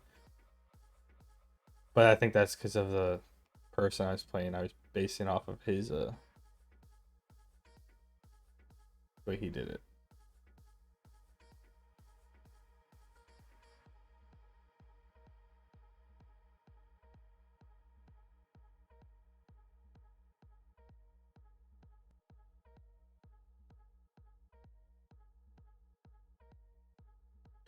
Oh, so using Flurry of Blows, you get a -2 on each instead of a -4. I think that's what that's saying. Or -1, technically.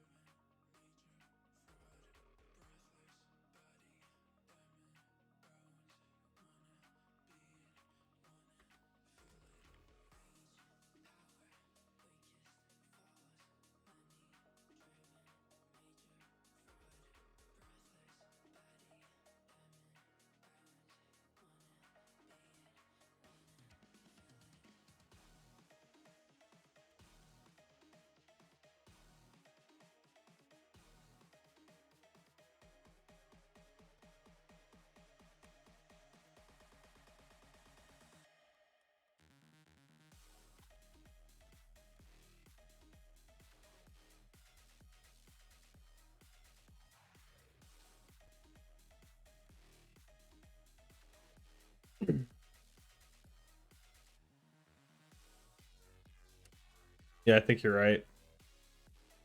But, still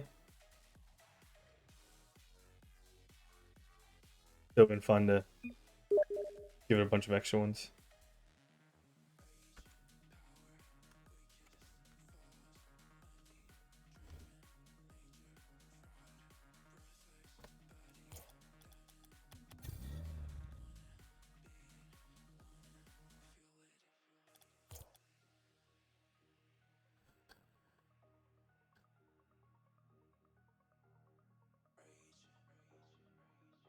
Alrighty.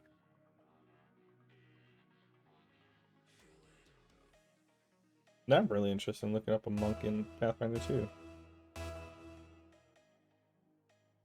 2. I do think that monks became stronger in 5e. Yeah, they were improved in 5e from what I've heard. I haven't dug into the rules to see what the differences are, but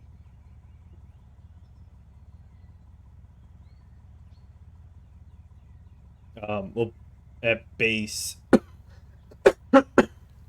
without even using flurry of blows, like you can two-hand strike.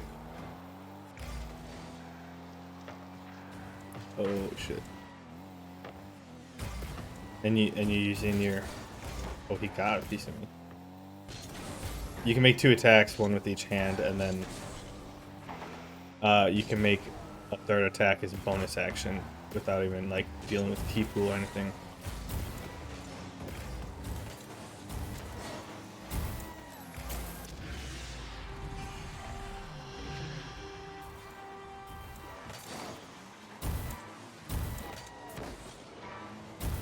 yeah, I haven't looked to see how they work in second edition, but the combat system, instead of doing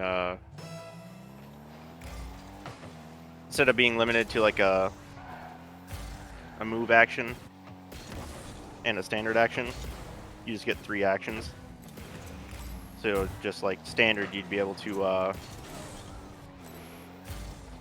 you could attack 3 times if you wanted to. Just that's standard. You take a penalty on your second and third attack, but oh, I didn't get a clip on it.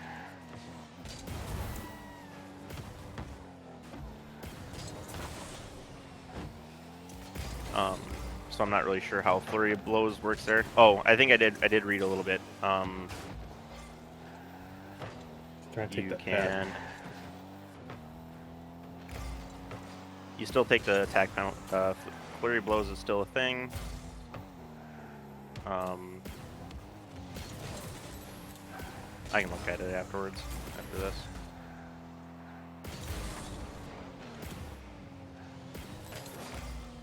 Oh, that was too far off to the side. Oh, dang it.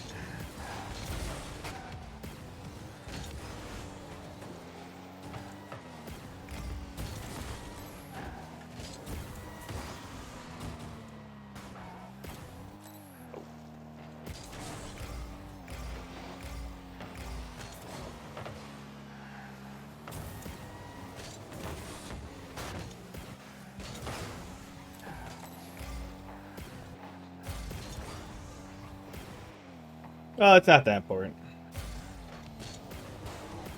Oh, I did not get my flip over.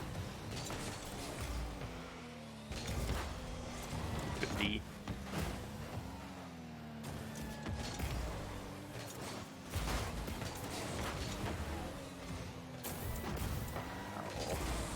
Oh no, I ran out of boost. Ah, he's bad. Faking.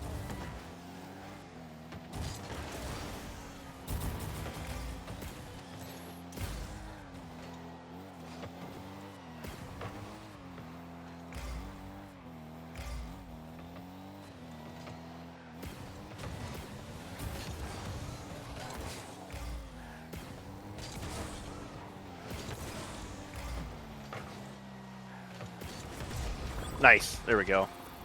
I don't think he cleared it. He was going to clear it. I think it was going to hit inside, but I'd rather make sure. Yeah, I put it far enough to the left there that I was hoping you'd turn and hit it regardless. I just made sure I put it far enough to the left that it didn't bounce it off their back wall and send it towards our net was my main thing. Yeah.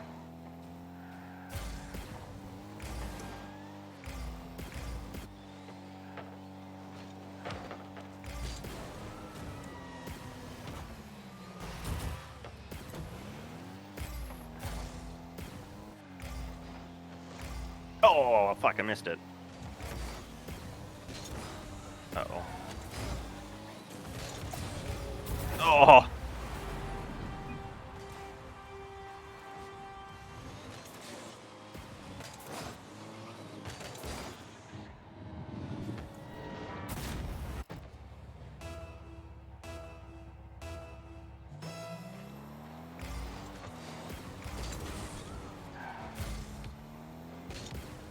Oh shit, I'm fucking horrible tonight.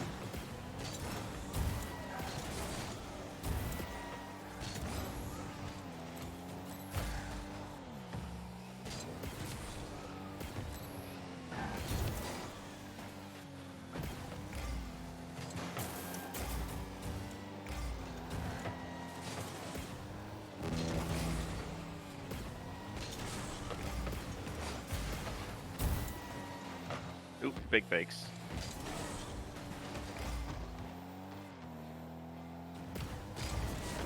Oh.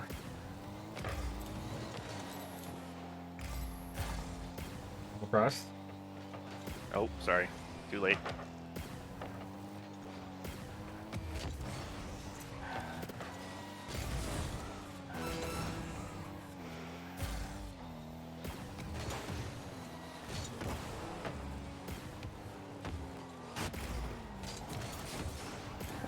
I was trying my hardest not to just own goal that, and I almost did.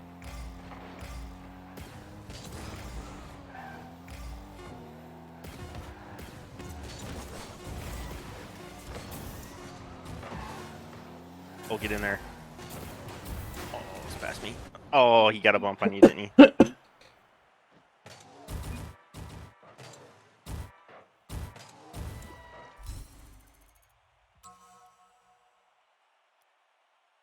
They still played as trailer park boards, even though the one guy didn't actually ever join. Oh, yeah. Because it tried to load in as... It's funny.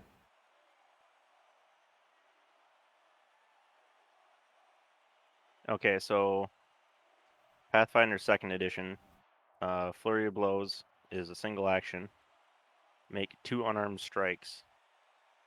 So you'd make 2 unarmed strikes, and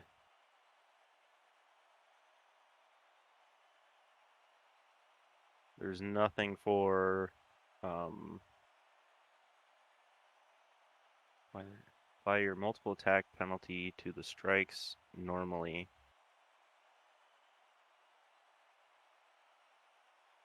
So first attack would be a +0. Your second attack would You're be getting pulled in. -5, and then your third. So it'd be you'd have a +0 and a -5 on your flurry of blows. But since it's a single action, I'd have to double check. But I think the way that reads is that actually you'd be able to do 3 flurry of blows in a single round if that's what you use all of your actions for. So you could do up to 6 attacks. It's just that they're gonna have significant penalties on them.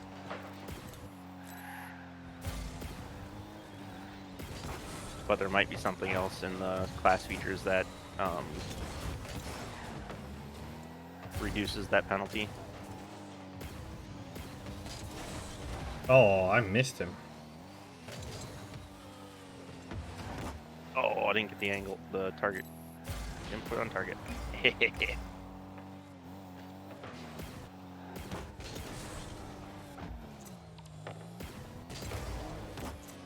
Nice shot. Thank you. Of course, my backflip.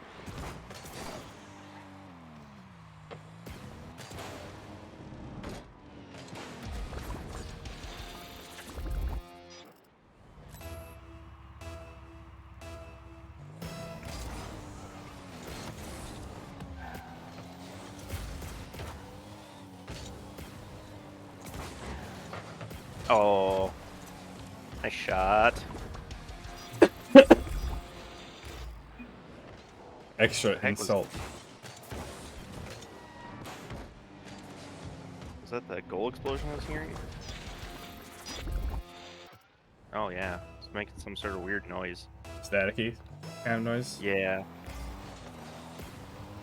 It's very like distinct on what the noise that it makes, and it's only in one ear.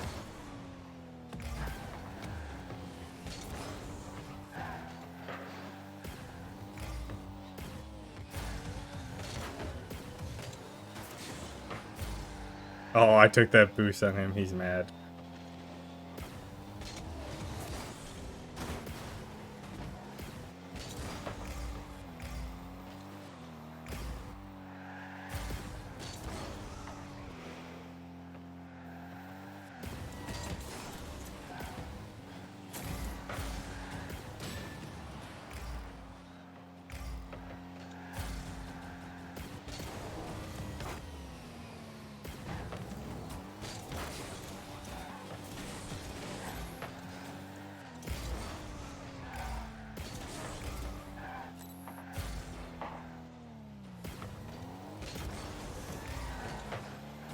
That's supposed to be a nice pass right up to you, but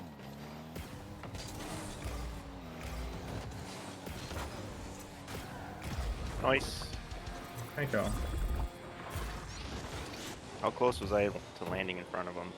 Close. I was hoping I could just land right in front of him and hit the brakes, and he'd run into me. But Not quite. almost. Didn't quite work. Wow. They were kind of dominating us the first game. We go up 3-0, and they're like, "Oh, we're out." It was the same two guys. Yeah, they stayed the whole time.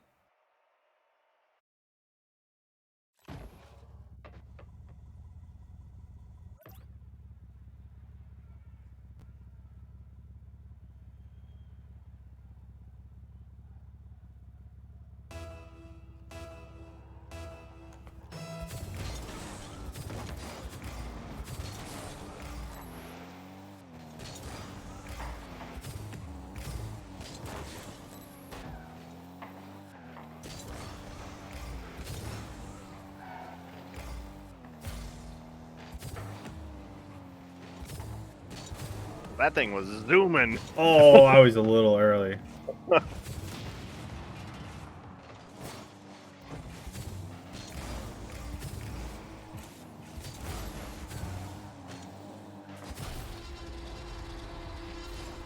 This dude's over here trying to demo chase me, and you're just owning his teammate. Well, he tried demoing me first before I think he went for you too, because I had to jump over top of him. Well, he demoed me when I was on their side, and then I think he went for you, and then he tried to come back and get me again.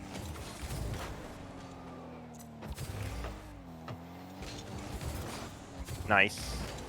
Steal. Fuck you. I had just enough boost to get to it, and then you come flying in.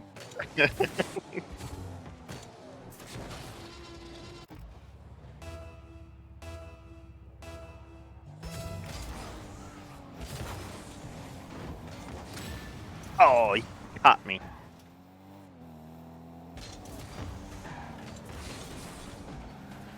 Oh, he even got your mid boost on you. Oh, I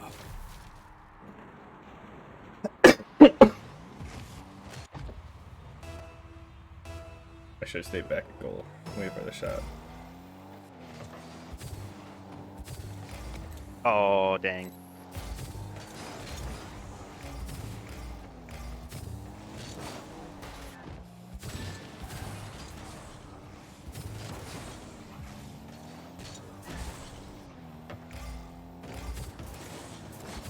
Watch out, he's going for you again. Yep.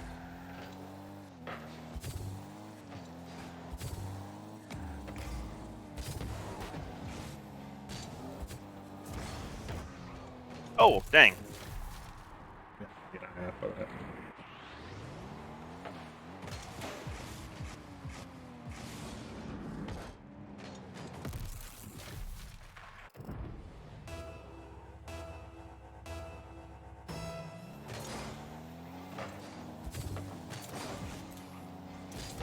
That went all the way across.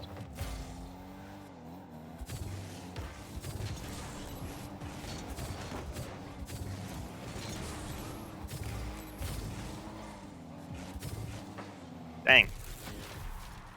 Where'd you go? Oh, okay. I was chasing or running from the other guy a little bit. Yeah.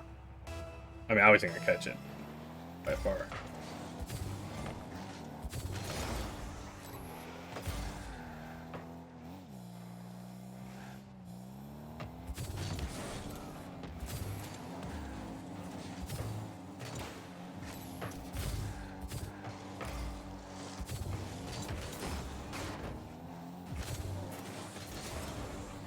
Ooh, that's not at all what I want to do. That works though.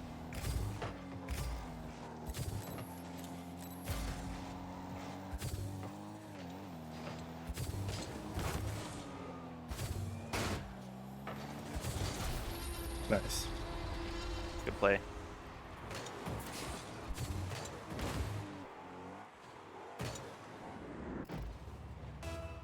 I was hoping he would flip the other way and I would beat him, but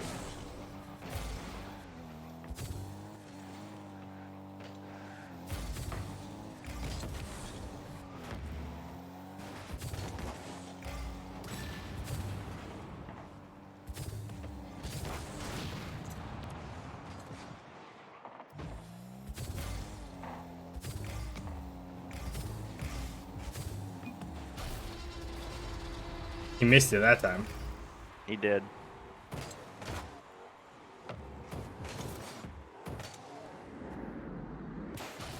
Which also I was quick chatting a nice bump as I Nice. as I was jumping in to put that in.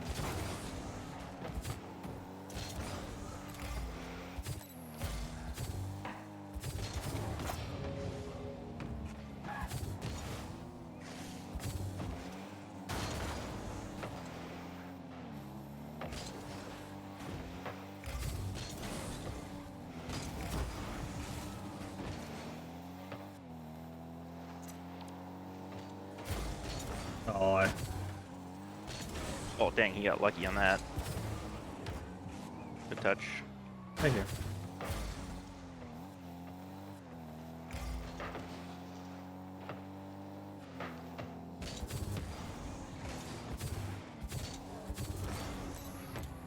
That would be cool if I would have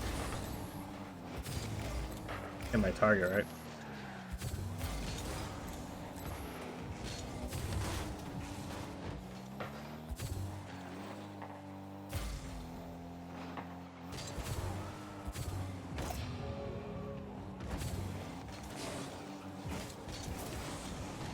Oh, I didn't hit it hard enough. Damn it.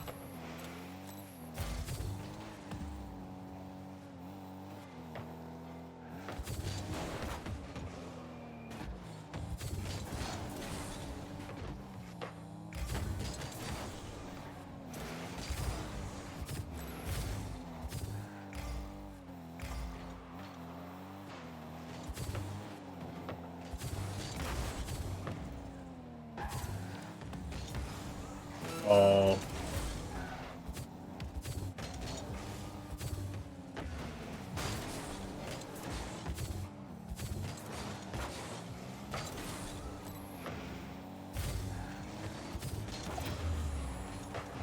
Oh.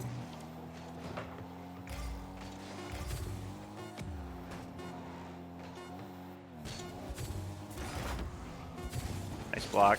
Thank you.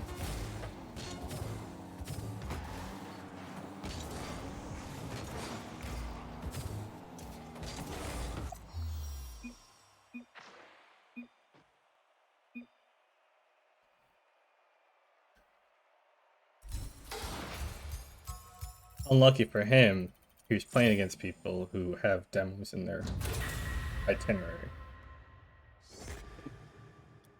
or in their tool belt. And demo avoidance to some degree.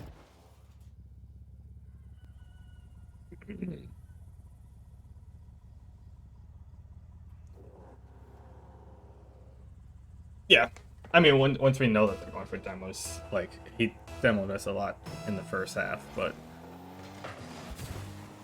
I kept on losing track of which one it was that was demoing me. the one that's still here. Yeah. But also, it was we kind of got in a rhythm, and then in the first half he was really good at stealing our boost, but then we were stealing their boost too, or at least I was, until he wasn't able to go as fast.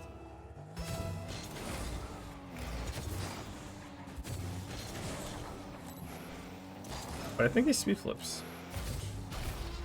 Oh, nice. Get burned, kid. He left the match after that.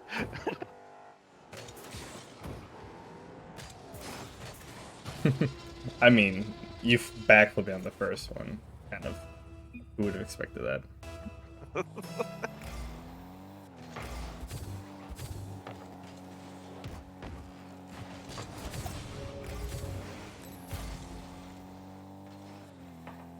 I think the outward angle of it like I wanted to. Oh, damn. What a shot. Or what an angle.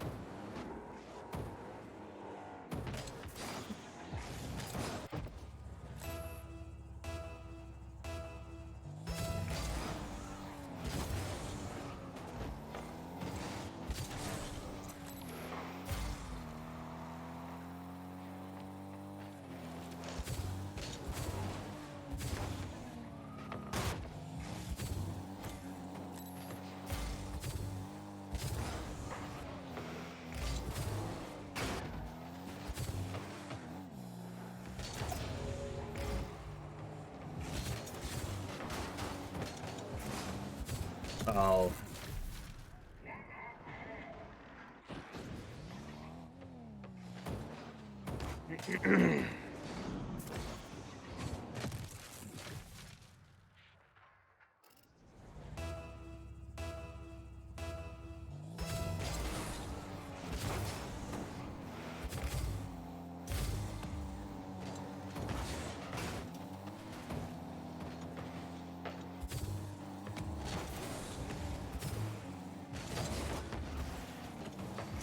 Oh, I missed the boost.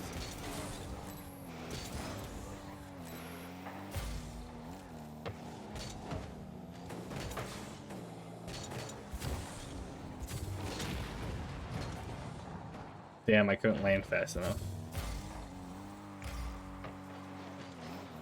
Oh, he missed.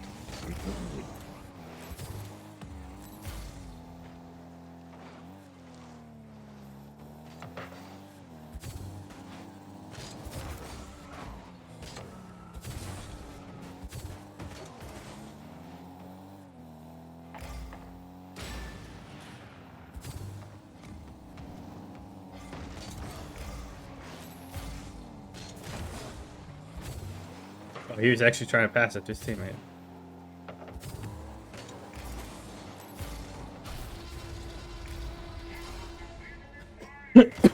Yeah, he's actually making plays on the ball slightly more than he was the last game. Well, when you went to challenge him, I thought he was going for a shot, but he actually was passing to his teammate.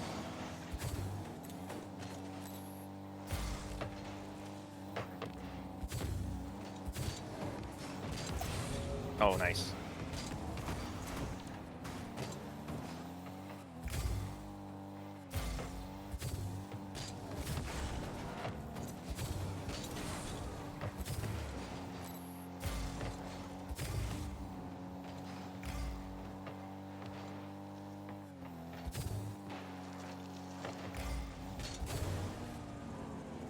Oh.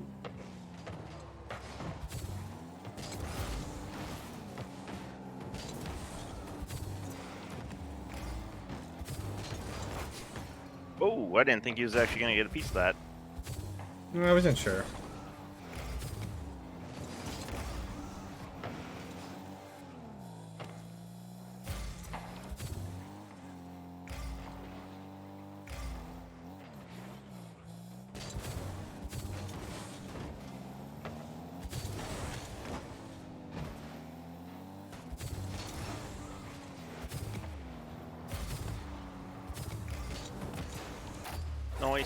There you go.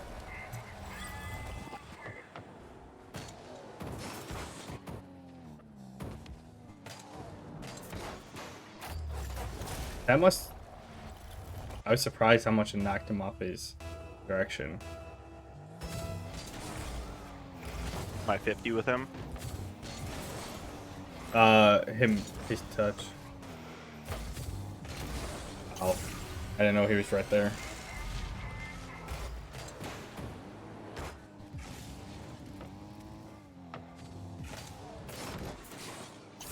I thought that was just an initially, but...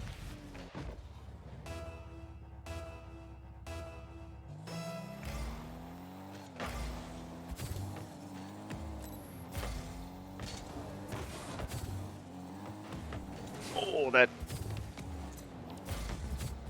is not currently in, which is good.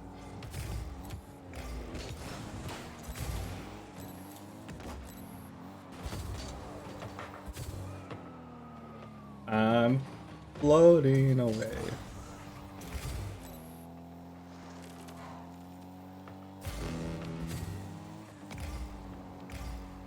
Oh, you got lucky, you son of a gun.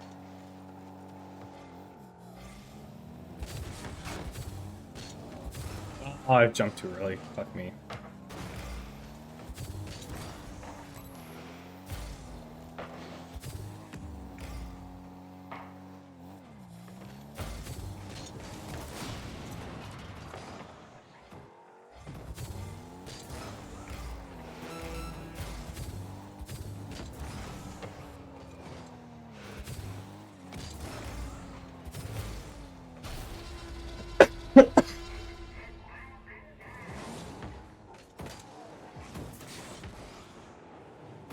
I almost messed that up.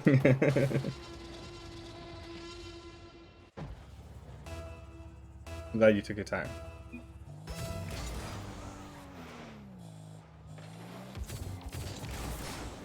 Nice.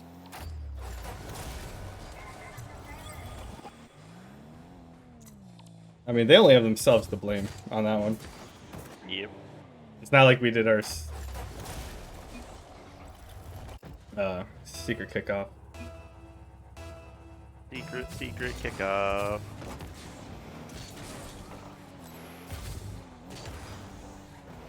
Good doink. Thank you.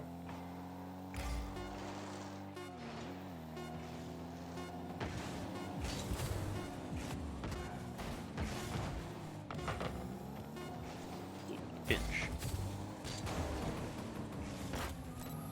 I was trying to go for the demo, mid-air demo. Oh, didn't get enough under it.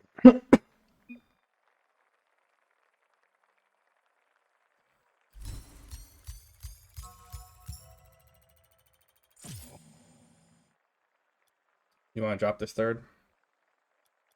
Yeah.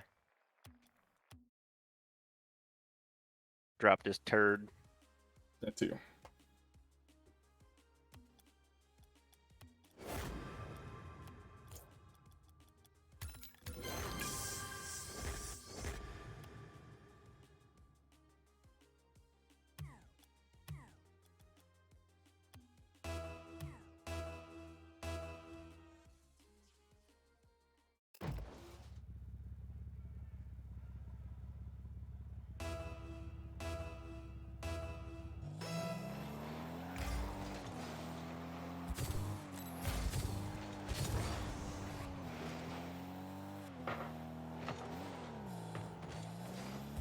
Oh, wanted to hit that at the back wall, not.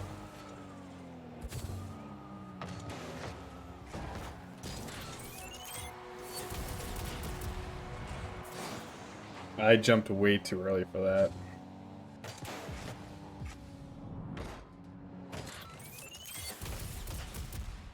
It's a lot slower than I was expecting to.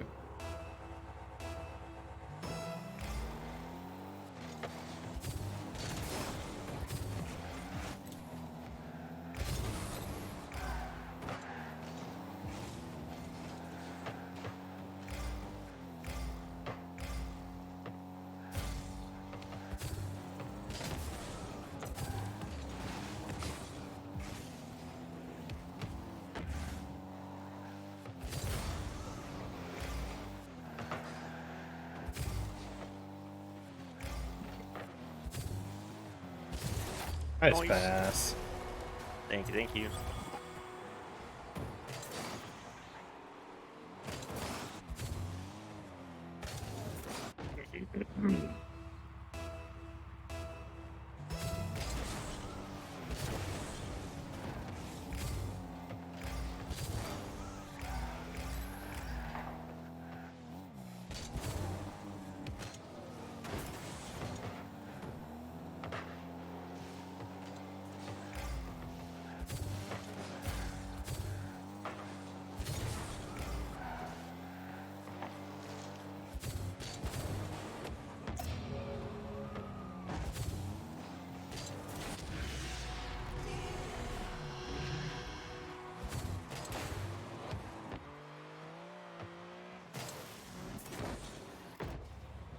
Fortunate hit on the wall.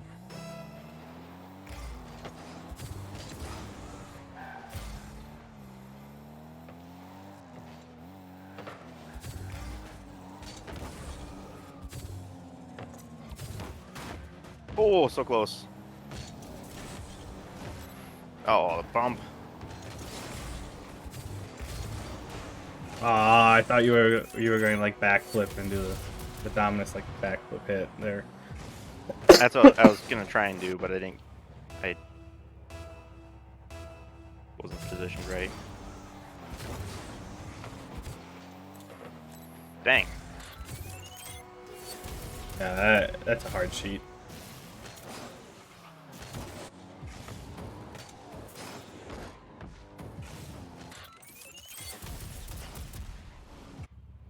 Oh, he hit it before I jumped. That's why. Okay.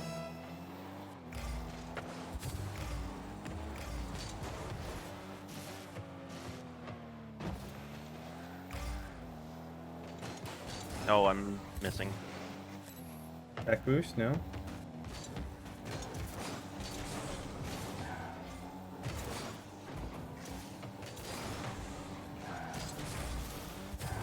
Oh, still didn't get the back boost. Oh, I didn't line myself up right.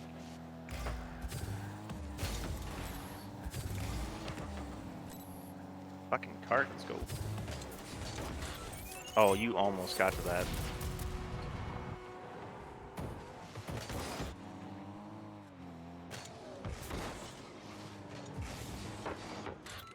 Yeah, if I would have waited another second before it flipped, I probably could have.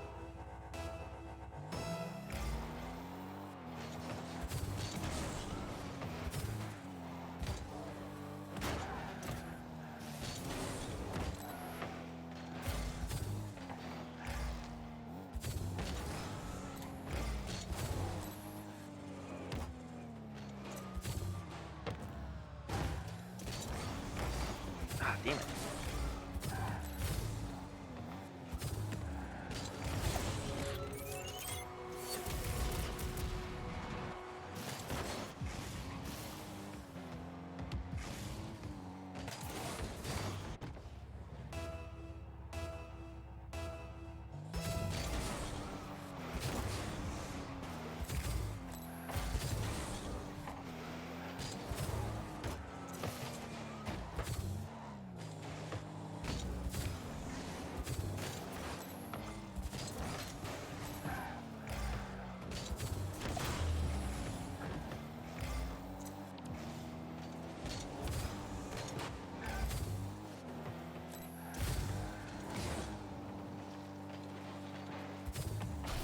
Nice.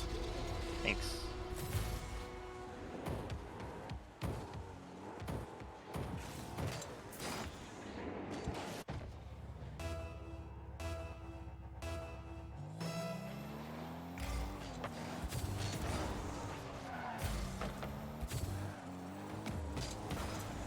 Nice shot. Thank you. Come back. They've got a minute and 40 to fuck it up. Ah, I have faith in them. I do too.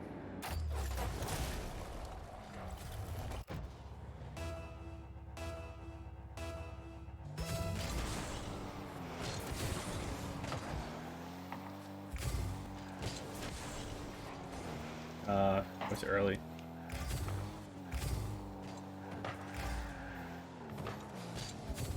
Oh, fuck me. Yeah. I didn't want to backflip. I was hoping for more gusto on that touch to like.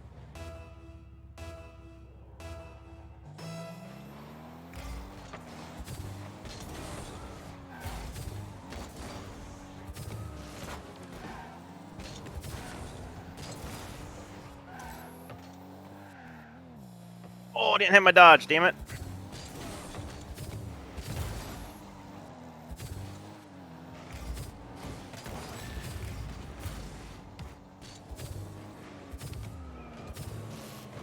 I believe. Oh, so close. Ah, fucking pinched him against the wall.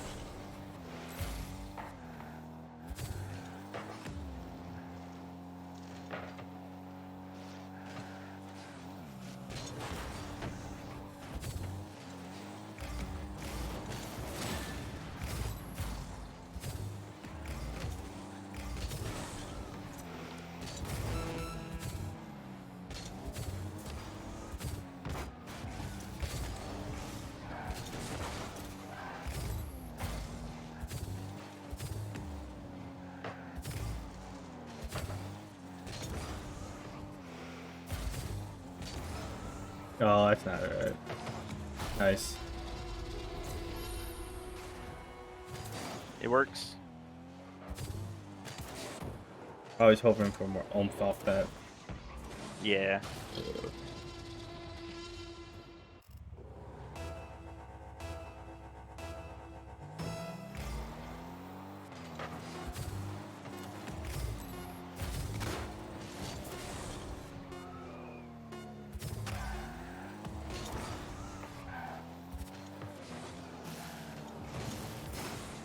Oh, he hit it instead of me. Dang.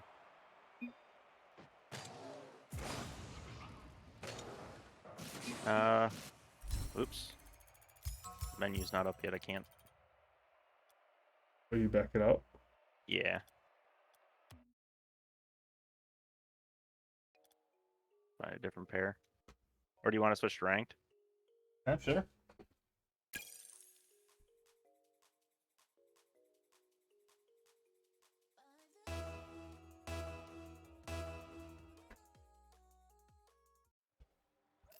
So I woke up this morning, not feeling too hot.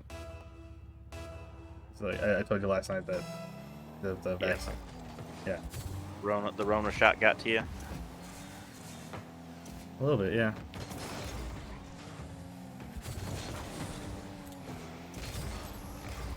It was more of like just the like cloud, like head cloud thing. Oh, sure. But not, yeah. Like I wasn't sick, but I'm like if this was like 5 times worse, I'd be sick.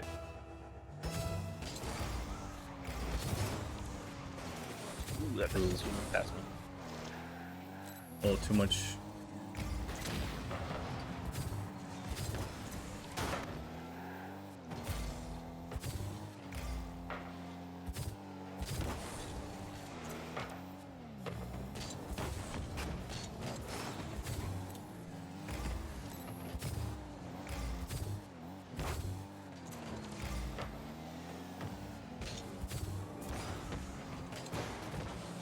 Oh, I rubber banded off that.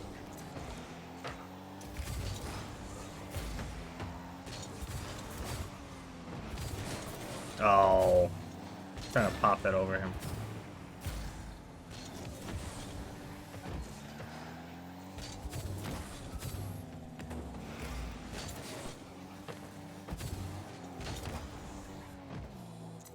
Let me at him, Doc.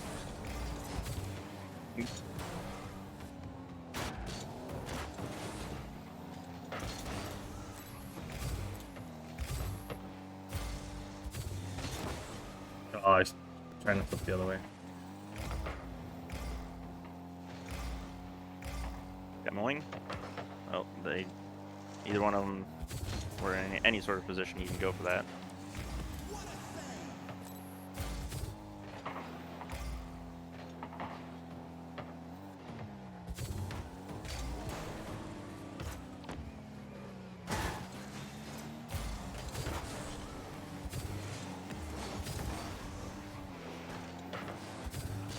Ooh, that's good, good, good.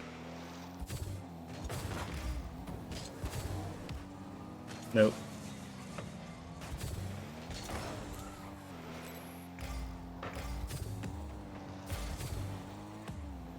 Nice shot. Thanks. Got that off just in time.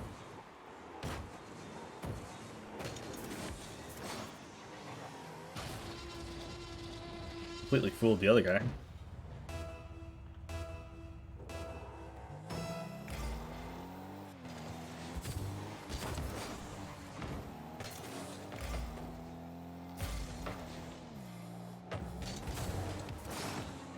Oh, I thought, damn.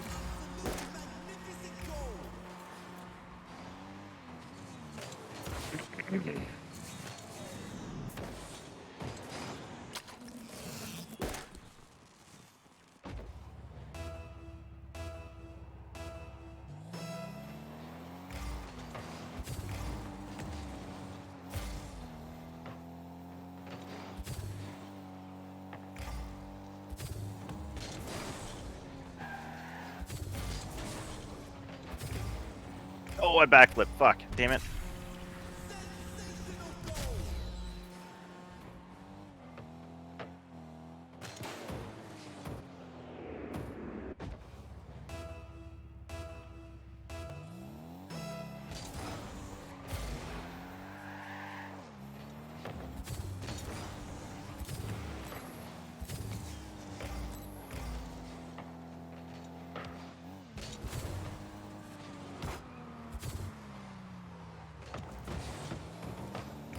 Nice dunk.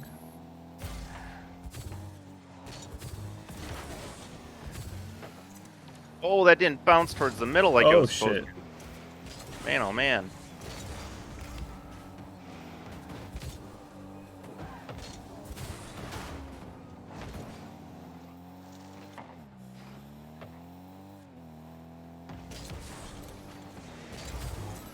Oh, can't quite get to him.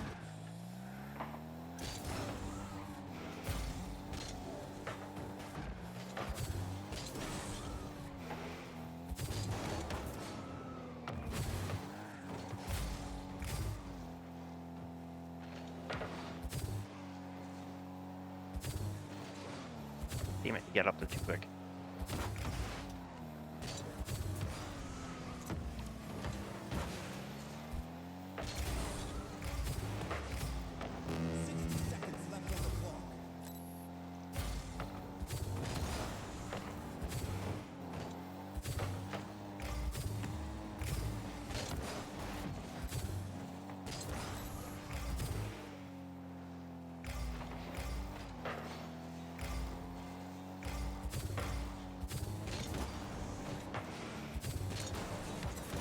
Oh.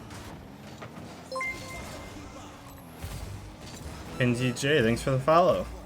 Oh, ran out of boost.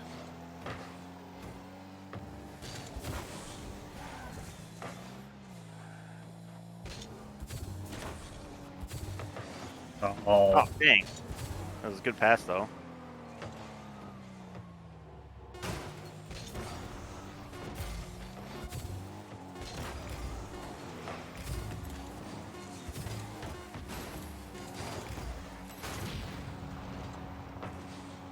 Dang.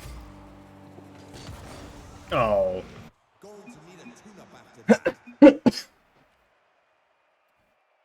Game is great. Thanks. I'm glad you like it. That's a rough first starting unranked. For ranked. I mean, it wasn't that bad. Yeah, would have been nice to win, but it wasn't a 6-1 blowout or something like that, at least. Yeah, but I mean, we didn't really get set up with anything at all. There's a lot of just back and forth. And Oh, yeah.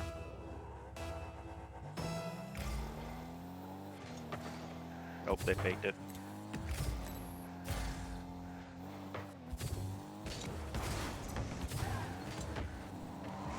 fucking gets way over there already.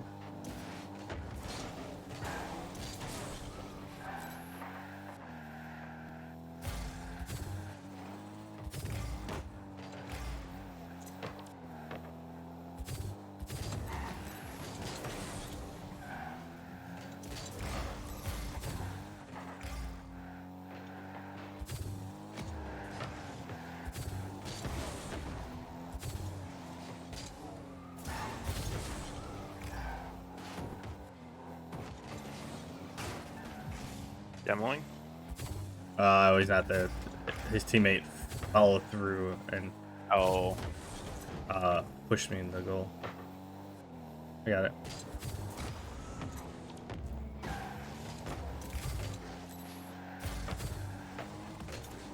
Ooh, I thought I clipped him.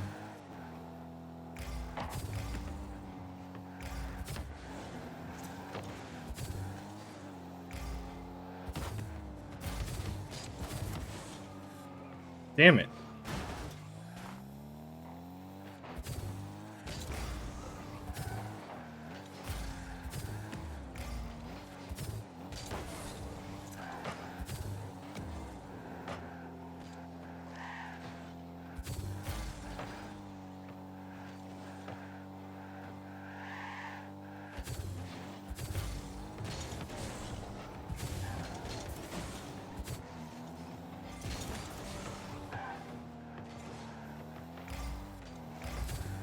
oh, dang.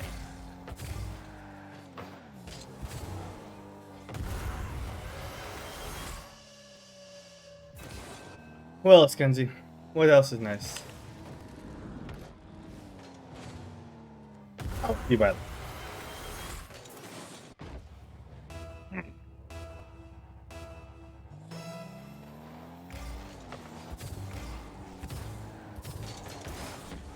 Ooh, that was close.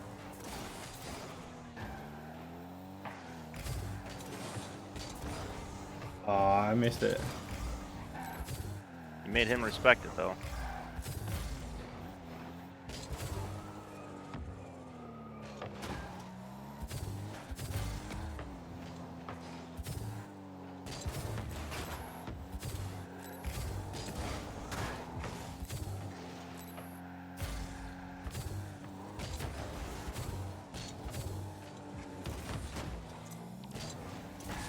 Oh, I had more boost. I could have got there sooner.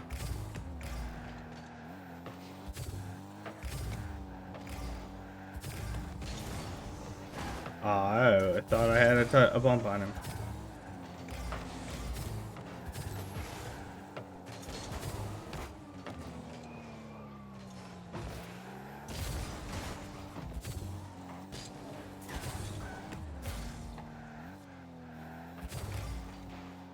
Nice shot.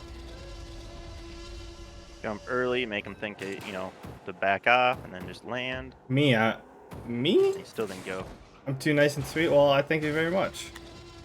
Made him hesitate. Yep. Made him respect and played him.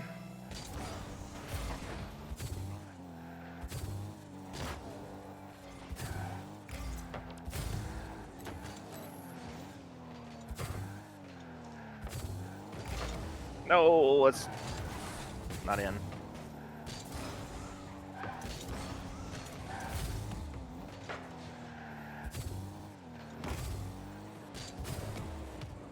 Oh, that was a horrible.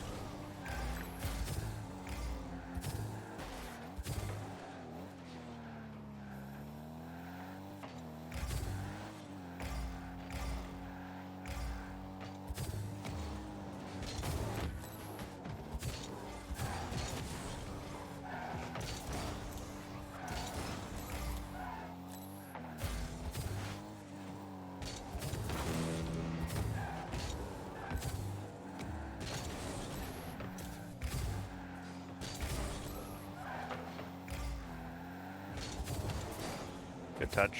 Thank you.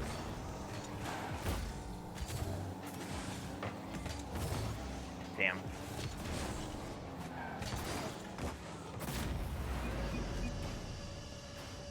That's my bad. That was a crappy touch there.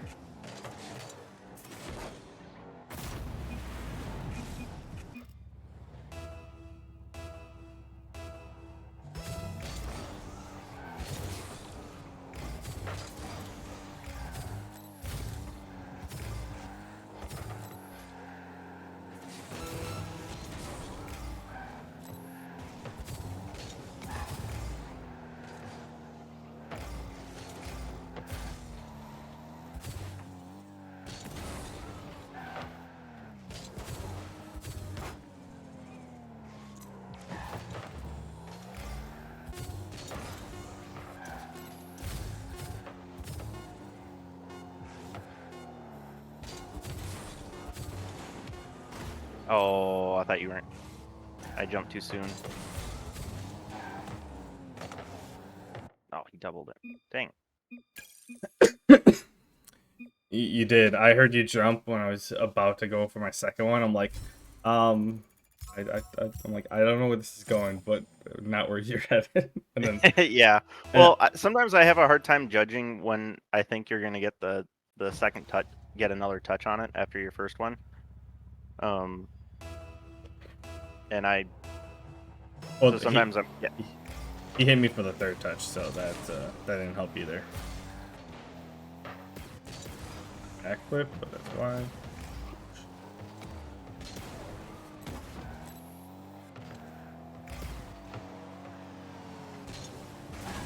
Oh, that feels bad, man. Hey, we take those. I thought it was gonna. He thought it was gonna bounce. You thought I was gonna bounce too, yeah. It'd been funnier if like you jumped to like 50 him and then Oh, that's my bad.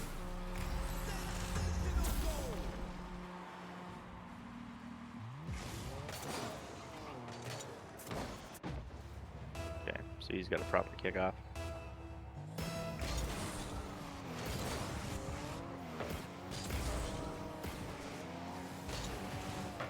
oh, he bumped me. That's just straight in. No.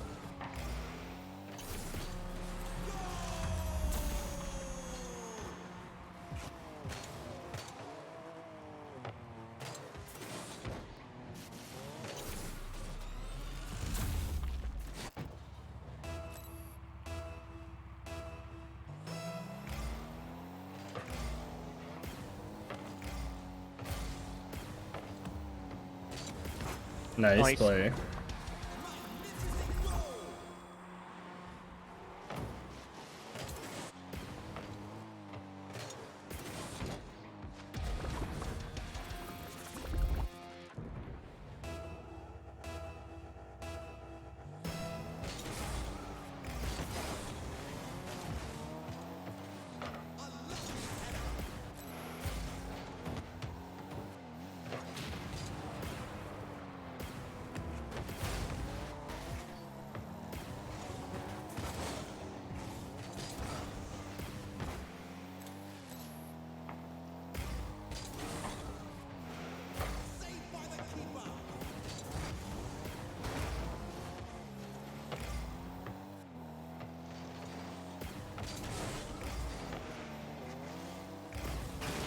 Oh, I thought he was closer.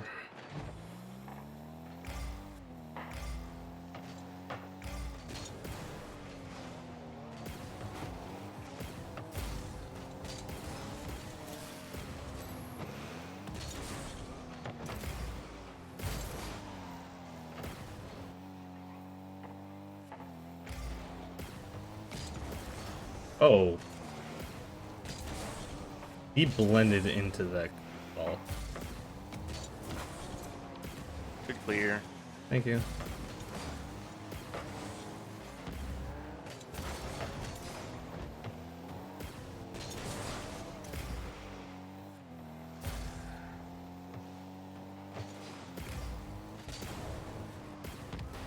Oh.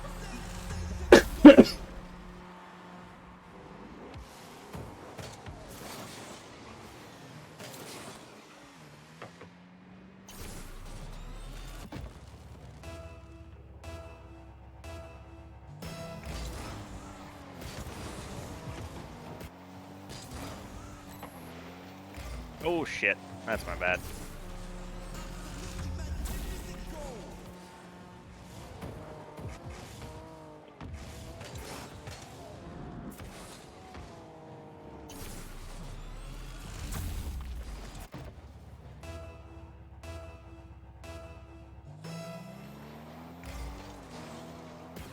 Oh fucking damn it, I forgot that he does that. What's my favorite game of all time? Probably Assassin's Creed if I had to pick one off the top of my head.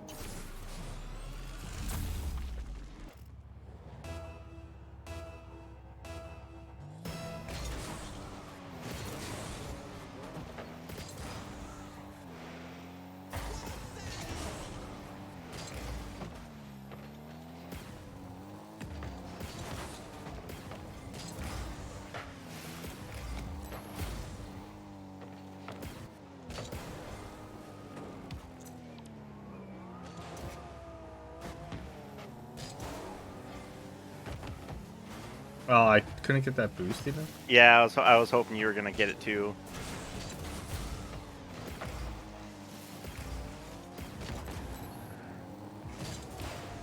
Oh, I didn't get high enough before I backflipped.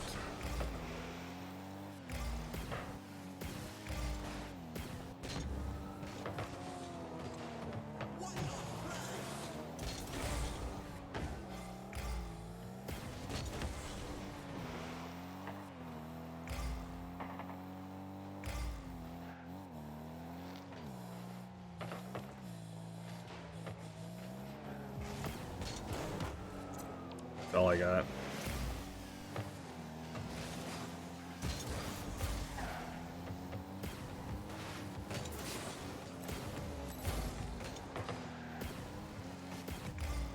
Just the one for now?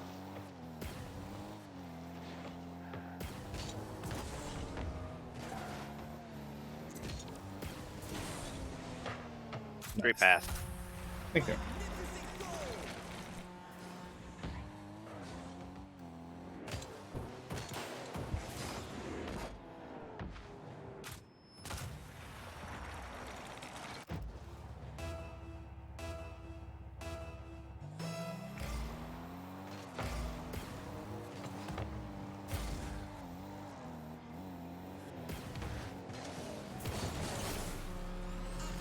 Was that the guy from the ceiling or not? No, okay. No, I don't think so. I stream Mondays and Fridays. I don't have a consistent third time. Sometimes it's Saturday, sometimes it's Wednesdays. Around then.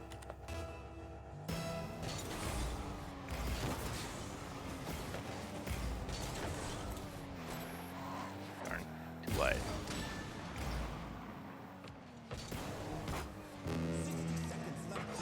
I had to put it on that side.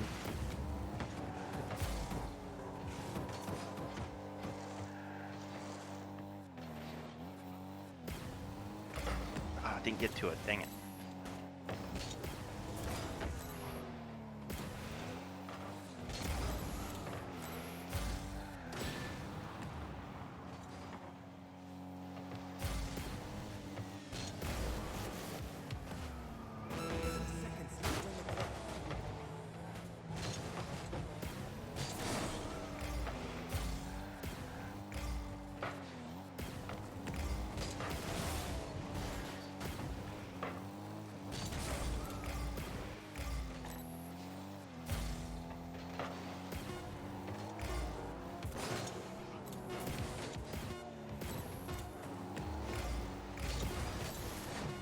Nice. Good play. I'm on PC. Yeah, I have two PCs, a gaming PC and a stream PC. Yeah, nice slow flick so that he didn't have a good shot at the squishy. Thanks. Oh. Oh, darn. I didn't realize he was not gonna hit it. I'm gonna take a pee real quick.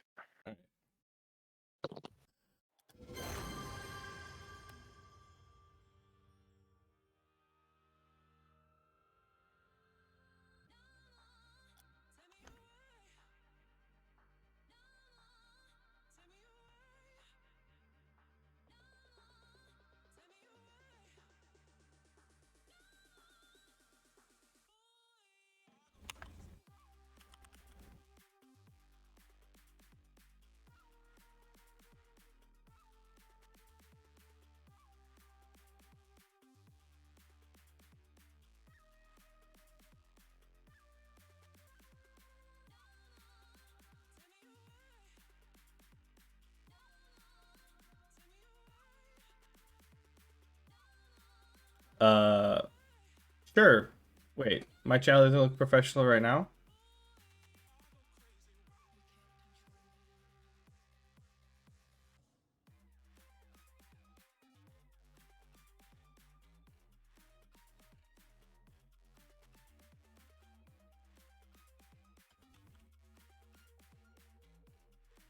I kind of feel insulted.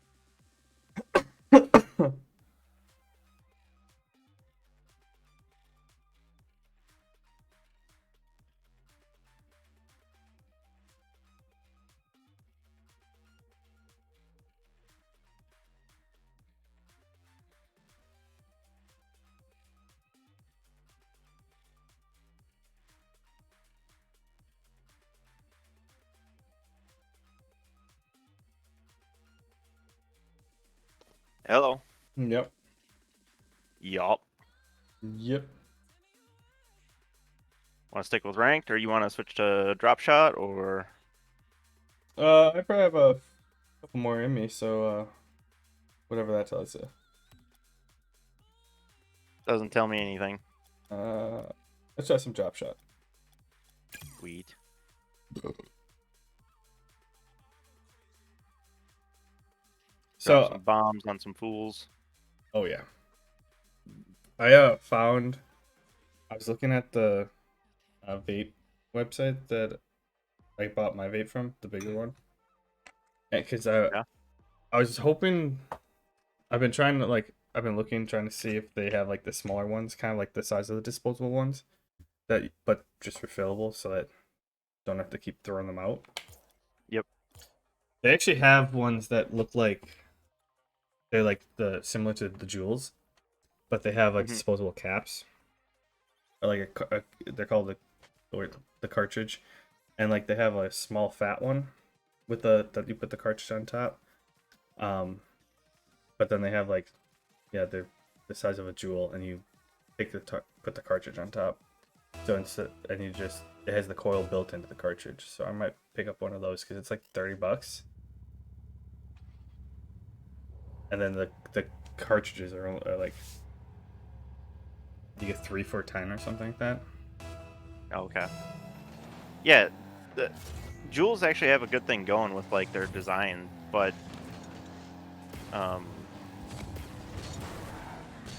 they're so unreliable and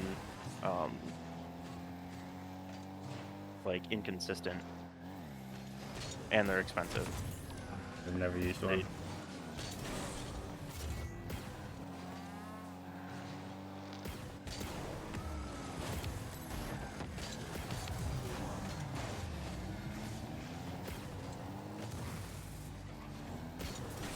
Oh.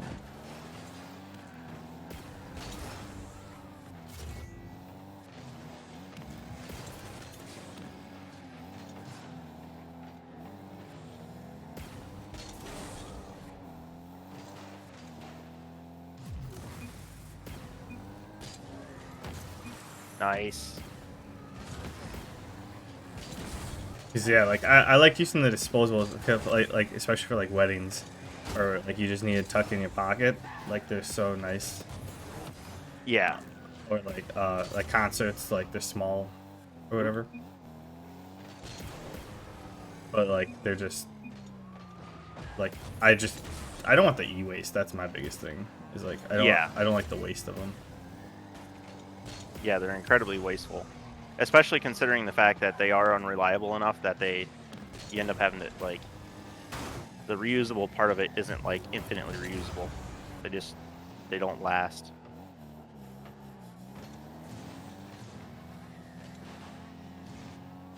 So yeah, for only $30, like I'm because that's the cost of a disposable vape, or like 20 to 30. I think I'm gonna get one, because Katie wants a refillable one because she doesn't like the waste either. Right. So I might get one for like Katie to use or like for us to share just to test it out, and then see how it works and go from there. Nice. There we go.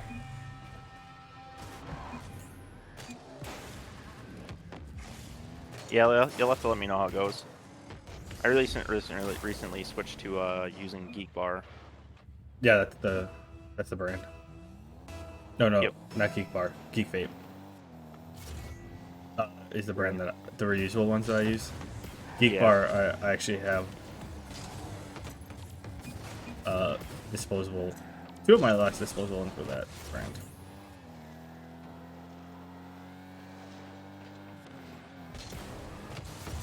Nice touch. Thank you. What were you using before? Elf Bar. I did like Elf Bars.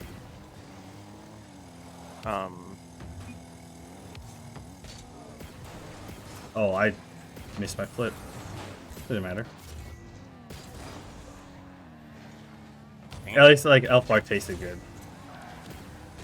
I didn't use them long Yeah. enough to. I started noticing consistency issues with them too, especially with apparently they have a thing with counterfeit. So Yeah. there was some sort of lawsuit with for the name Elf Bar. So they had to stop making Elf Bars in the U.S. And then Well, that's what happened. yeah, so then there's the BC 5000 ones, but you could still get like a bunch of the Elf Bar ones. But most of the time when it was like Elf Bar branded, I think they were towards the end there, they were counterfeit ones because the anytime I would get one that had Elf Bar in the name, they would have issues with oh nice. You'd take a puff off of it and the electronics would fail, and instead of shutting when you stop inhaling, it would keep on going. So like it just sit there and burn the coil basically. Oh. I don't want to take this way.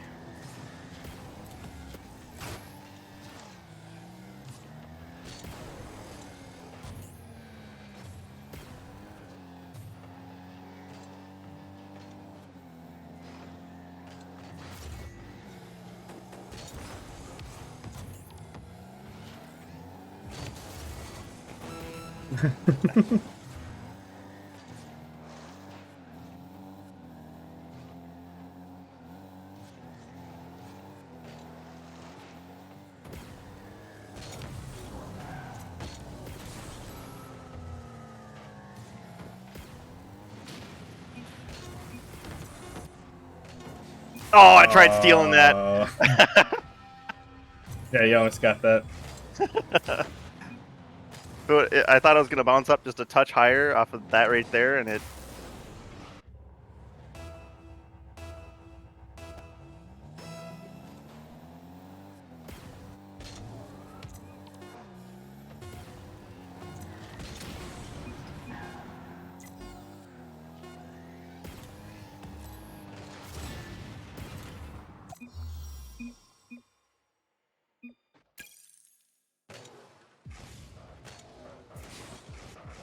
Yeah, my go-to is normally Raz.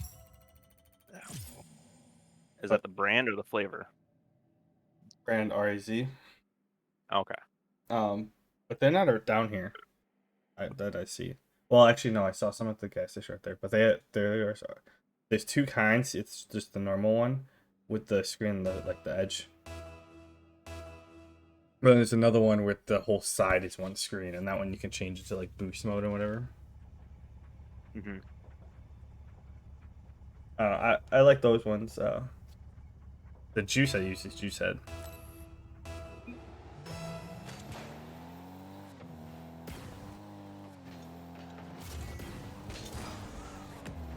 No, dang it.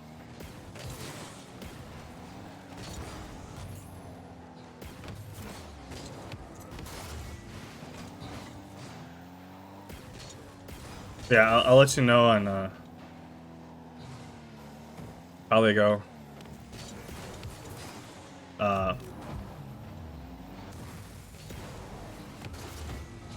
It's supposed to go further out in front of me.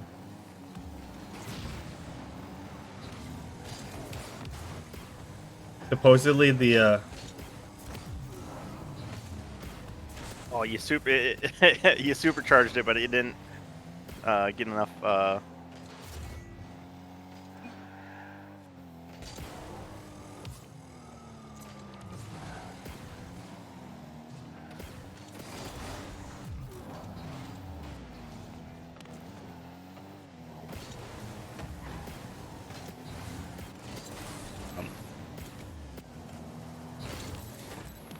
supposedly the cap or the cartridges as they call them, it's supposed to like last for like 10 refills before they get burnt. So I'm curious on like, I know it depends upon. Oh shit, I'm missing that. Like what kind of fluid? Because some fluid lasts longer than others. Ooh. Yeah, you just wrecked our teammate there.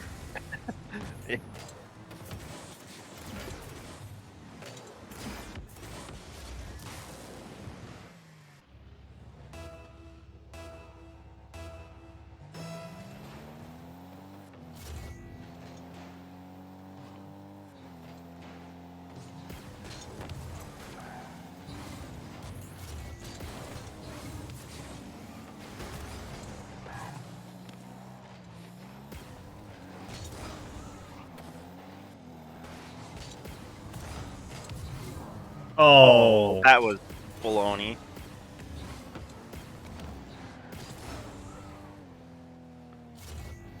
dunked him to supercharge it.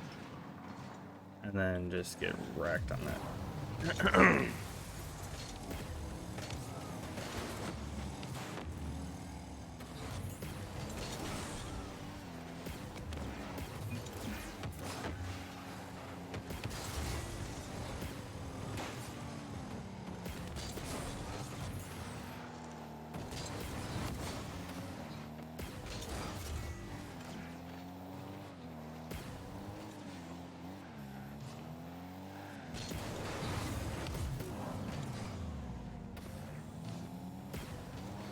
Why'd you Oh, save that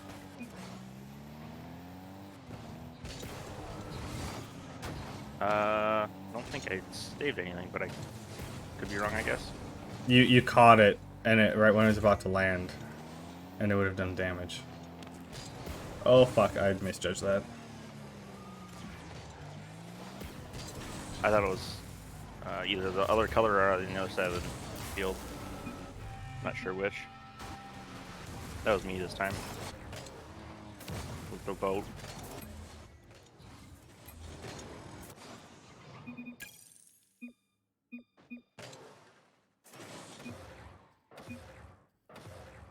That's my bad. I was gonna say I was gonna call it leave it, but like you peeled away from it. I'm like, okay, so he's letting it touch first, and then you like caught it right at the end. I'm like, no. I'm sure. Did you if you had car or cam or ball cam, got anywhere? Yeah, I think I thought it was gonna land on the other side, on our side, or it was gonna, or I was thinking it was the other color. I'm not sure which. My bad. Okay.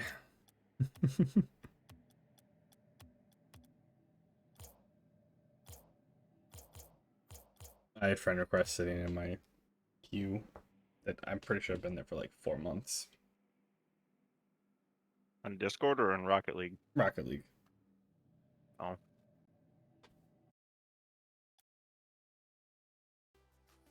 Did I tell you that I ran 1v1 to Rando a week or two ago? No, but that's not surprising. After a threes match. Oh no, you didn't tell me that. Did everyone else join in? Yeah. Who started And it? then, so I'm not even exact. Oh, we got scored on, like off the kickoff, and then he goes and puts in the chat, like the all chat, not the team chat. Pretty sure he said it. Either he called me out directly, or he said called both of us, hit me and our other teammate, Crash. And then he goes, you know what? No, I'm orange team now. So then he proceeded to play the entire game, helping the other team.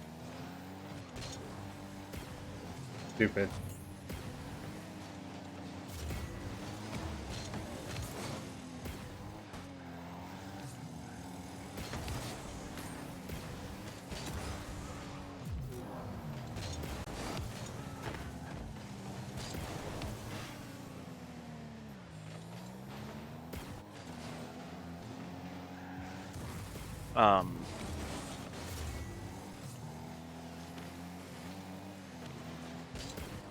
So then at the end of the match, and then all I said basically throughout that was I was like, why? A couple times. Okay, And that then does at not the make end of the sense match- on how that's orange yet. Sorry, continue.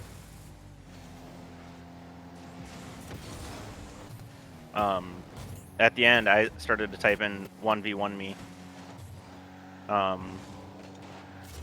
And then we both said 1v1 me at like the same time. Oh yeah, you had to do it then.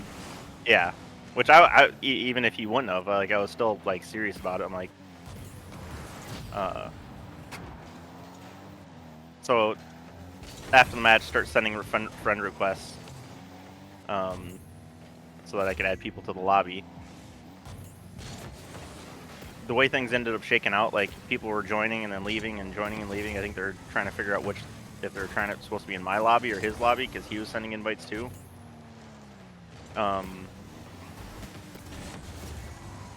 Yeah, I could see how that'd be confusing. So we ended up in his lobby. Match starts, and it's a 1v1. It's me and him, but he's got it set up as a 2v2 with bots. So it's me and him, each with a bot, and like a minute into the game, one of the people I was watching says, "Rangers got this," and then leaves, and then the rest of them start leaving. So I stayed long enough to score like 2 or 3 more times on him, and then I left. Oh, that didn't bounce up.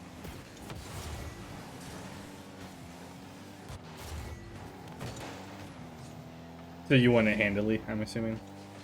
I went up like 2 or 3 points on him, and then I left. And then removed all the Epic Friends list people. Oh, I'm missing. Fuck.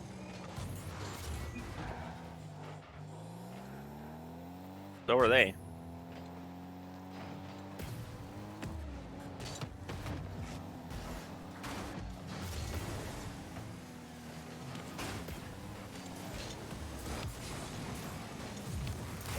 Oh my What? goodness.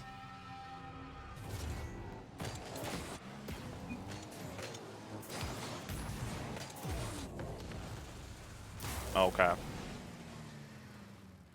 I did not realize it hit the ground. I thought it went straight from the one guy to his teammate. Nice shot. Oh no.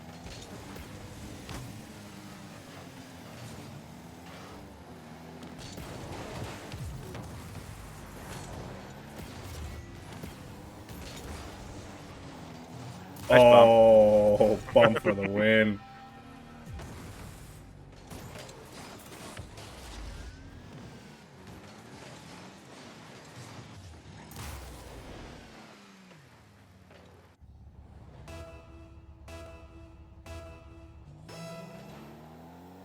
Oh.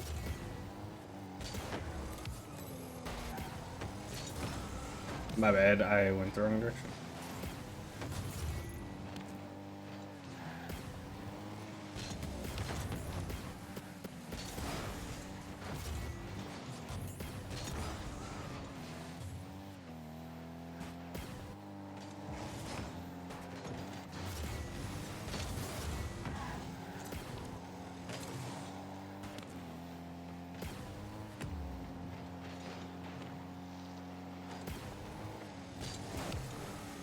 Nice. There you go.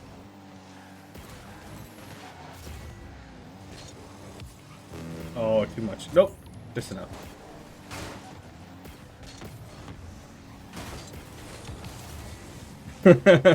Oh, he got it. Oh, I hit it downward too hard. Nice save. Thank you. Damage.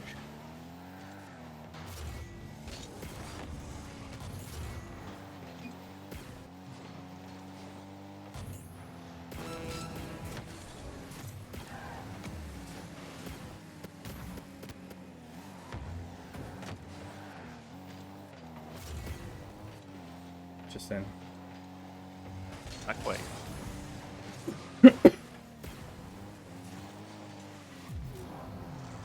Whoa. Okay. That's a no. They're falling over each other now.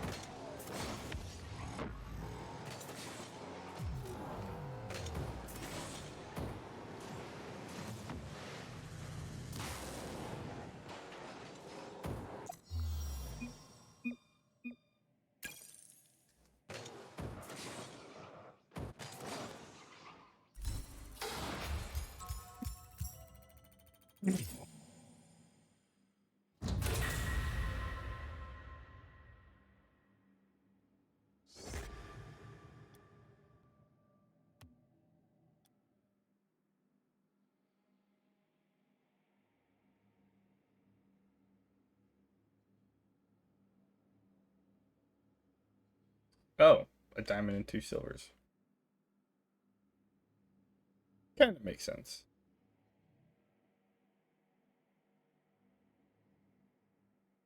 Actually, one thing I like about these geek bars is that they've got battery charge percentage and a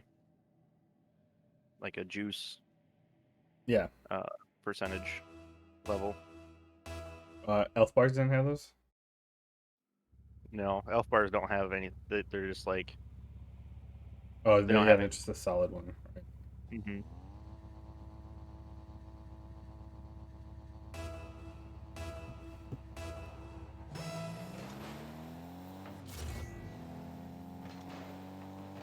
Oh, I'm not on target. Good touch.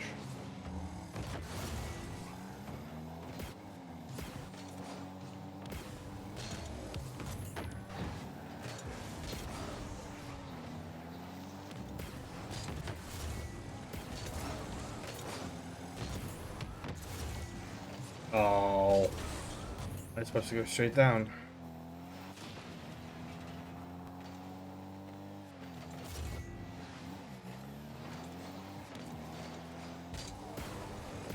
I'm missing.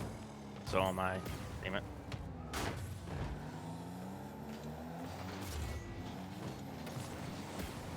Nice pinch. Thanks.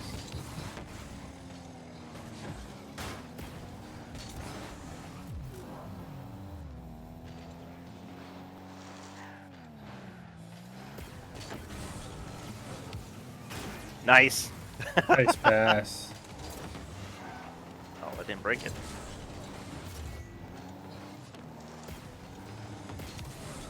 Oh, that's right, sorry. Damn it.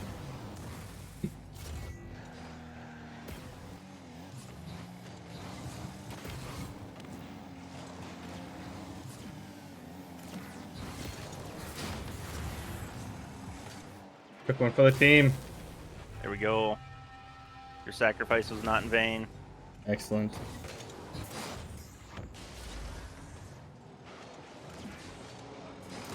I think you did slow him down enough that he didn't hit it the way he was going to.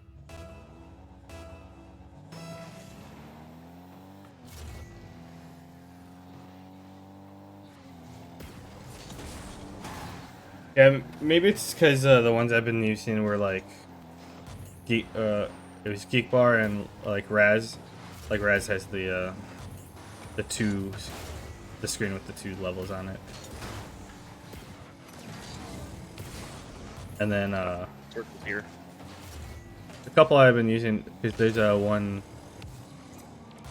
Nice. gas station when we drive up in Illinois that has a bunch.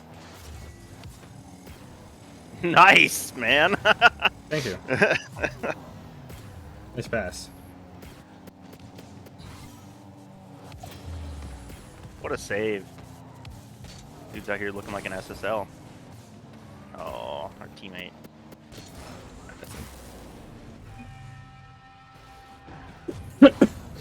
So I've had a handful of the different brands that have the couple like screens on them. Mm-hmm. Kind of dumb with some of them now though, because like you can get ones that have like like phone connectivity and stuff like that. And it's just like, why?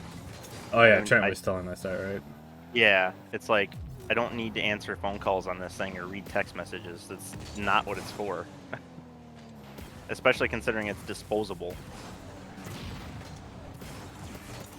Yeah.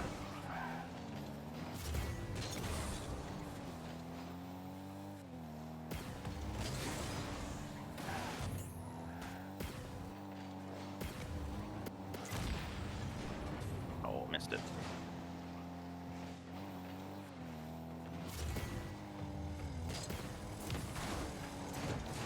Nice. Oh, he got there first.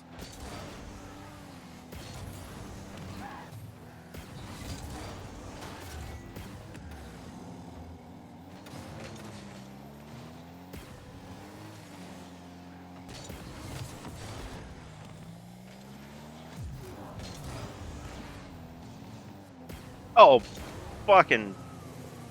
Oh, I fucking missed it. Ooh. Ooh, good touch, guy.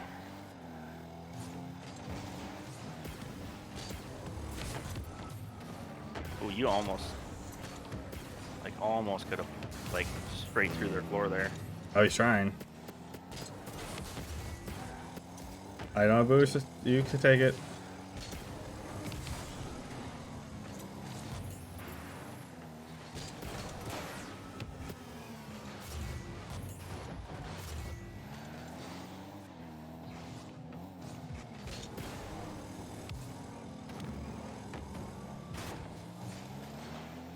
Nice.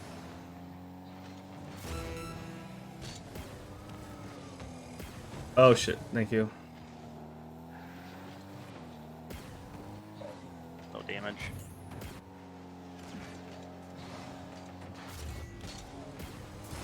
Oh fuck me. Oh.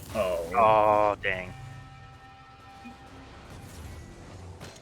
Sorry, 9 seconds left. We got a strong advantage.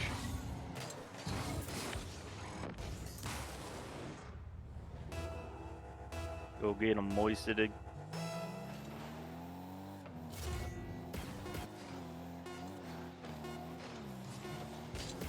In. Nice.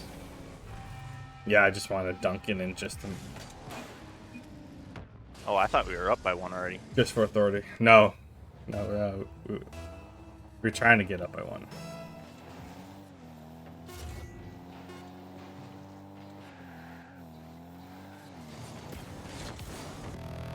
Good, good.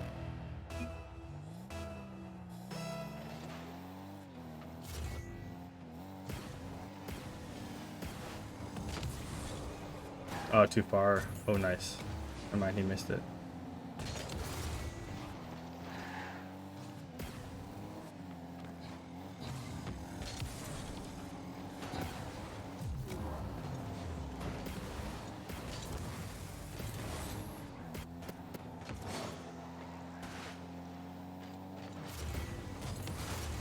Oh, that's not the touch I wanted, exactly.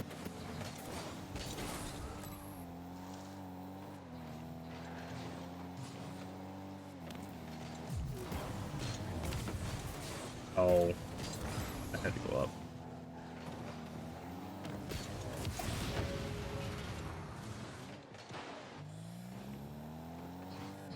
I don't like that.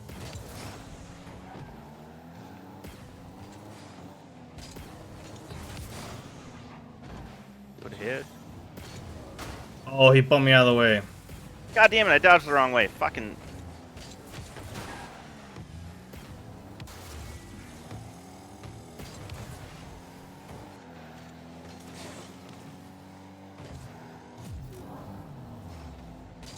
Someone else. Nice. Nice.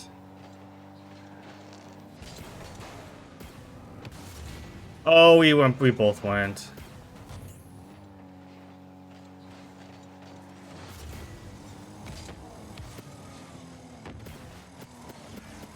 Oh, I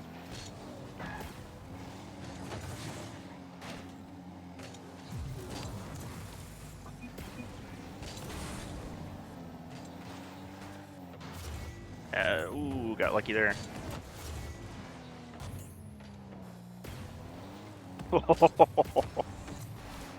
Oh, that was No! close.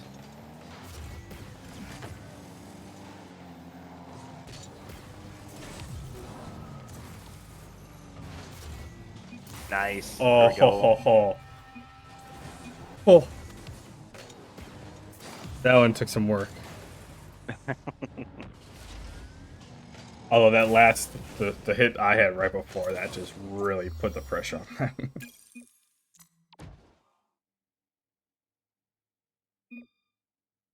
That was a close one. Yeah. That moment there at the end where it bounced off like the edge of like 3 tiles, and then it went to another hole and bounced off the edge of like 2 more Yep. tiles or something like that was just like, oh no no no no. There's not gonna be many tiles left here for it to bounce off of. And then right after that, you hit it up, and then I almost, like, it was just too far wide that I couldn't, like, turn it back in and just drop it in. Oh yeah, yeah. You hit it and it broke. It got rid of that one tile that was there, but it wasn't. It still had enough momentum that it kind of moved over to another tile. Yeah, it wasn't far enough over for me to just stop and let it drop. It kept going.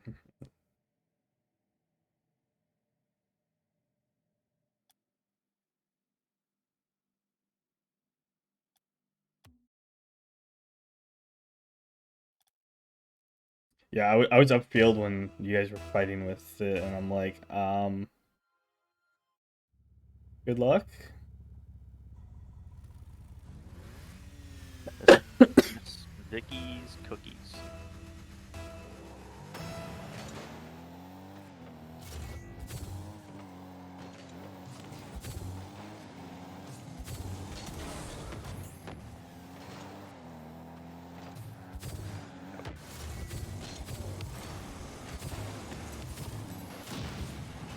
Oh, what a demo!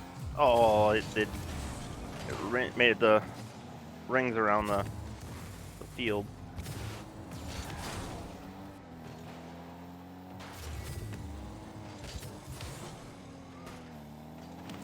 Good block.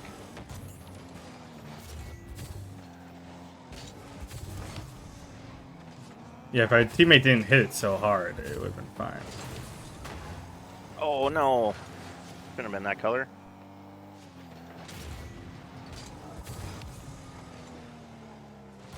Oh, what? Yeah, he did like a wave dash there. And, I thought our teammate was on that side. oh fuck!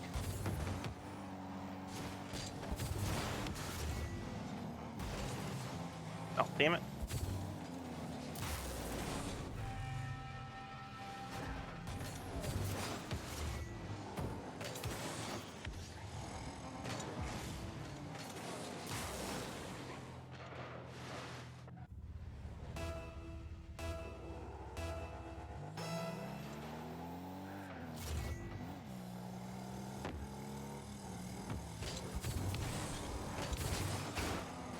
Oh, I shouldn't have dodged when I did.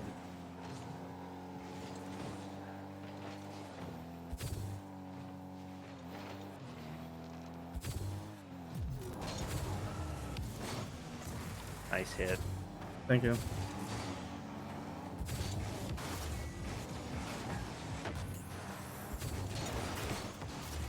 Nice dunk. Thanks. I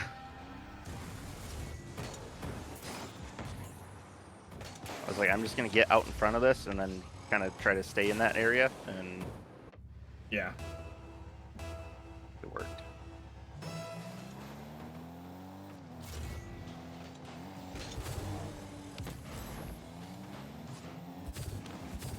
Oh, I'm not on target.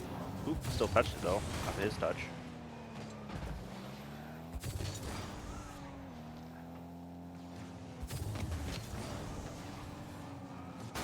Oh, what a save.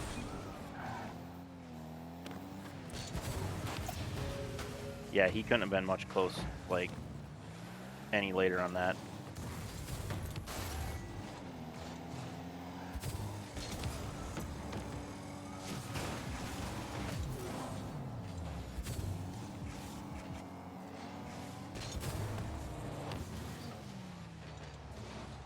Oh, come on, man. Oh, I thought you had that. Getting ripped off with these colors, man. Good hit.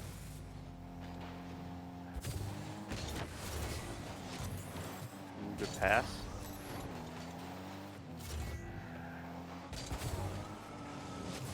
Oh, he beat me.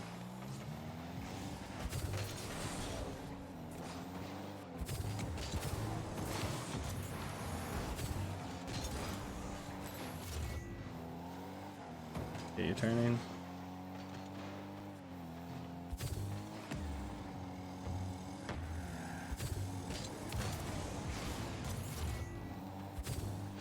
Oh, I missed. Nice. I thought I missed that there. He flat. That guy almost had it, and I'm like, shit, and then...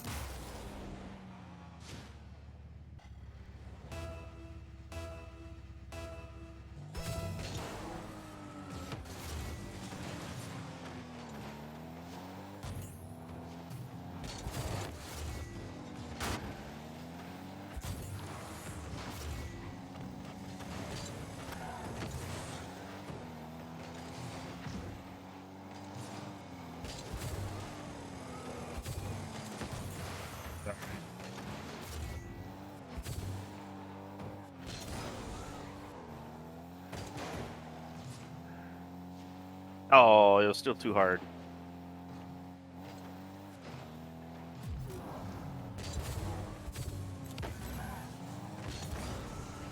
Oh, that did go up to the top. Ah, damn. Oh, that's bad. Nice.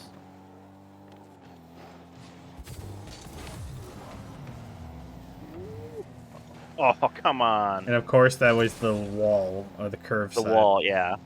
So it didn't do any damage.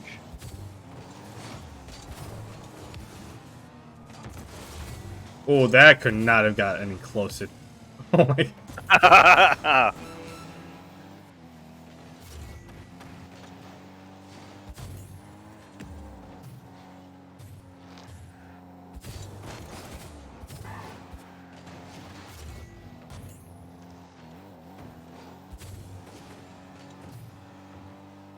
Oh, so close.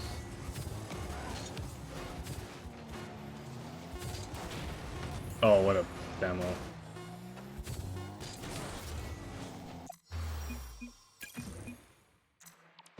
Yeah, I had flashbacks that he was just trying to carry it right into the hole.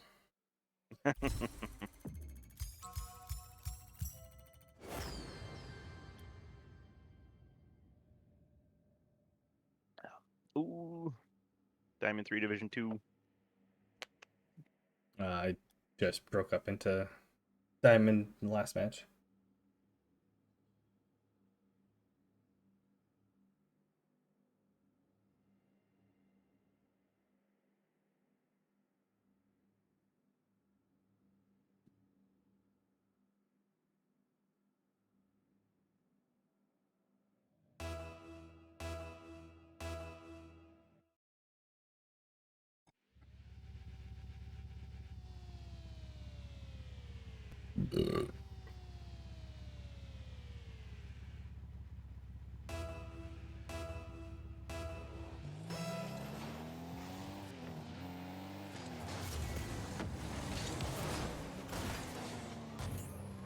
I'm not convinced that should have been orange. After both of us? Yeah, probably not. Oh. Bullshit.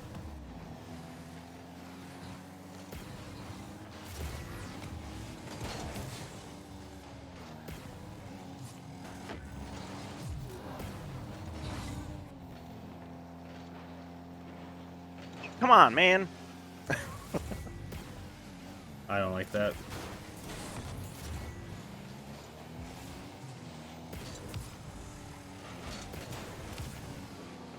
I backflipped to hit that and landed on our teammate.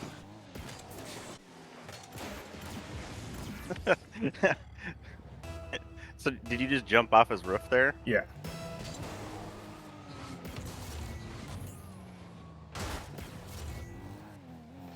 Gotta get lucky with Oh, some better fuck. luck with these colors.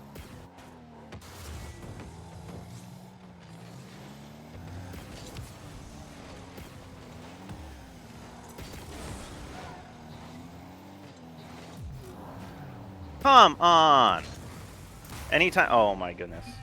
Anytime someone does that to me, this right here, where you like squish it like that,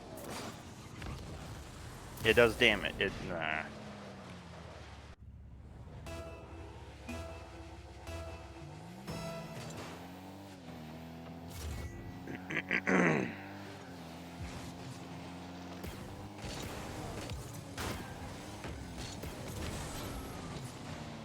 Damn.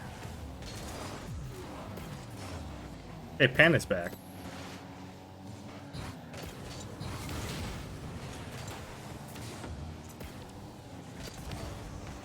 Oh, nice save.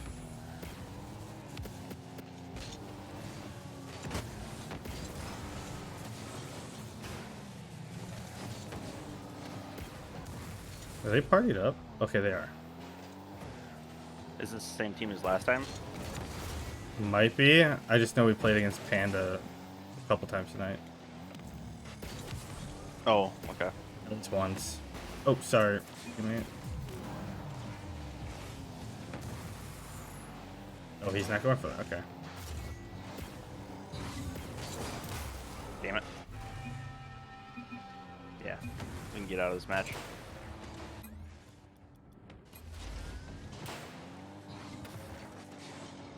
Yeah, our teammate isn't. I don't know. Doesn't seem like he knows what he's doing. Or he's just ball chasing, one or the other. I just couldn't get. My biggest thing with that match is I just could not get any luck with the color. Like every single 50 came out blue.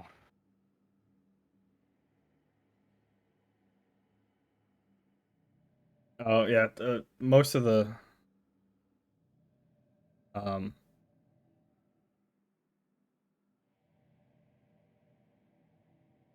Like I don't like it's sometimes it seems like I just straight up like have like you would think that, you know, 50s would have like a 50% chance coming out one color or the other, right? But sometimes I feel like it's disproportionately not in my favor. So I don't know if it's like I'm doing something that is causing that, or if it's like so like maybe some other people are doing something where they're delaying their flip or they're purposely getting there slow or something like that to make sure that it's the right color.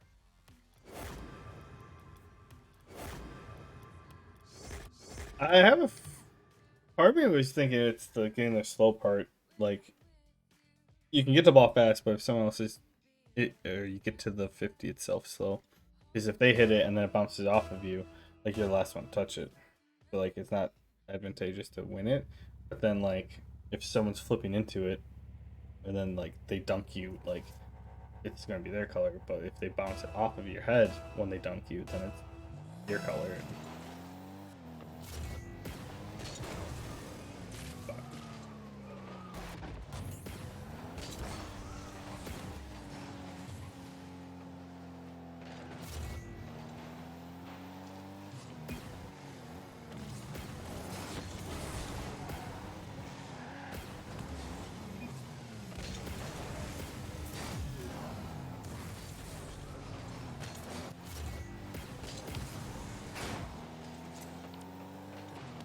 Oh, that should have done damage.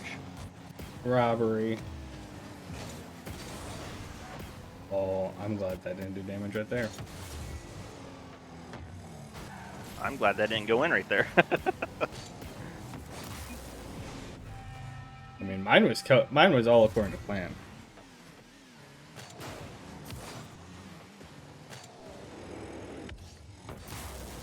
Oh, I didn't realize. Yeah, I say that as I ended up basically on goaling it there.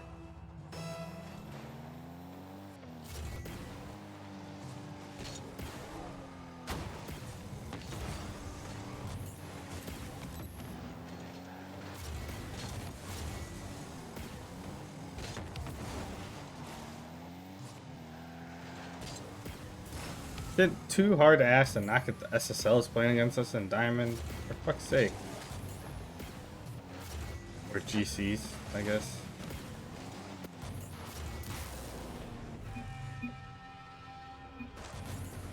I mean, they're Diamond 2, Diamond 3, Champ 1, or Champ 2, and 3. Although there is a GC.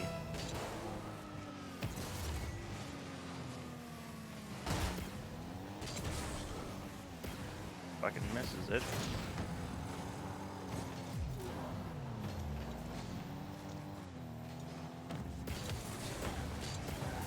Oh, I wasn't able to follow that.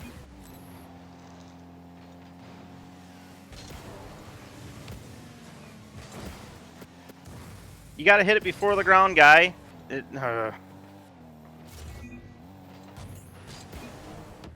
had all day to hit that, and he just...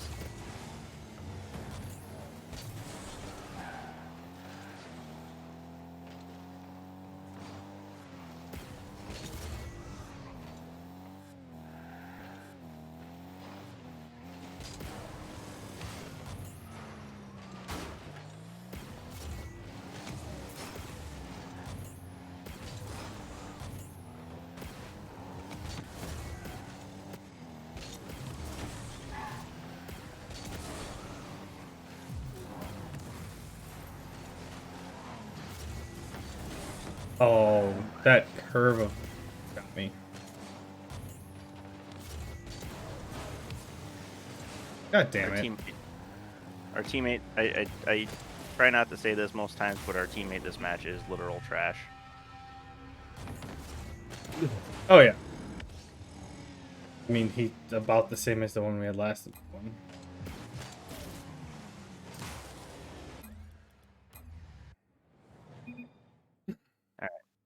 Rumble? Sure, I'll do one more before you go. Yeah.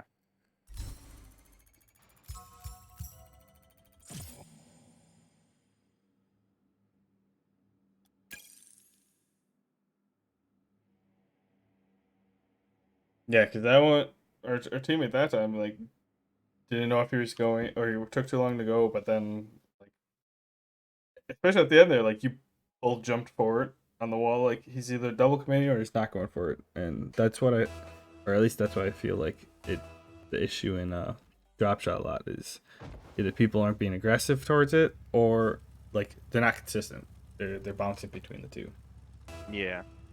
Well, and the other thing is, too, is, like, there was one there where he was driving alongside of the ball. It was in the air. It was the other team's color. And he had all day to hit it before Oh, you... before it hit the ground. But he just he waited until after it touched the ground before he decided to dodge, like, to hit it.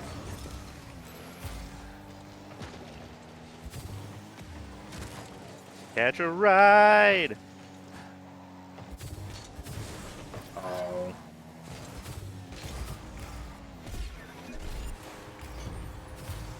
He just Spider-Mans it into the net there with his...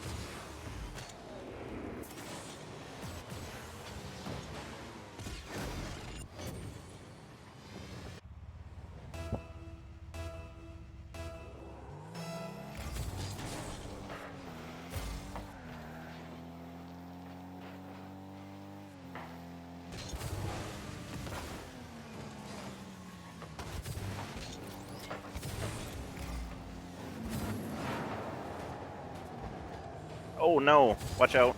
Oh, good save.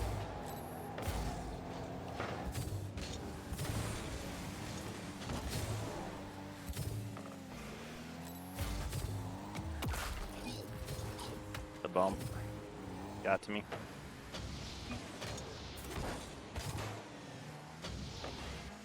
Oh.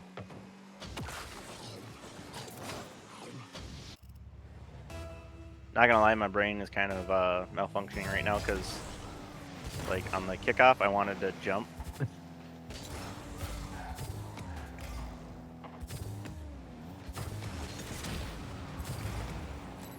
Hey, teammate, all you.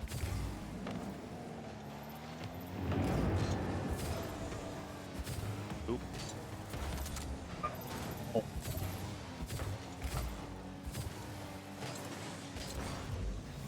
Oh, the ball let go.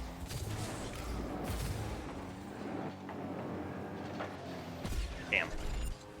I don't think I've touched the ball like once. You got 18 points, Okay, so whatever that's worth. a kickoff and 3 touches or 4 touches. Every time I go for it, like our teammate ends up touching it right before me. Oh, and I don't have enough boost for that. Oh, come on, guy. I don't know that they change if they may. Did they change it though? I don't know if you actually get 2 points per touch anymore. I mean, like dribbling, you don't get 2 per touch. Like if it's dribbling on your. Oh, Oh what the? no!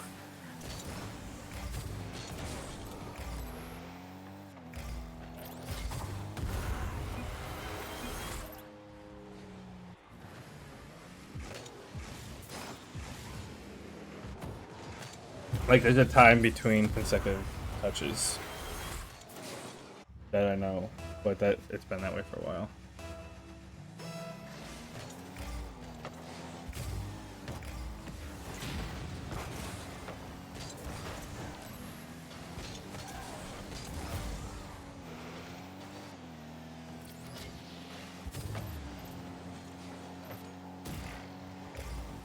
Oh, nice boot Just hoping to boot him into into the net. yeah, into his own net.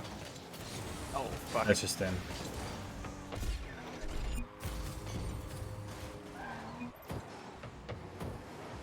I almost did.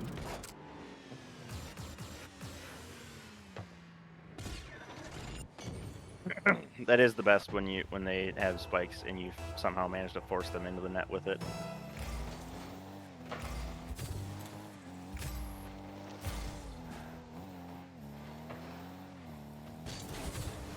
Fuck me. I feel like I'm getting lag this game.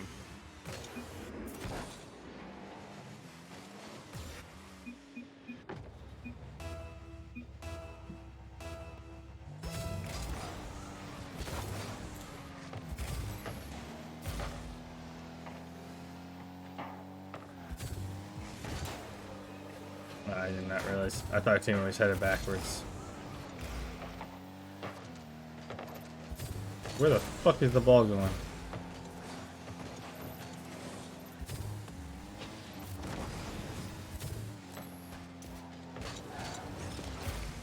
I know exactly why you're saying that, and it's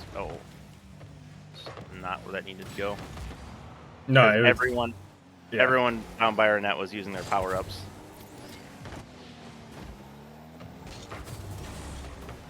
Oh my goodness.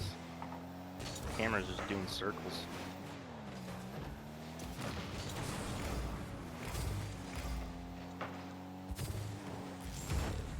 No! The magnet. That was my magnet. It was supposed to help. I know. I had the shot lined up until you pulled it away. Well, I was trying to actually fucking try in this match here, and then I thought you were out of the play. No problem.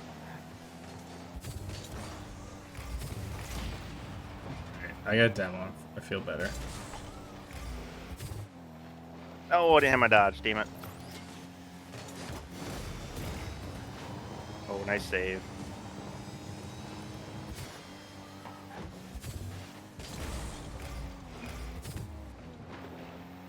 Oh, it unfroze right at the last second. Oh, Good.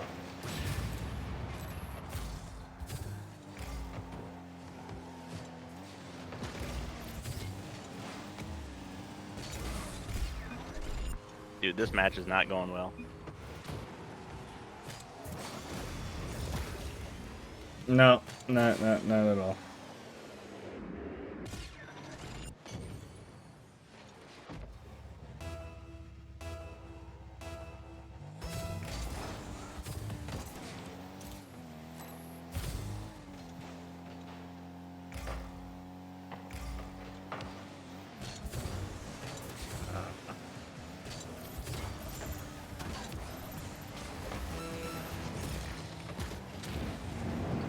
What a mate. What a tornado.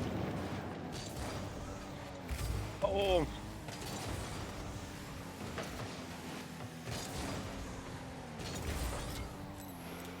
Oh, go get him, buddy. Haha. I took the teleport for him.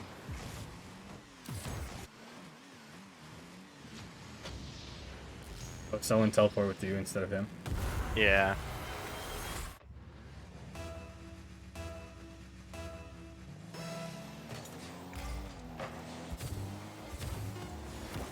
Oh.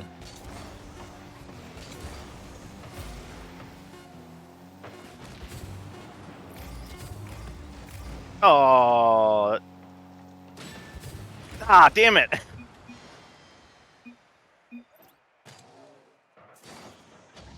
Alright. Can we get one more, like, good match? Right. I was ready to quit like 3 matches ago, but they've all been blowouts. I'm like, what the fuck is going on here?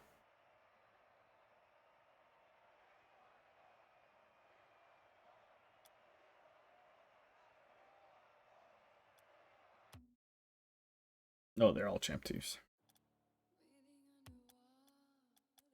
Yeah,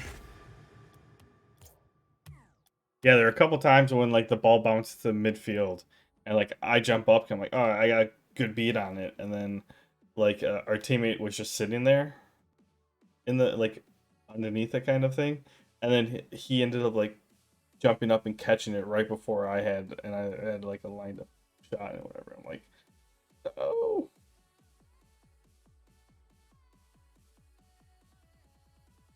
Kind of like the stuff that I remember Trent doing a lot, where like just because the ball was over him, where he jumped up and to hit it, even though like he didn't have any other any play on it, he just hit it because it was near.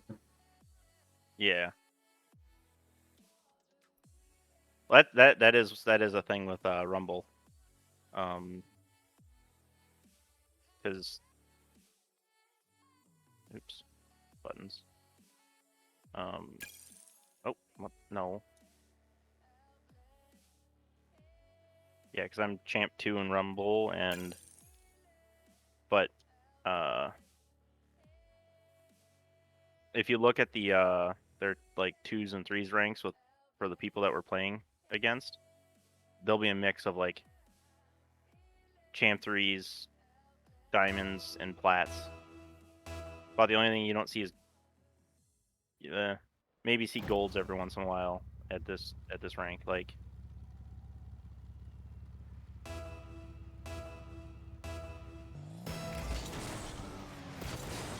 so Same diamonds people. and champs. The Savo was on our team last. Was he? Okay. I think I don't know if it's the same people, but if all the same people, but it might be. No, I think we were playing against a full team last time.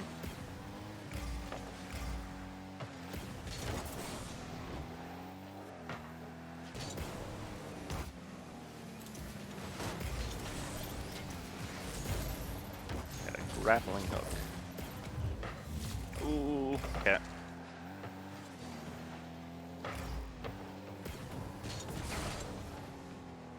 I think I pinched up. Yeah, a little bit. You did, yeah. Oh, I didn't get the second touch on it. Oh, I wasn't far enough ahead of it. I was going too fast.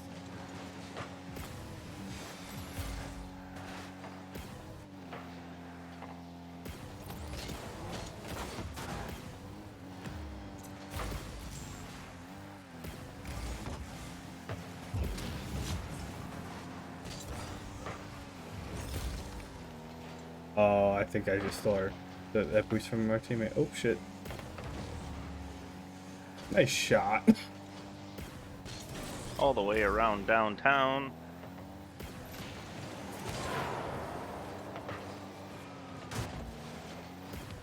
Oh, what a save.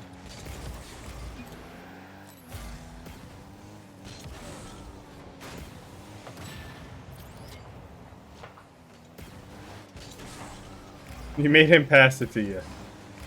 Yeah. That was great. Brain cells were activated on that play, and it almost worked.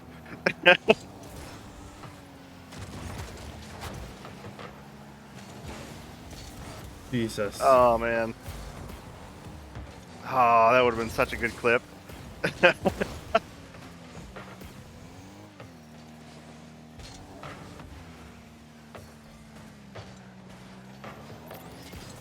Oh man. I didn't even know what happened until he was past me.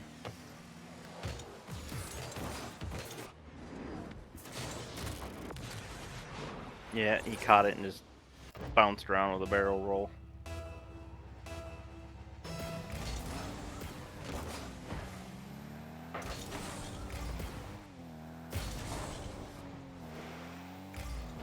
Well, it's the combination of him hitting it. Come on, man.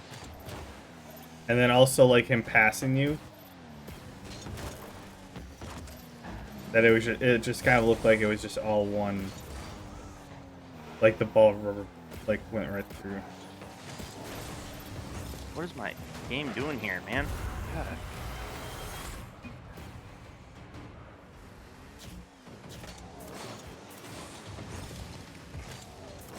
I don't know if I was getting bumped there or if it was like just lag. Don't look bad compared. It's like normal. Yeah, no, I don't know. Sometimes I notice it like it's almost like you get like a rubber band effect from something. Oh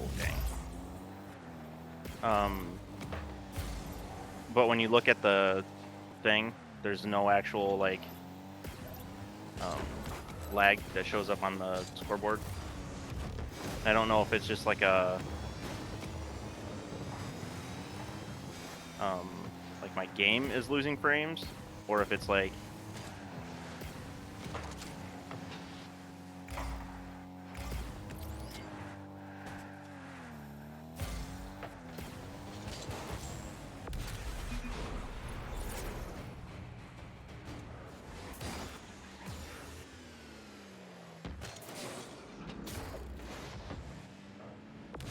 Okay, he didn't have the magnet before those Isabo. I thought he just had a power up. I'm like, wait, why did he have the plunger as well?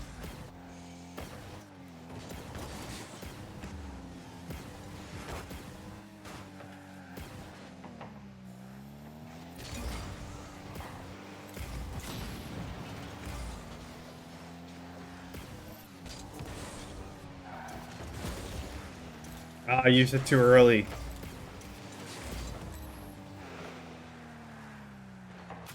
Nice. alright, we didn't get skunked.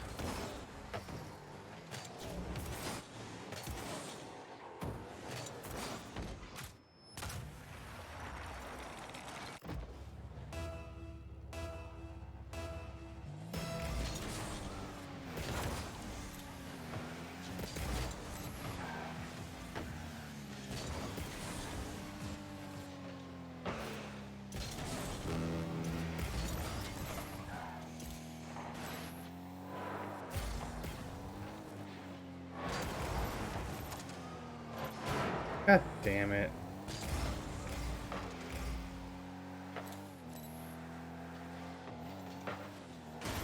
Oh. I can't get to that. Oh no! Bad time to death grip my controller.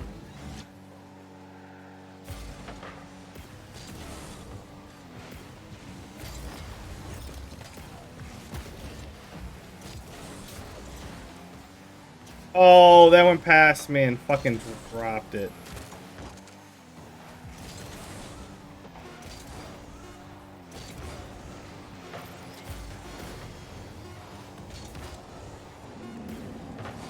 Oh, I was not close enough to it to fucking spot there.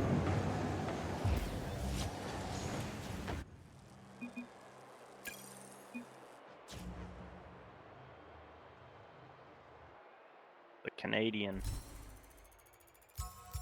the Canuck. Yeah, after you said like bad time to death grip my controller, I was panicking because I like the ball got frozen in front of our goal and I had a plunger. Yeah, so yeah, because you plunged it away, and then I death gripped my controller, No, and I I didn't plunge plunged. then. Oh, okay. After that, you're saying. Yeah, it was after your death grip, and then like it goes back in front of the goal and it gets frozen, and I'm like floating midair, and then I notice that I have a Oh plunger, and yeah, I'm trying to, and I'm like, oh, just fly at it, please. yeah. Because I went just before that when I death gripped my controller, I 100% plunged it back at our net. Luckily, it came directly at me and bounced out instead of going in. Because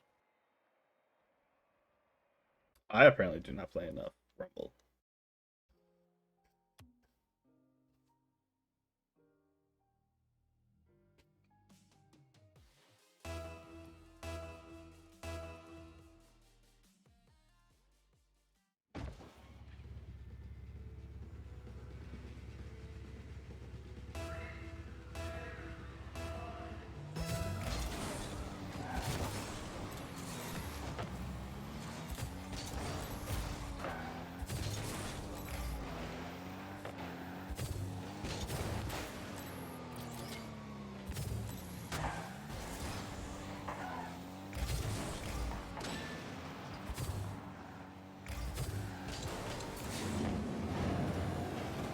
oh no, that's not the right takeoff.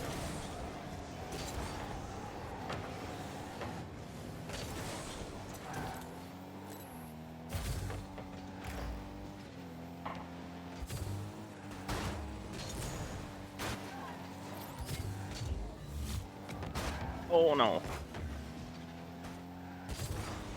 Come on! Target the ball.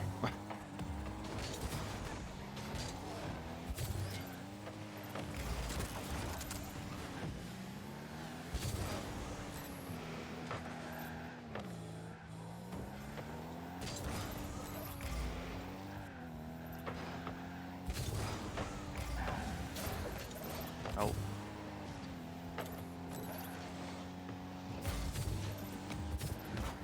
Dude just had to stop me from touching that there. Good shot. Thank you. It worked out, I suppose. Not that he was helping you at all. He stopped. Yeah. Like that's the best thing I.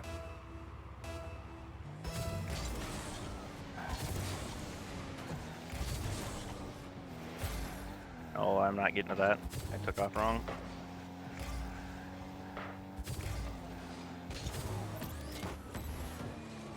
Oh, I pogoed off the fucking wall.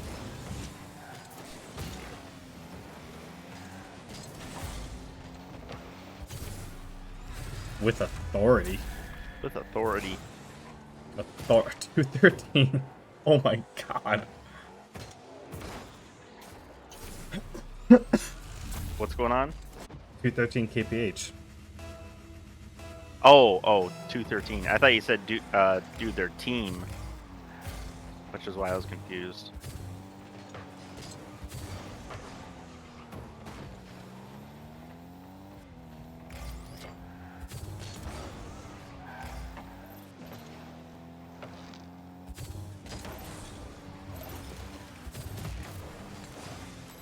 Oh, they froze it. That's right. Okay, I did hear that. Better, I would have.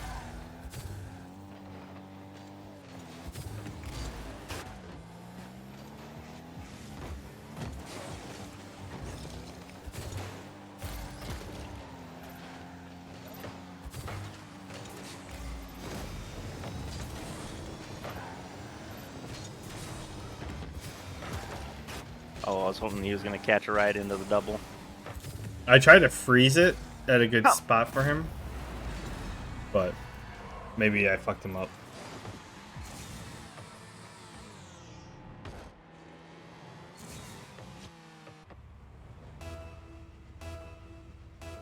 Maybe the teleport messed with their game. Well, that one was kind of my fault. I was trying to use a boot on him.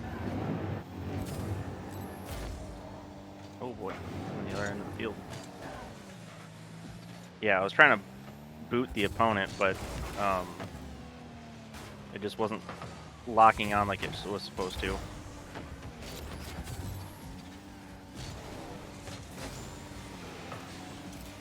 Uh-oh.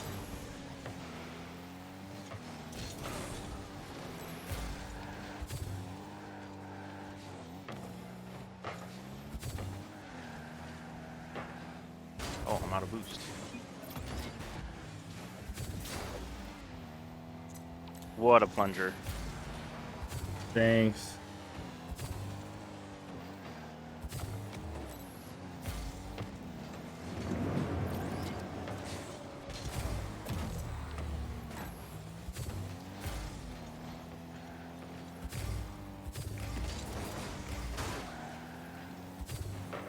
Oh, I was hoping I'd pinch it against the wall.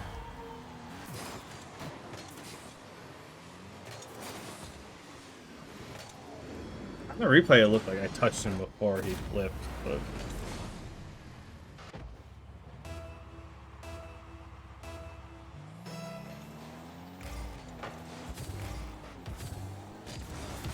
Oh, I didn't get any flick on that.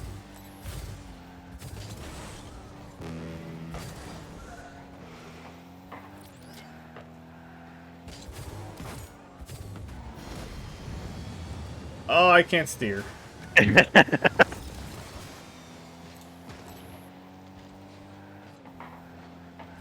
Oh, no, no, no, no, no. I didn't think I was going to have to when I caught it in the air, but it just pushed me into the ground. Or into the wall. I finally get a grapple. I don't really use it.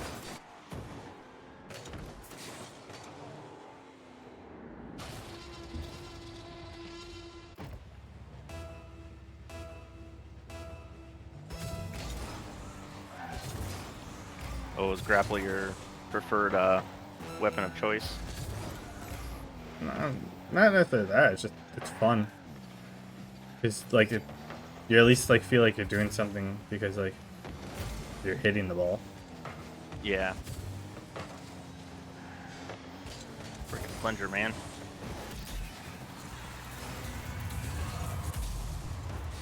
I thought I had a good clear there. And that guy's like, nope. Maybe I kept that low and our teammate would have got it, but I don't think they were hitting it that hard.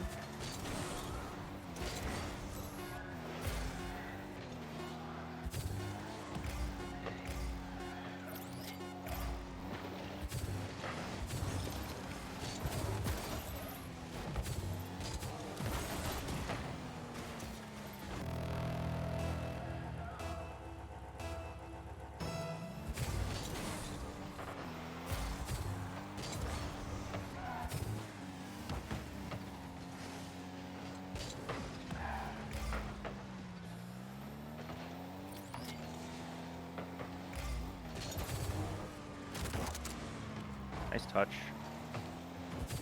Thank you. Dunk. Oh, dang it.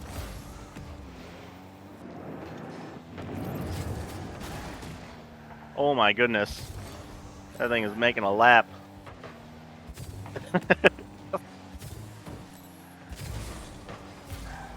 Well, I had the touch. It just, I think it was the tornado kept it weird.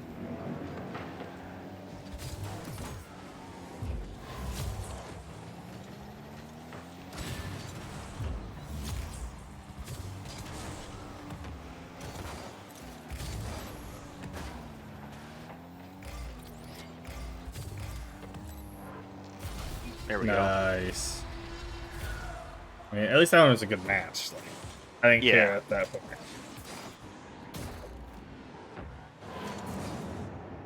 Yeah, I think when the guy was dribbling up with the tornado, like, it was supposed to bounce off the wall and the back wall, but it just, like, stuck to the wall the entire thing. So I'm like, oh, good thing I have the Good thing I have the punching glove, because I could hit it to the other side. Mm-hmm. So. Yeah, I prefer the punching glove. And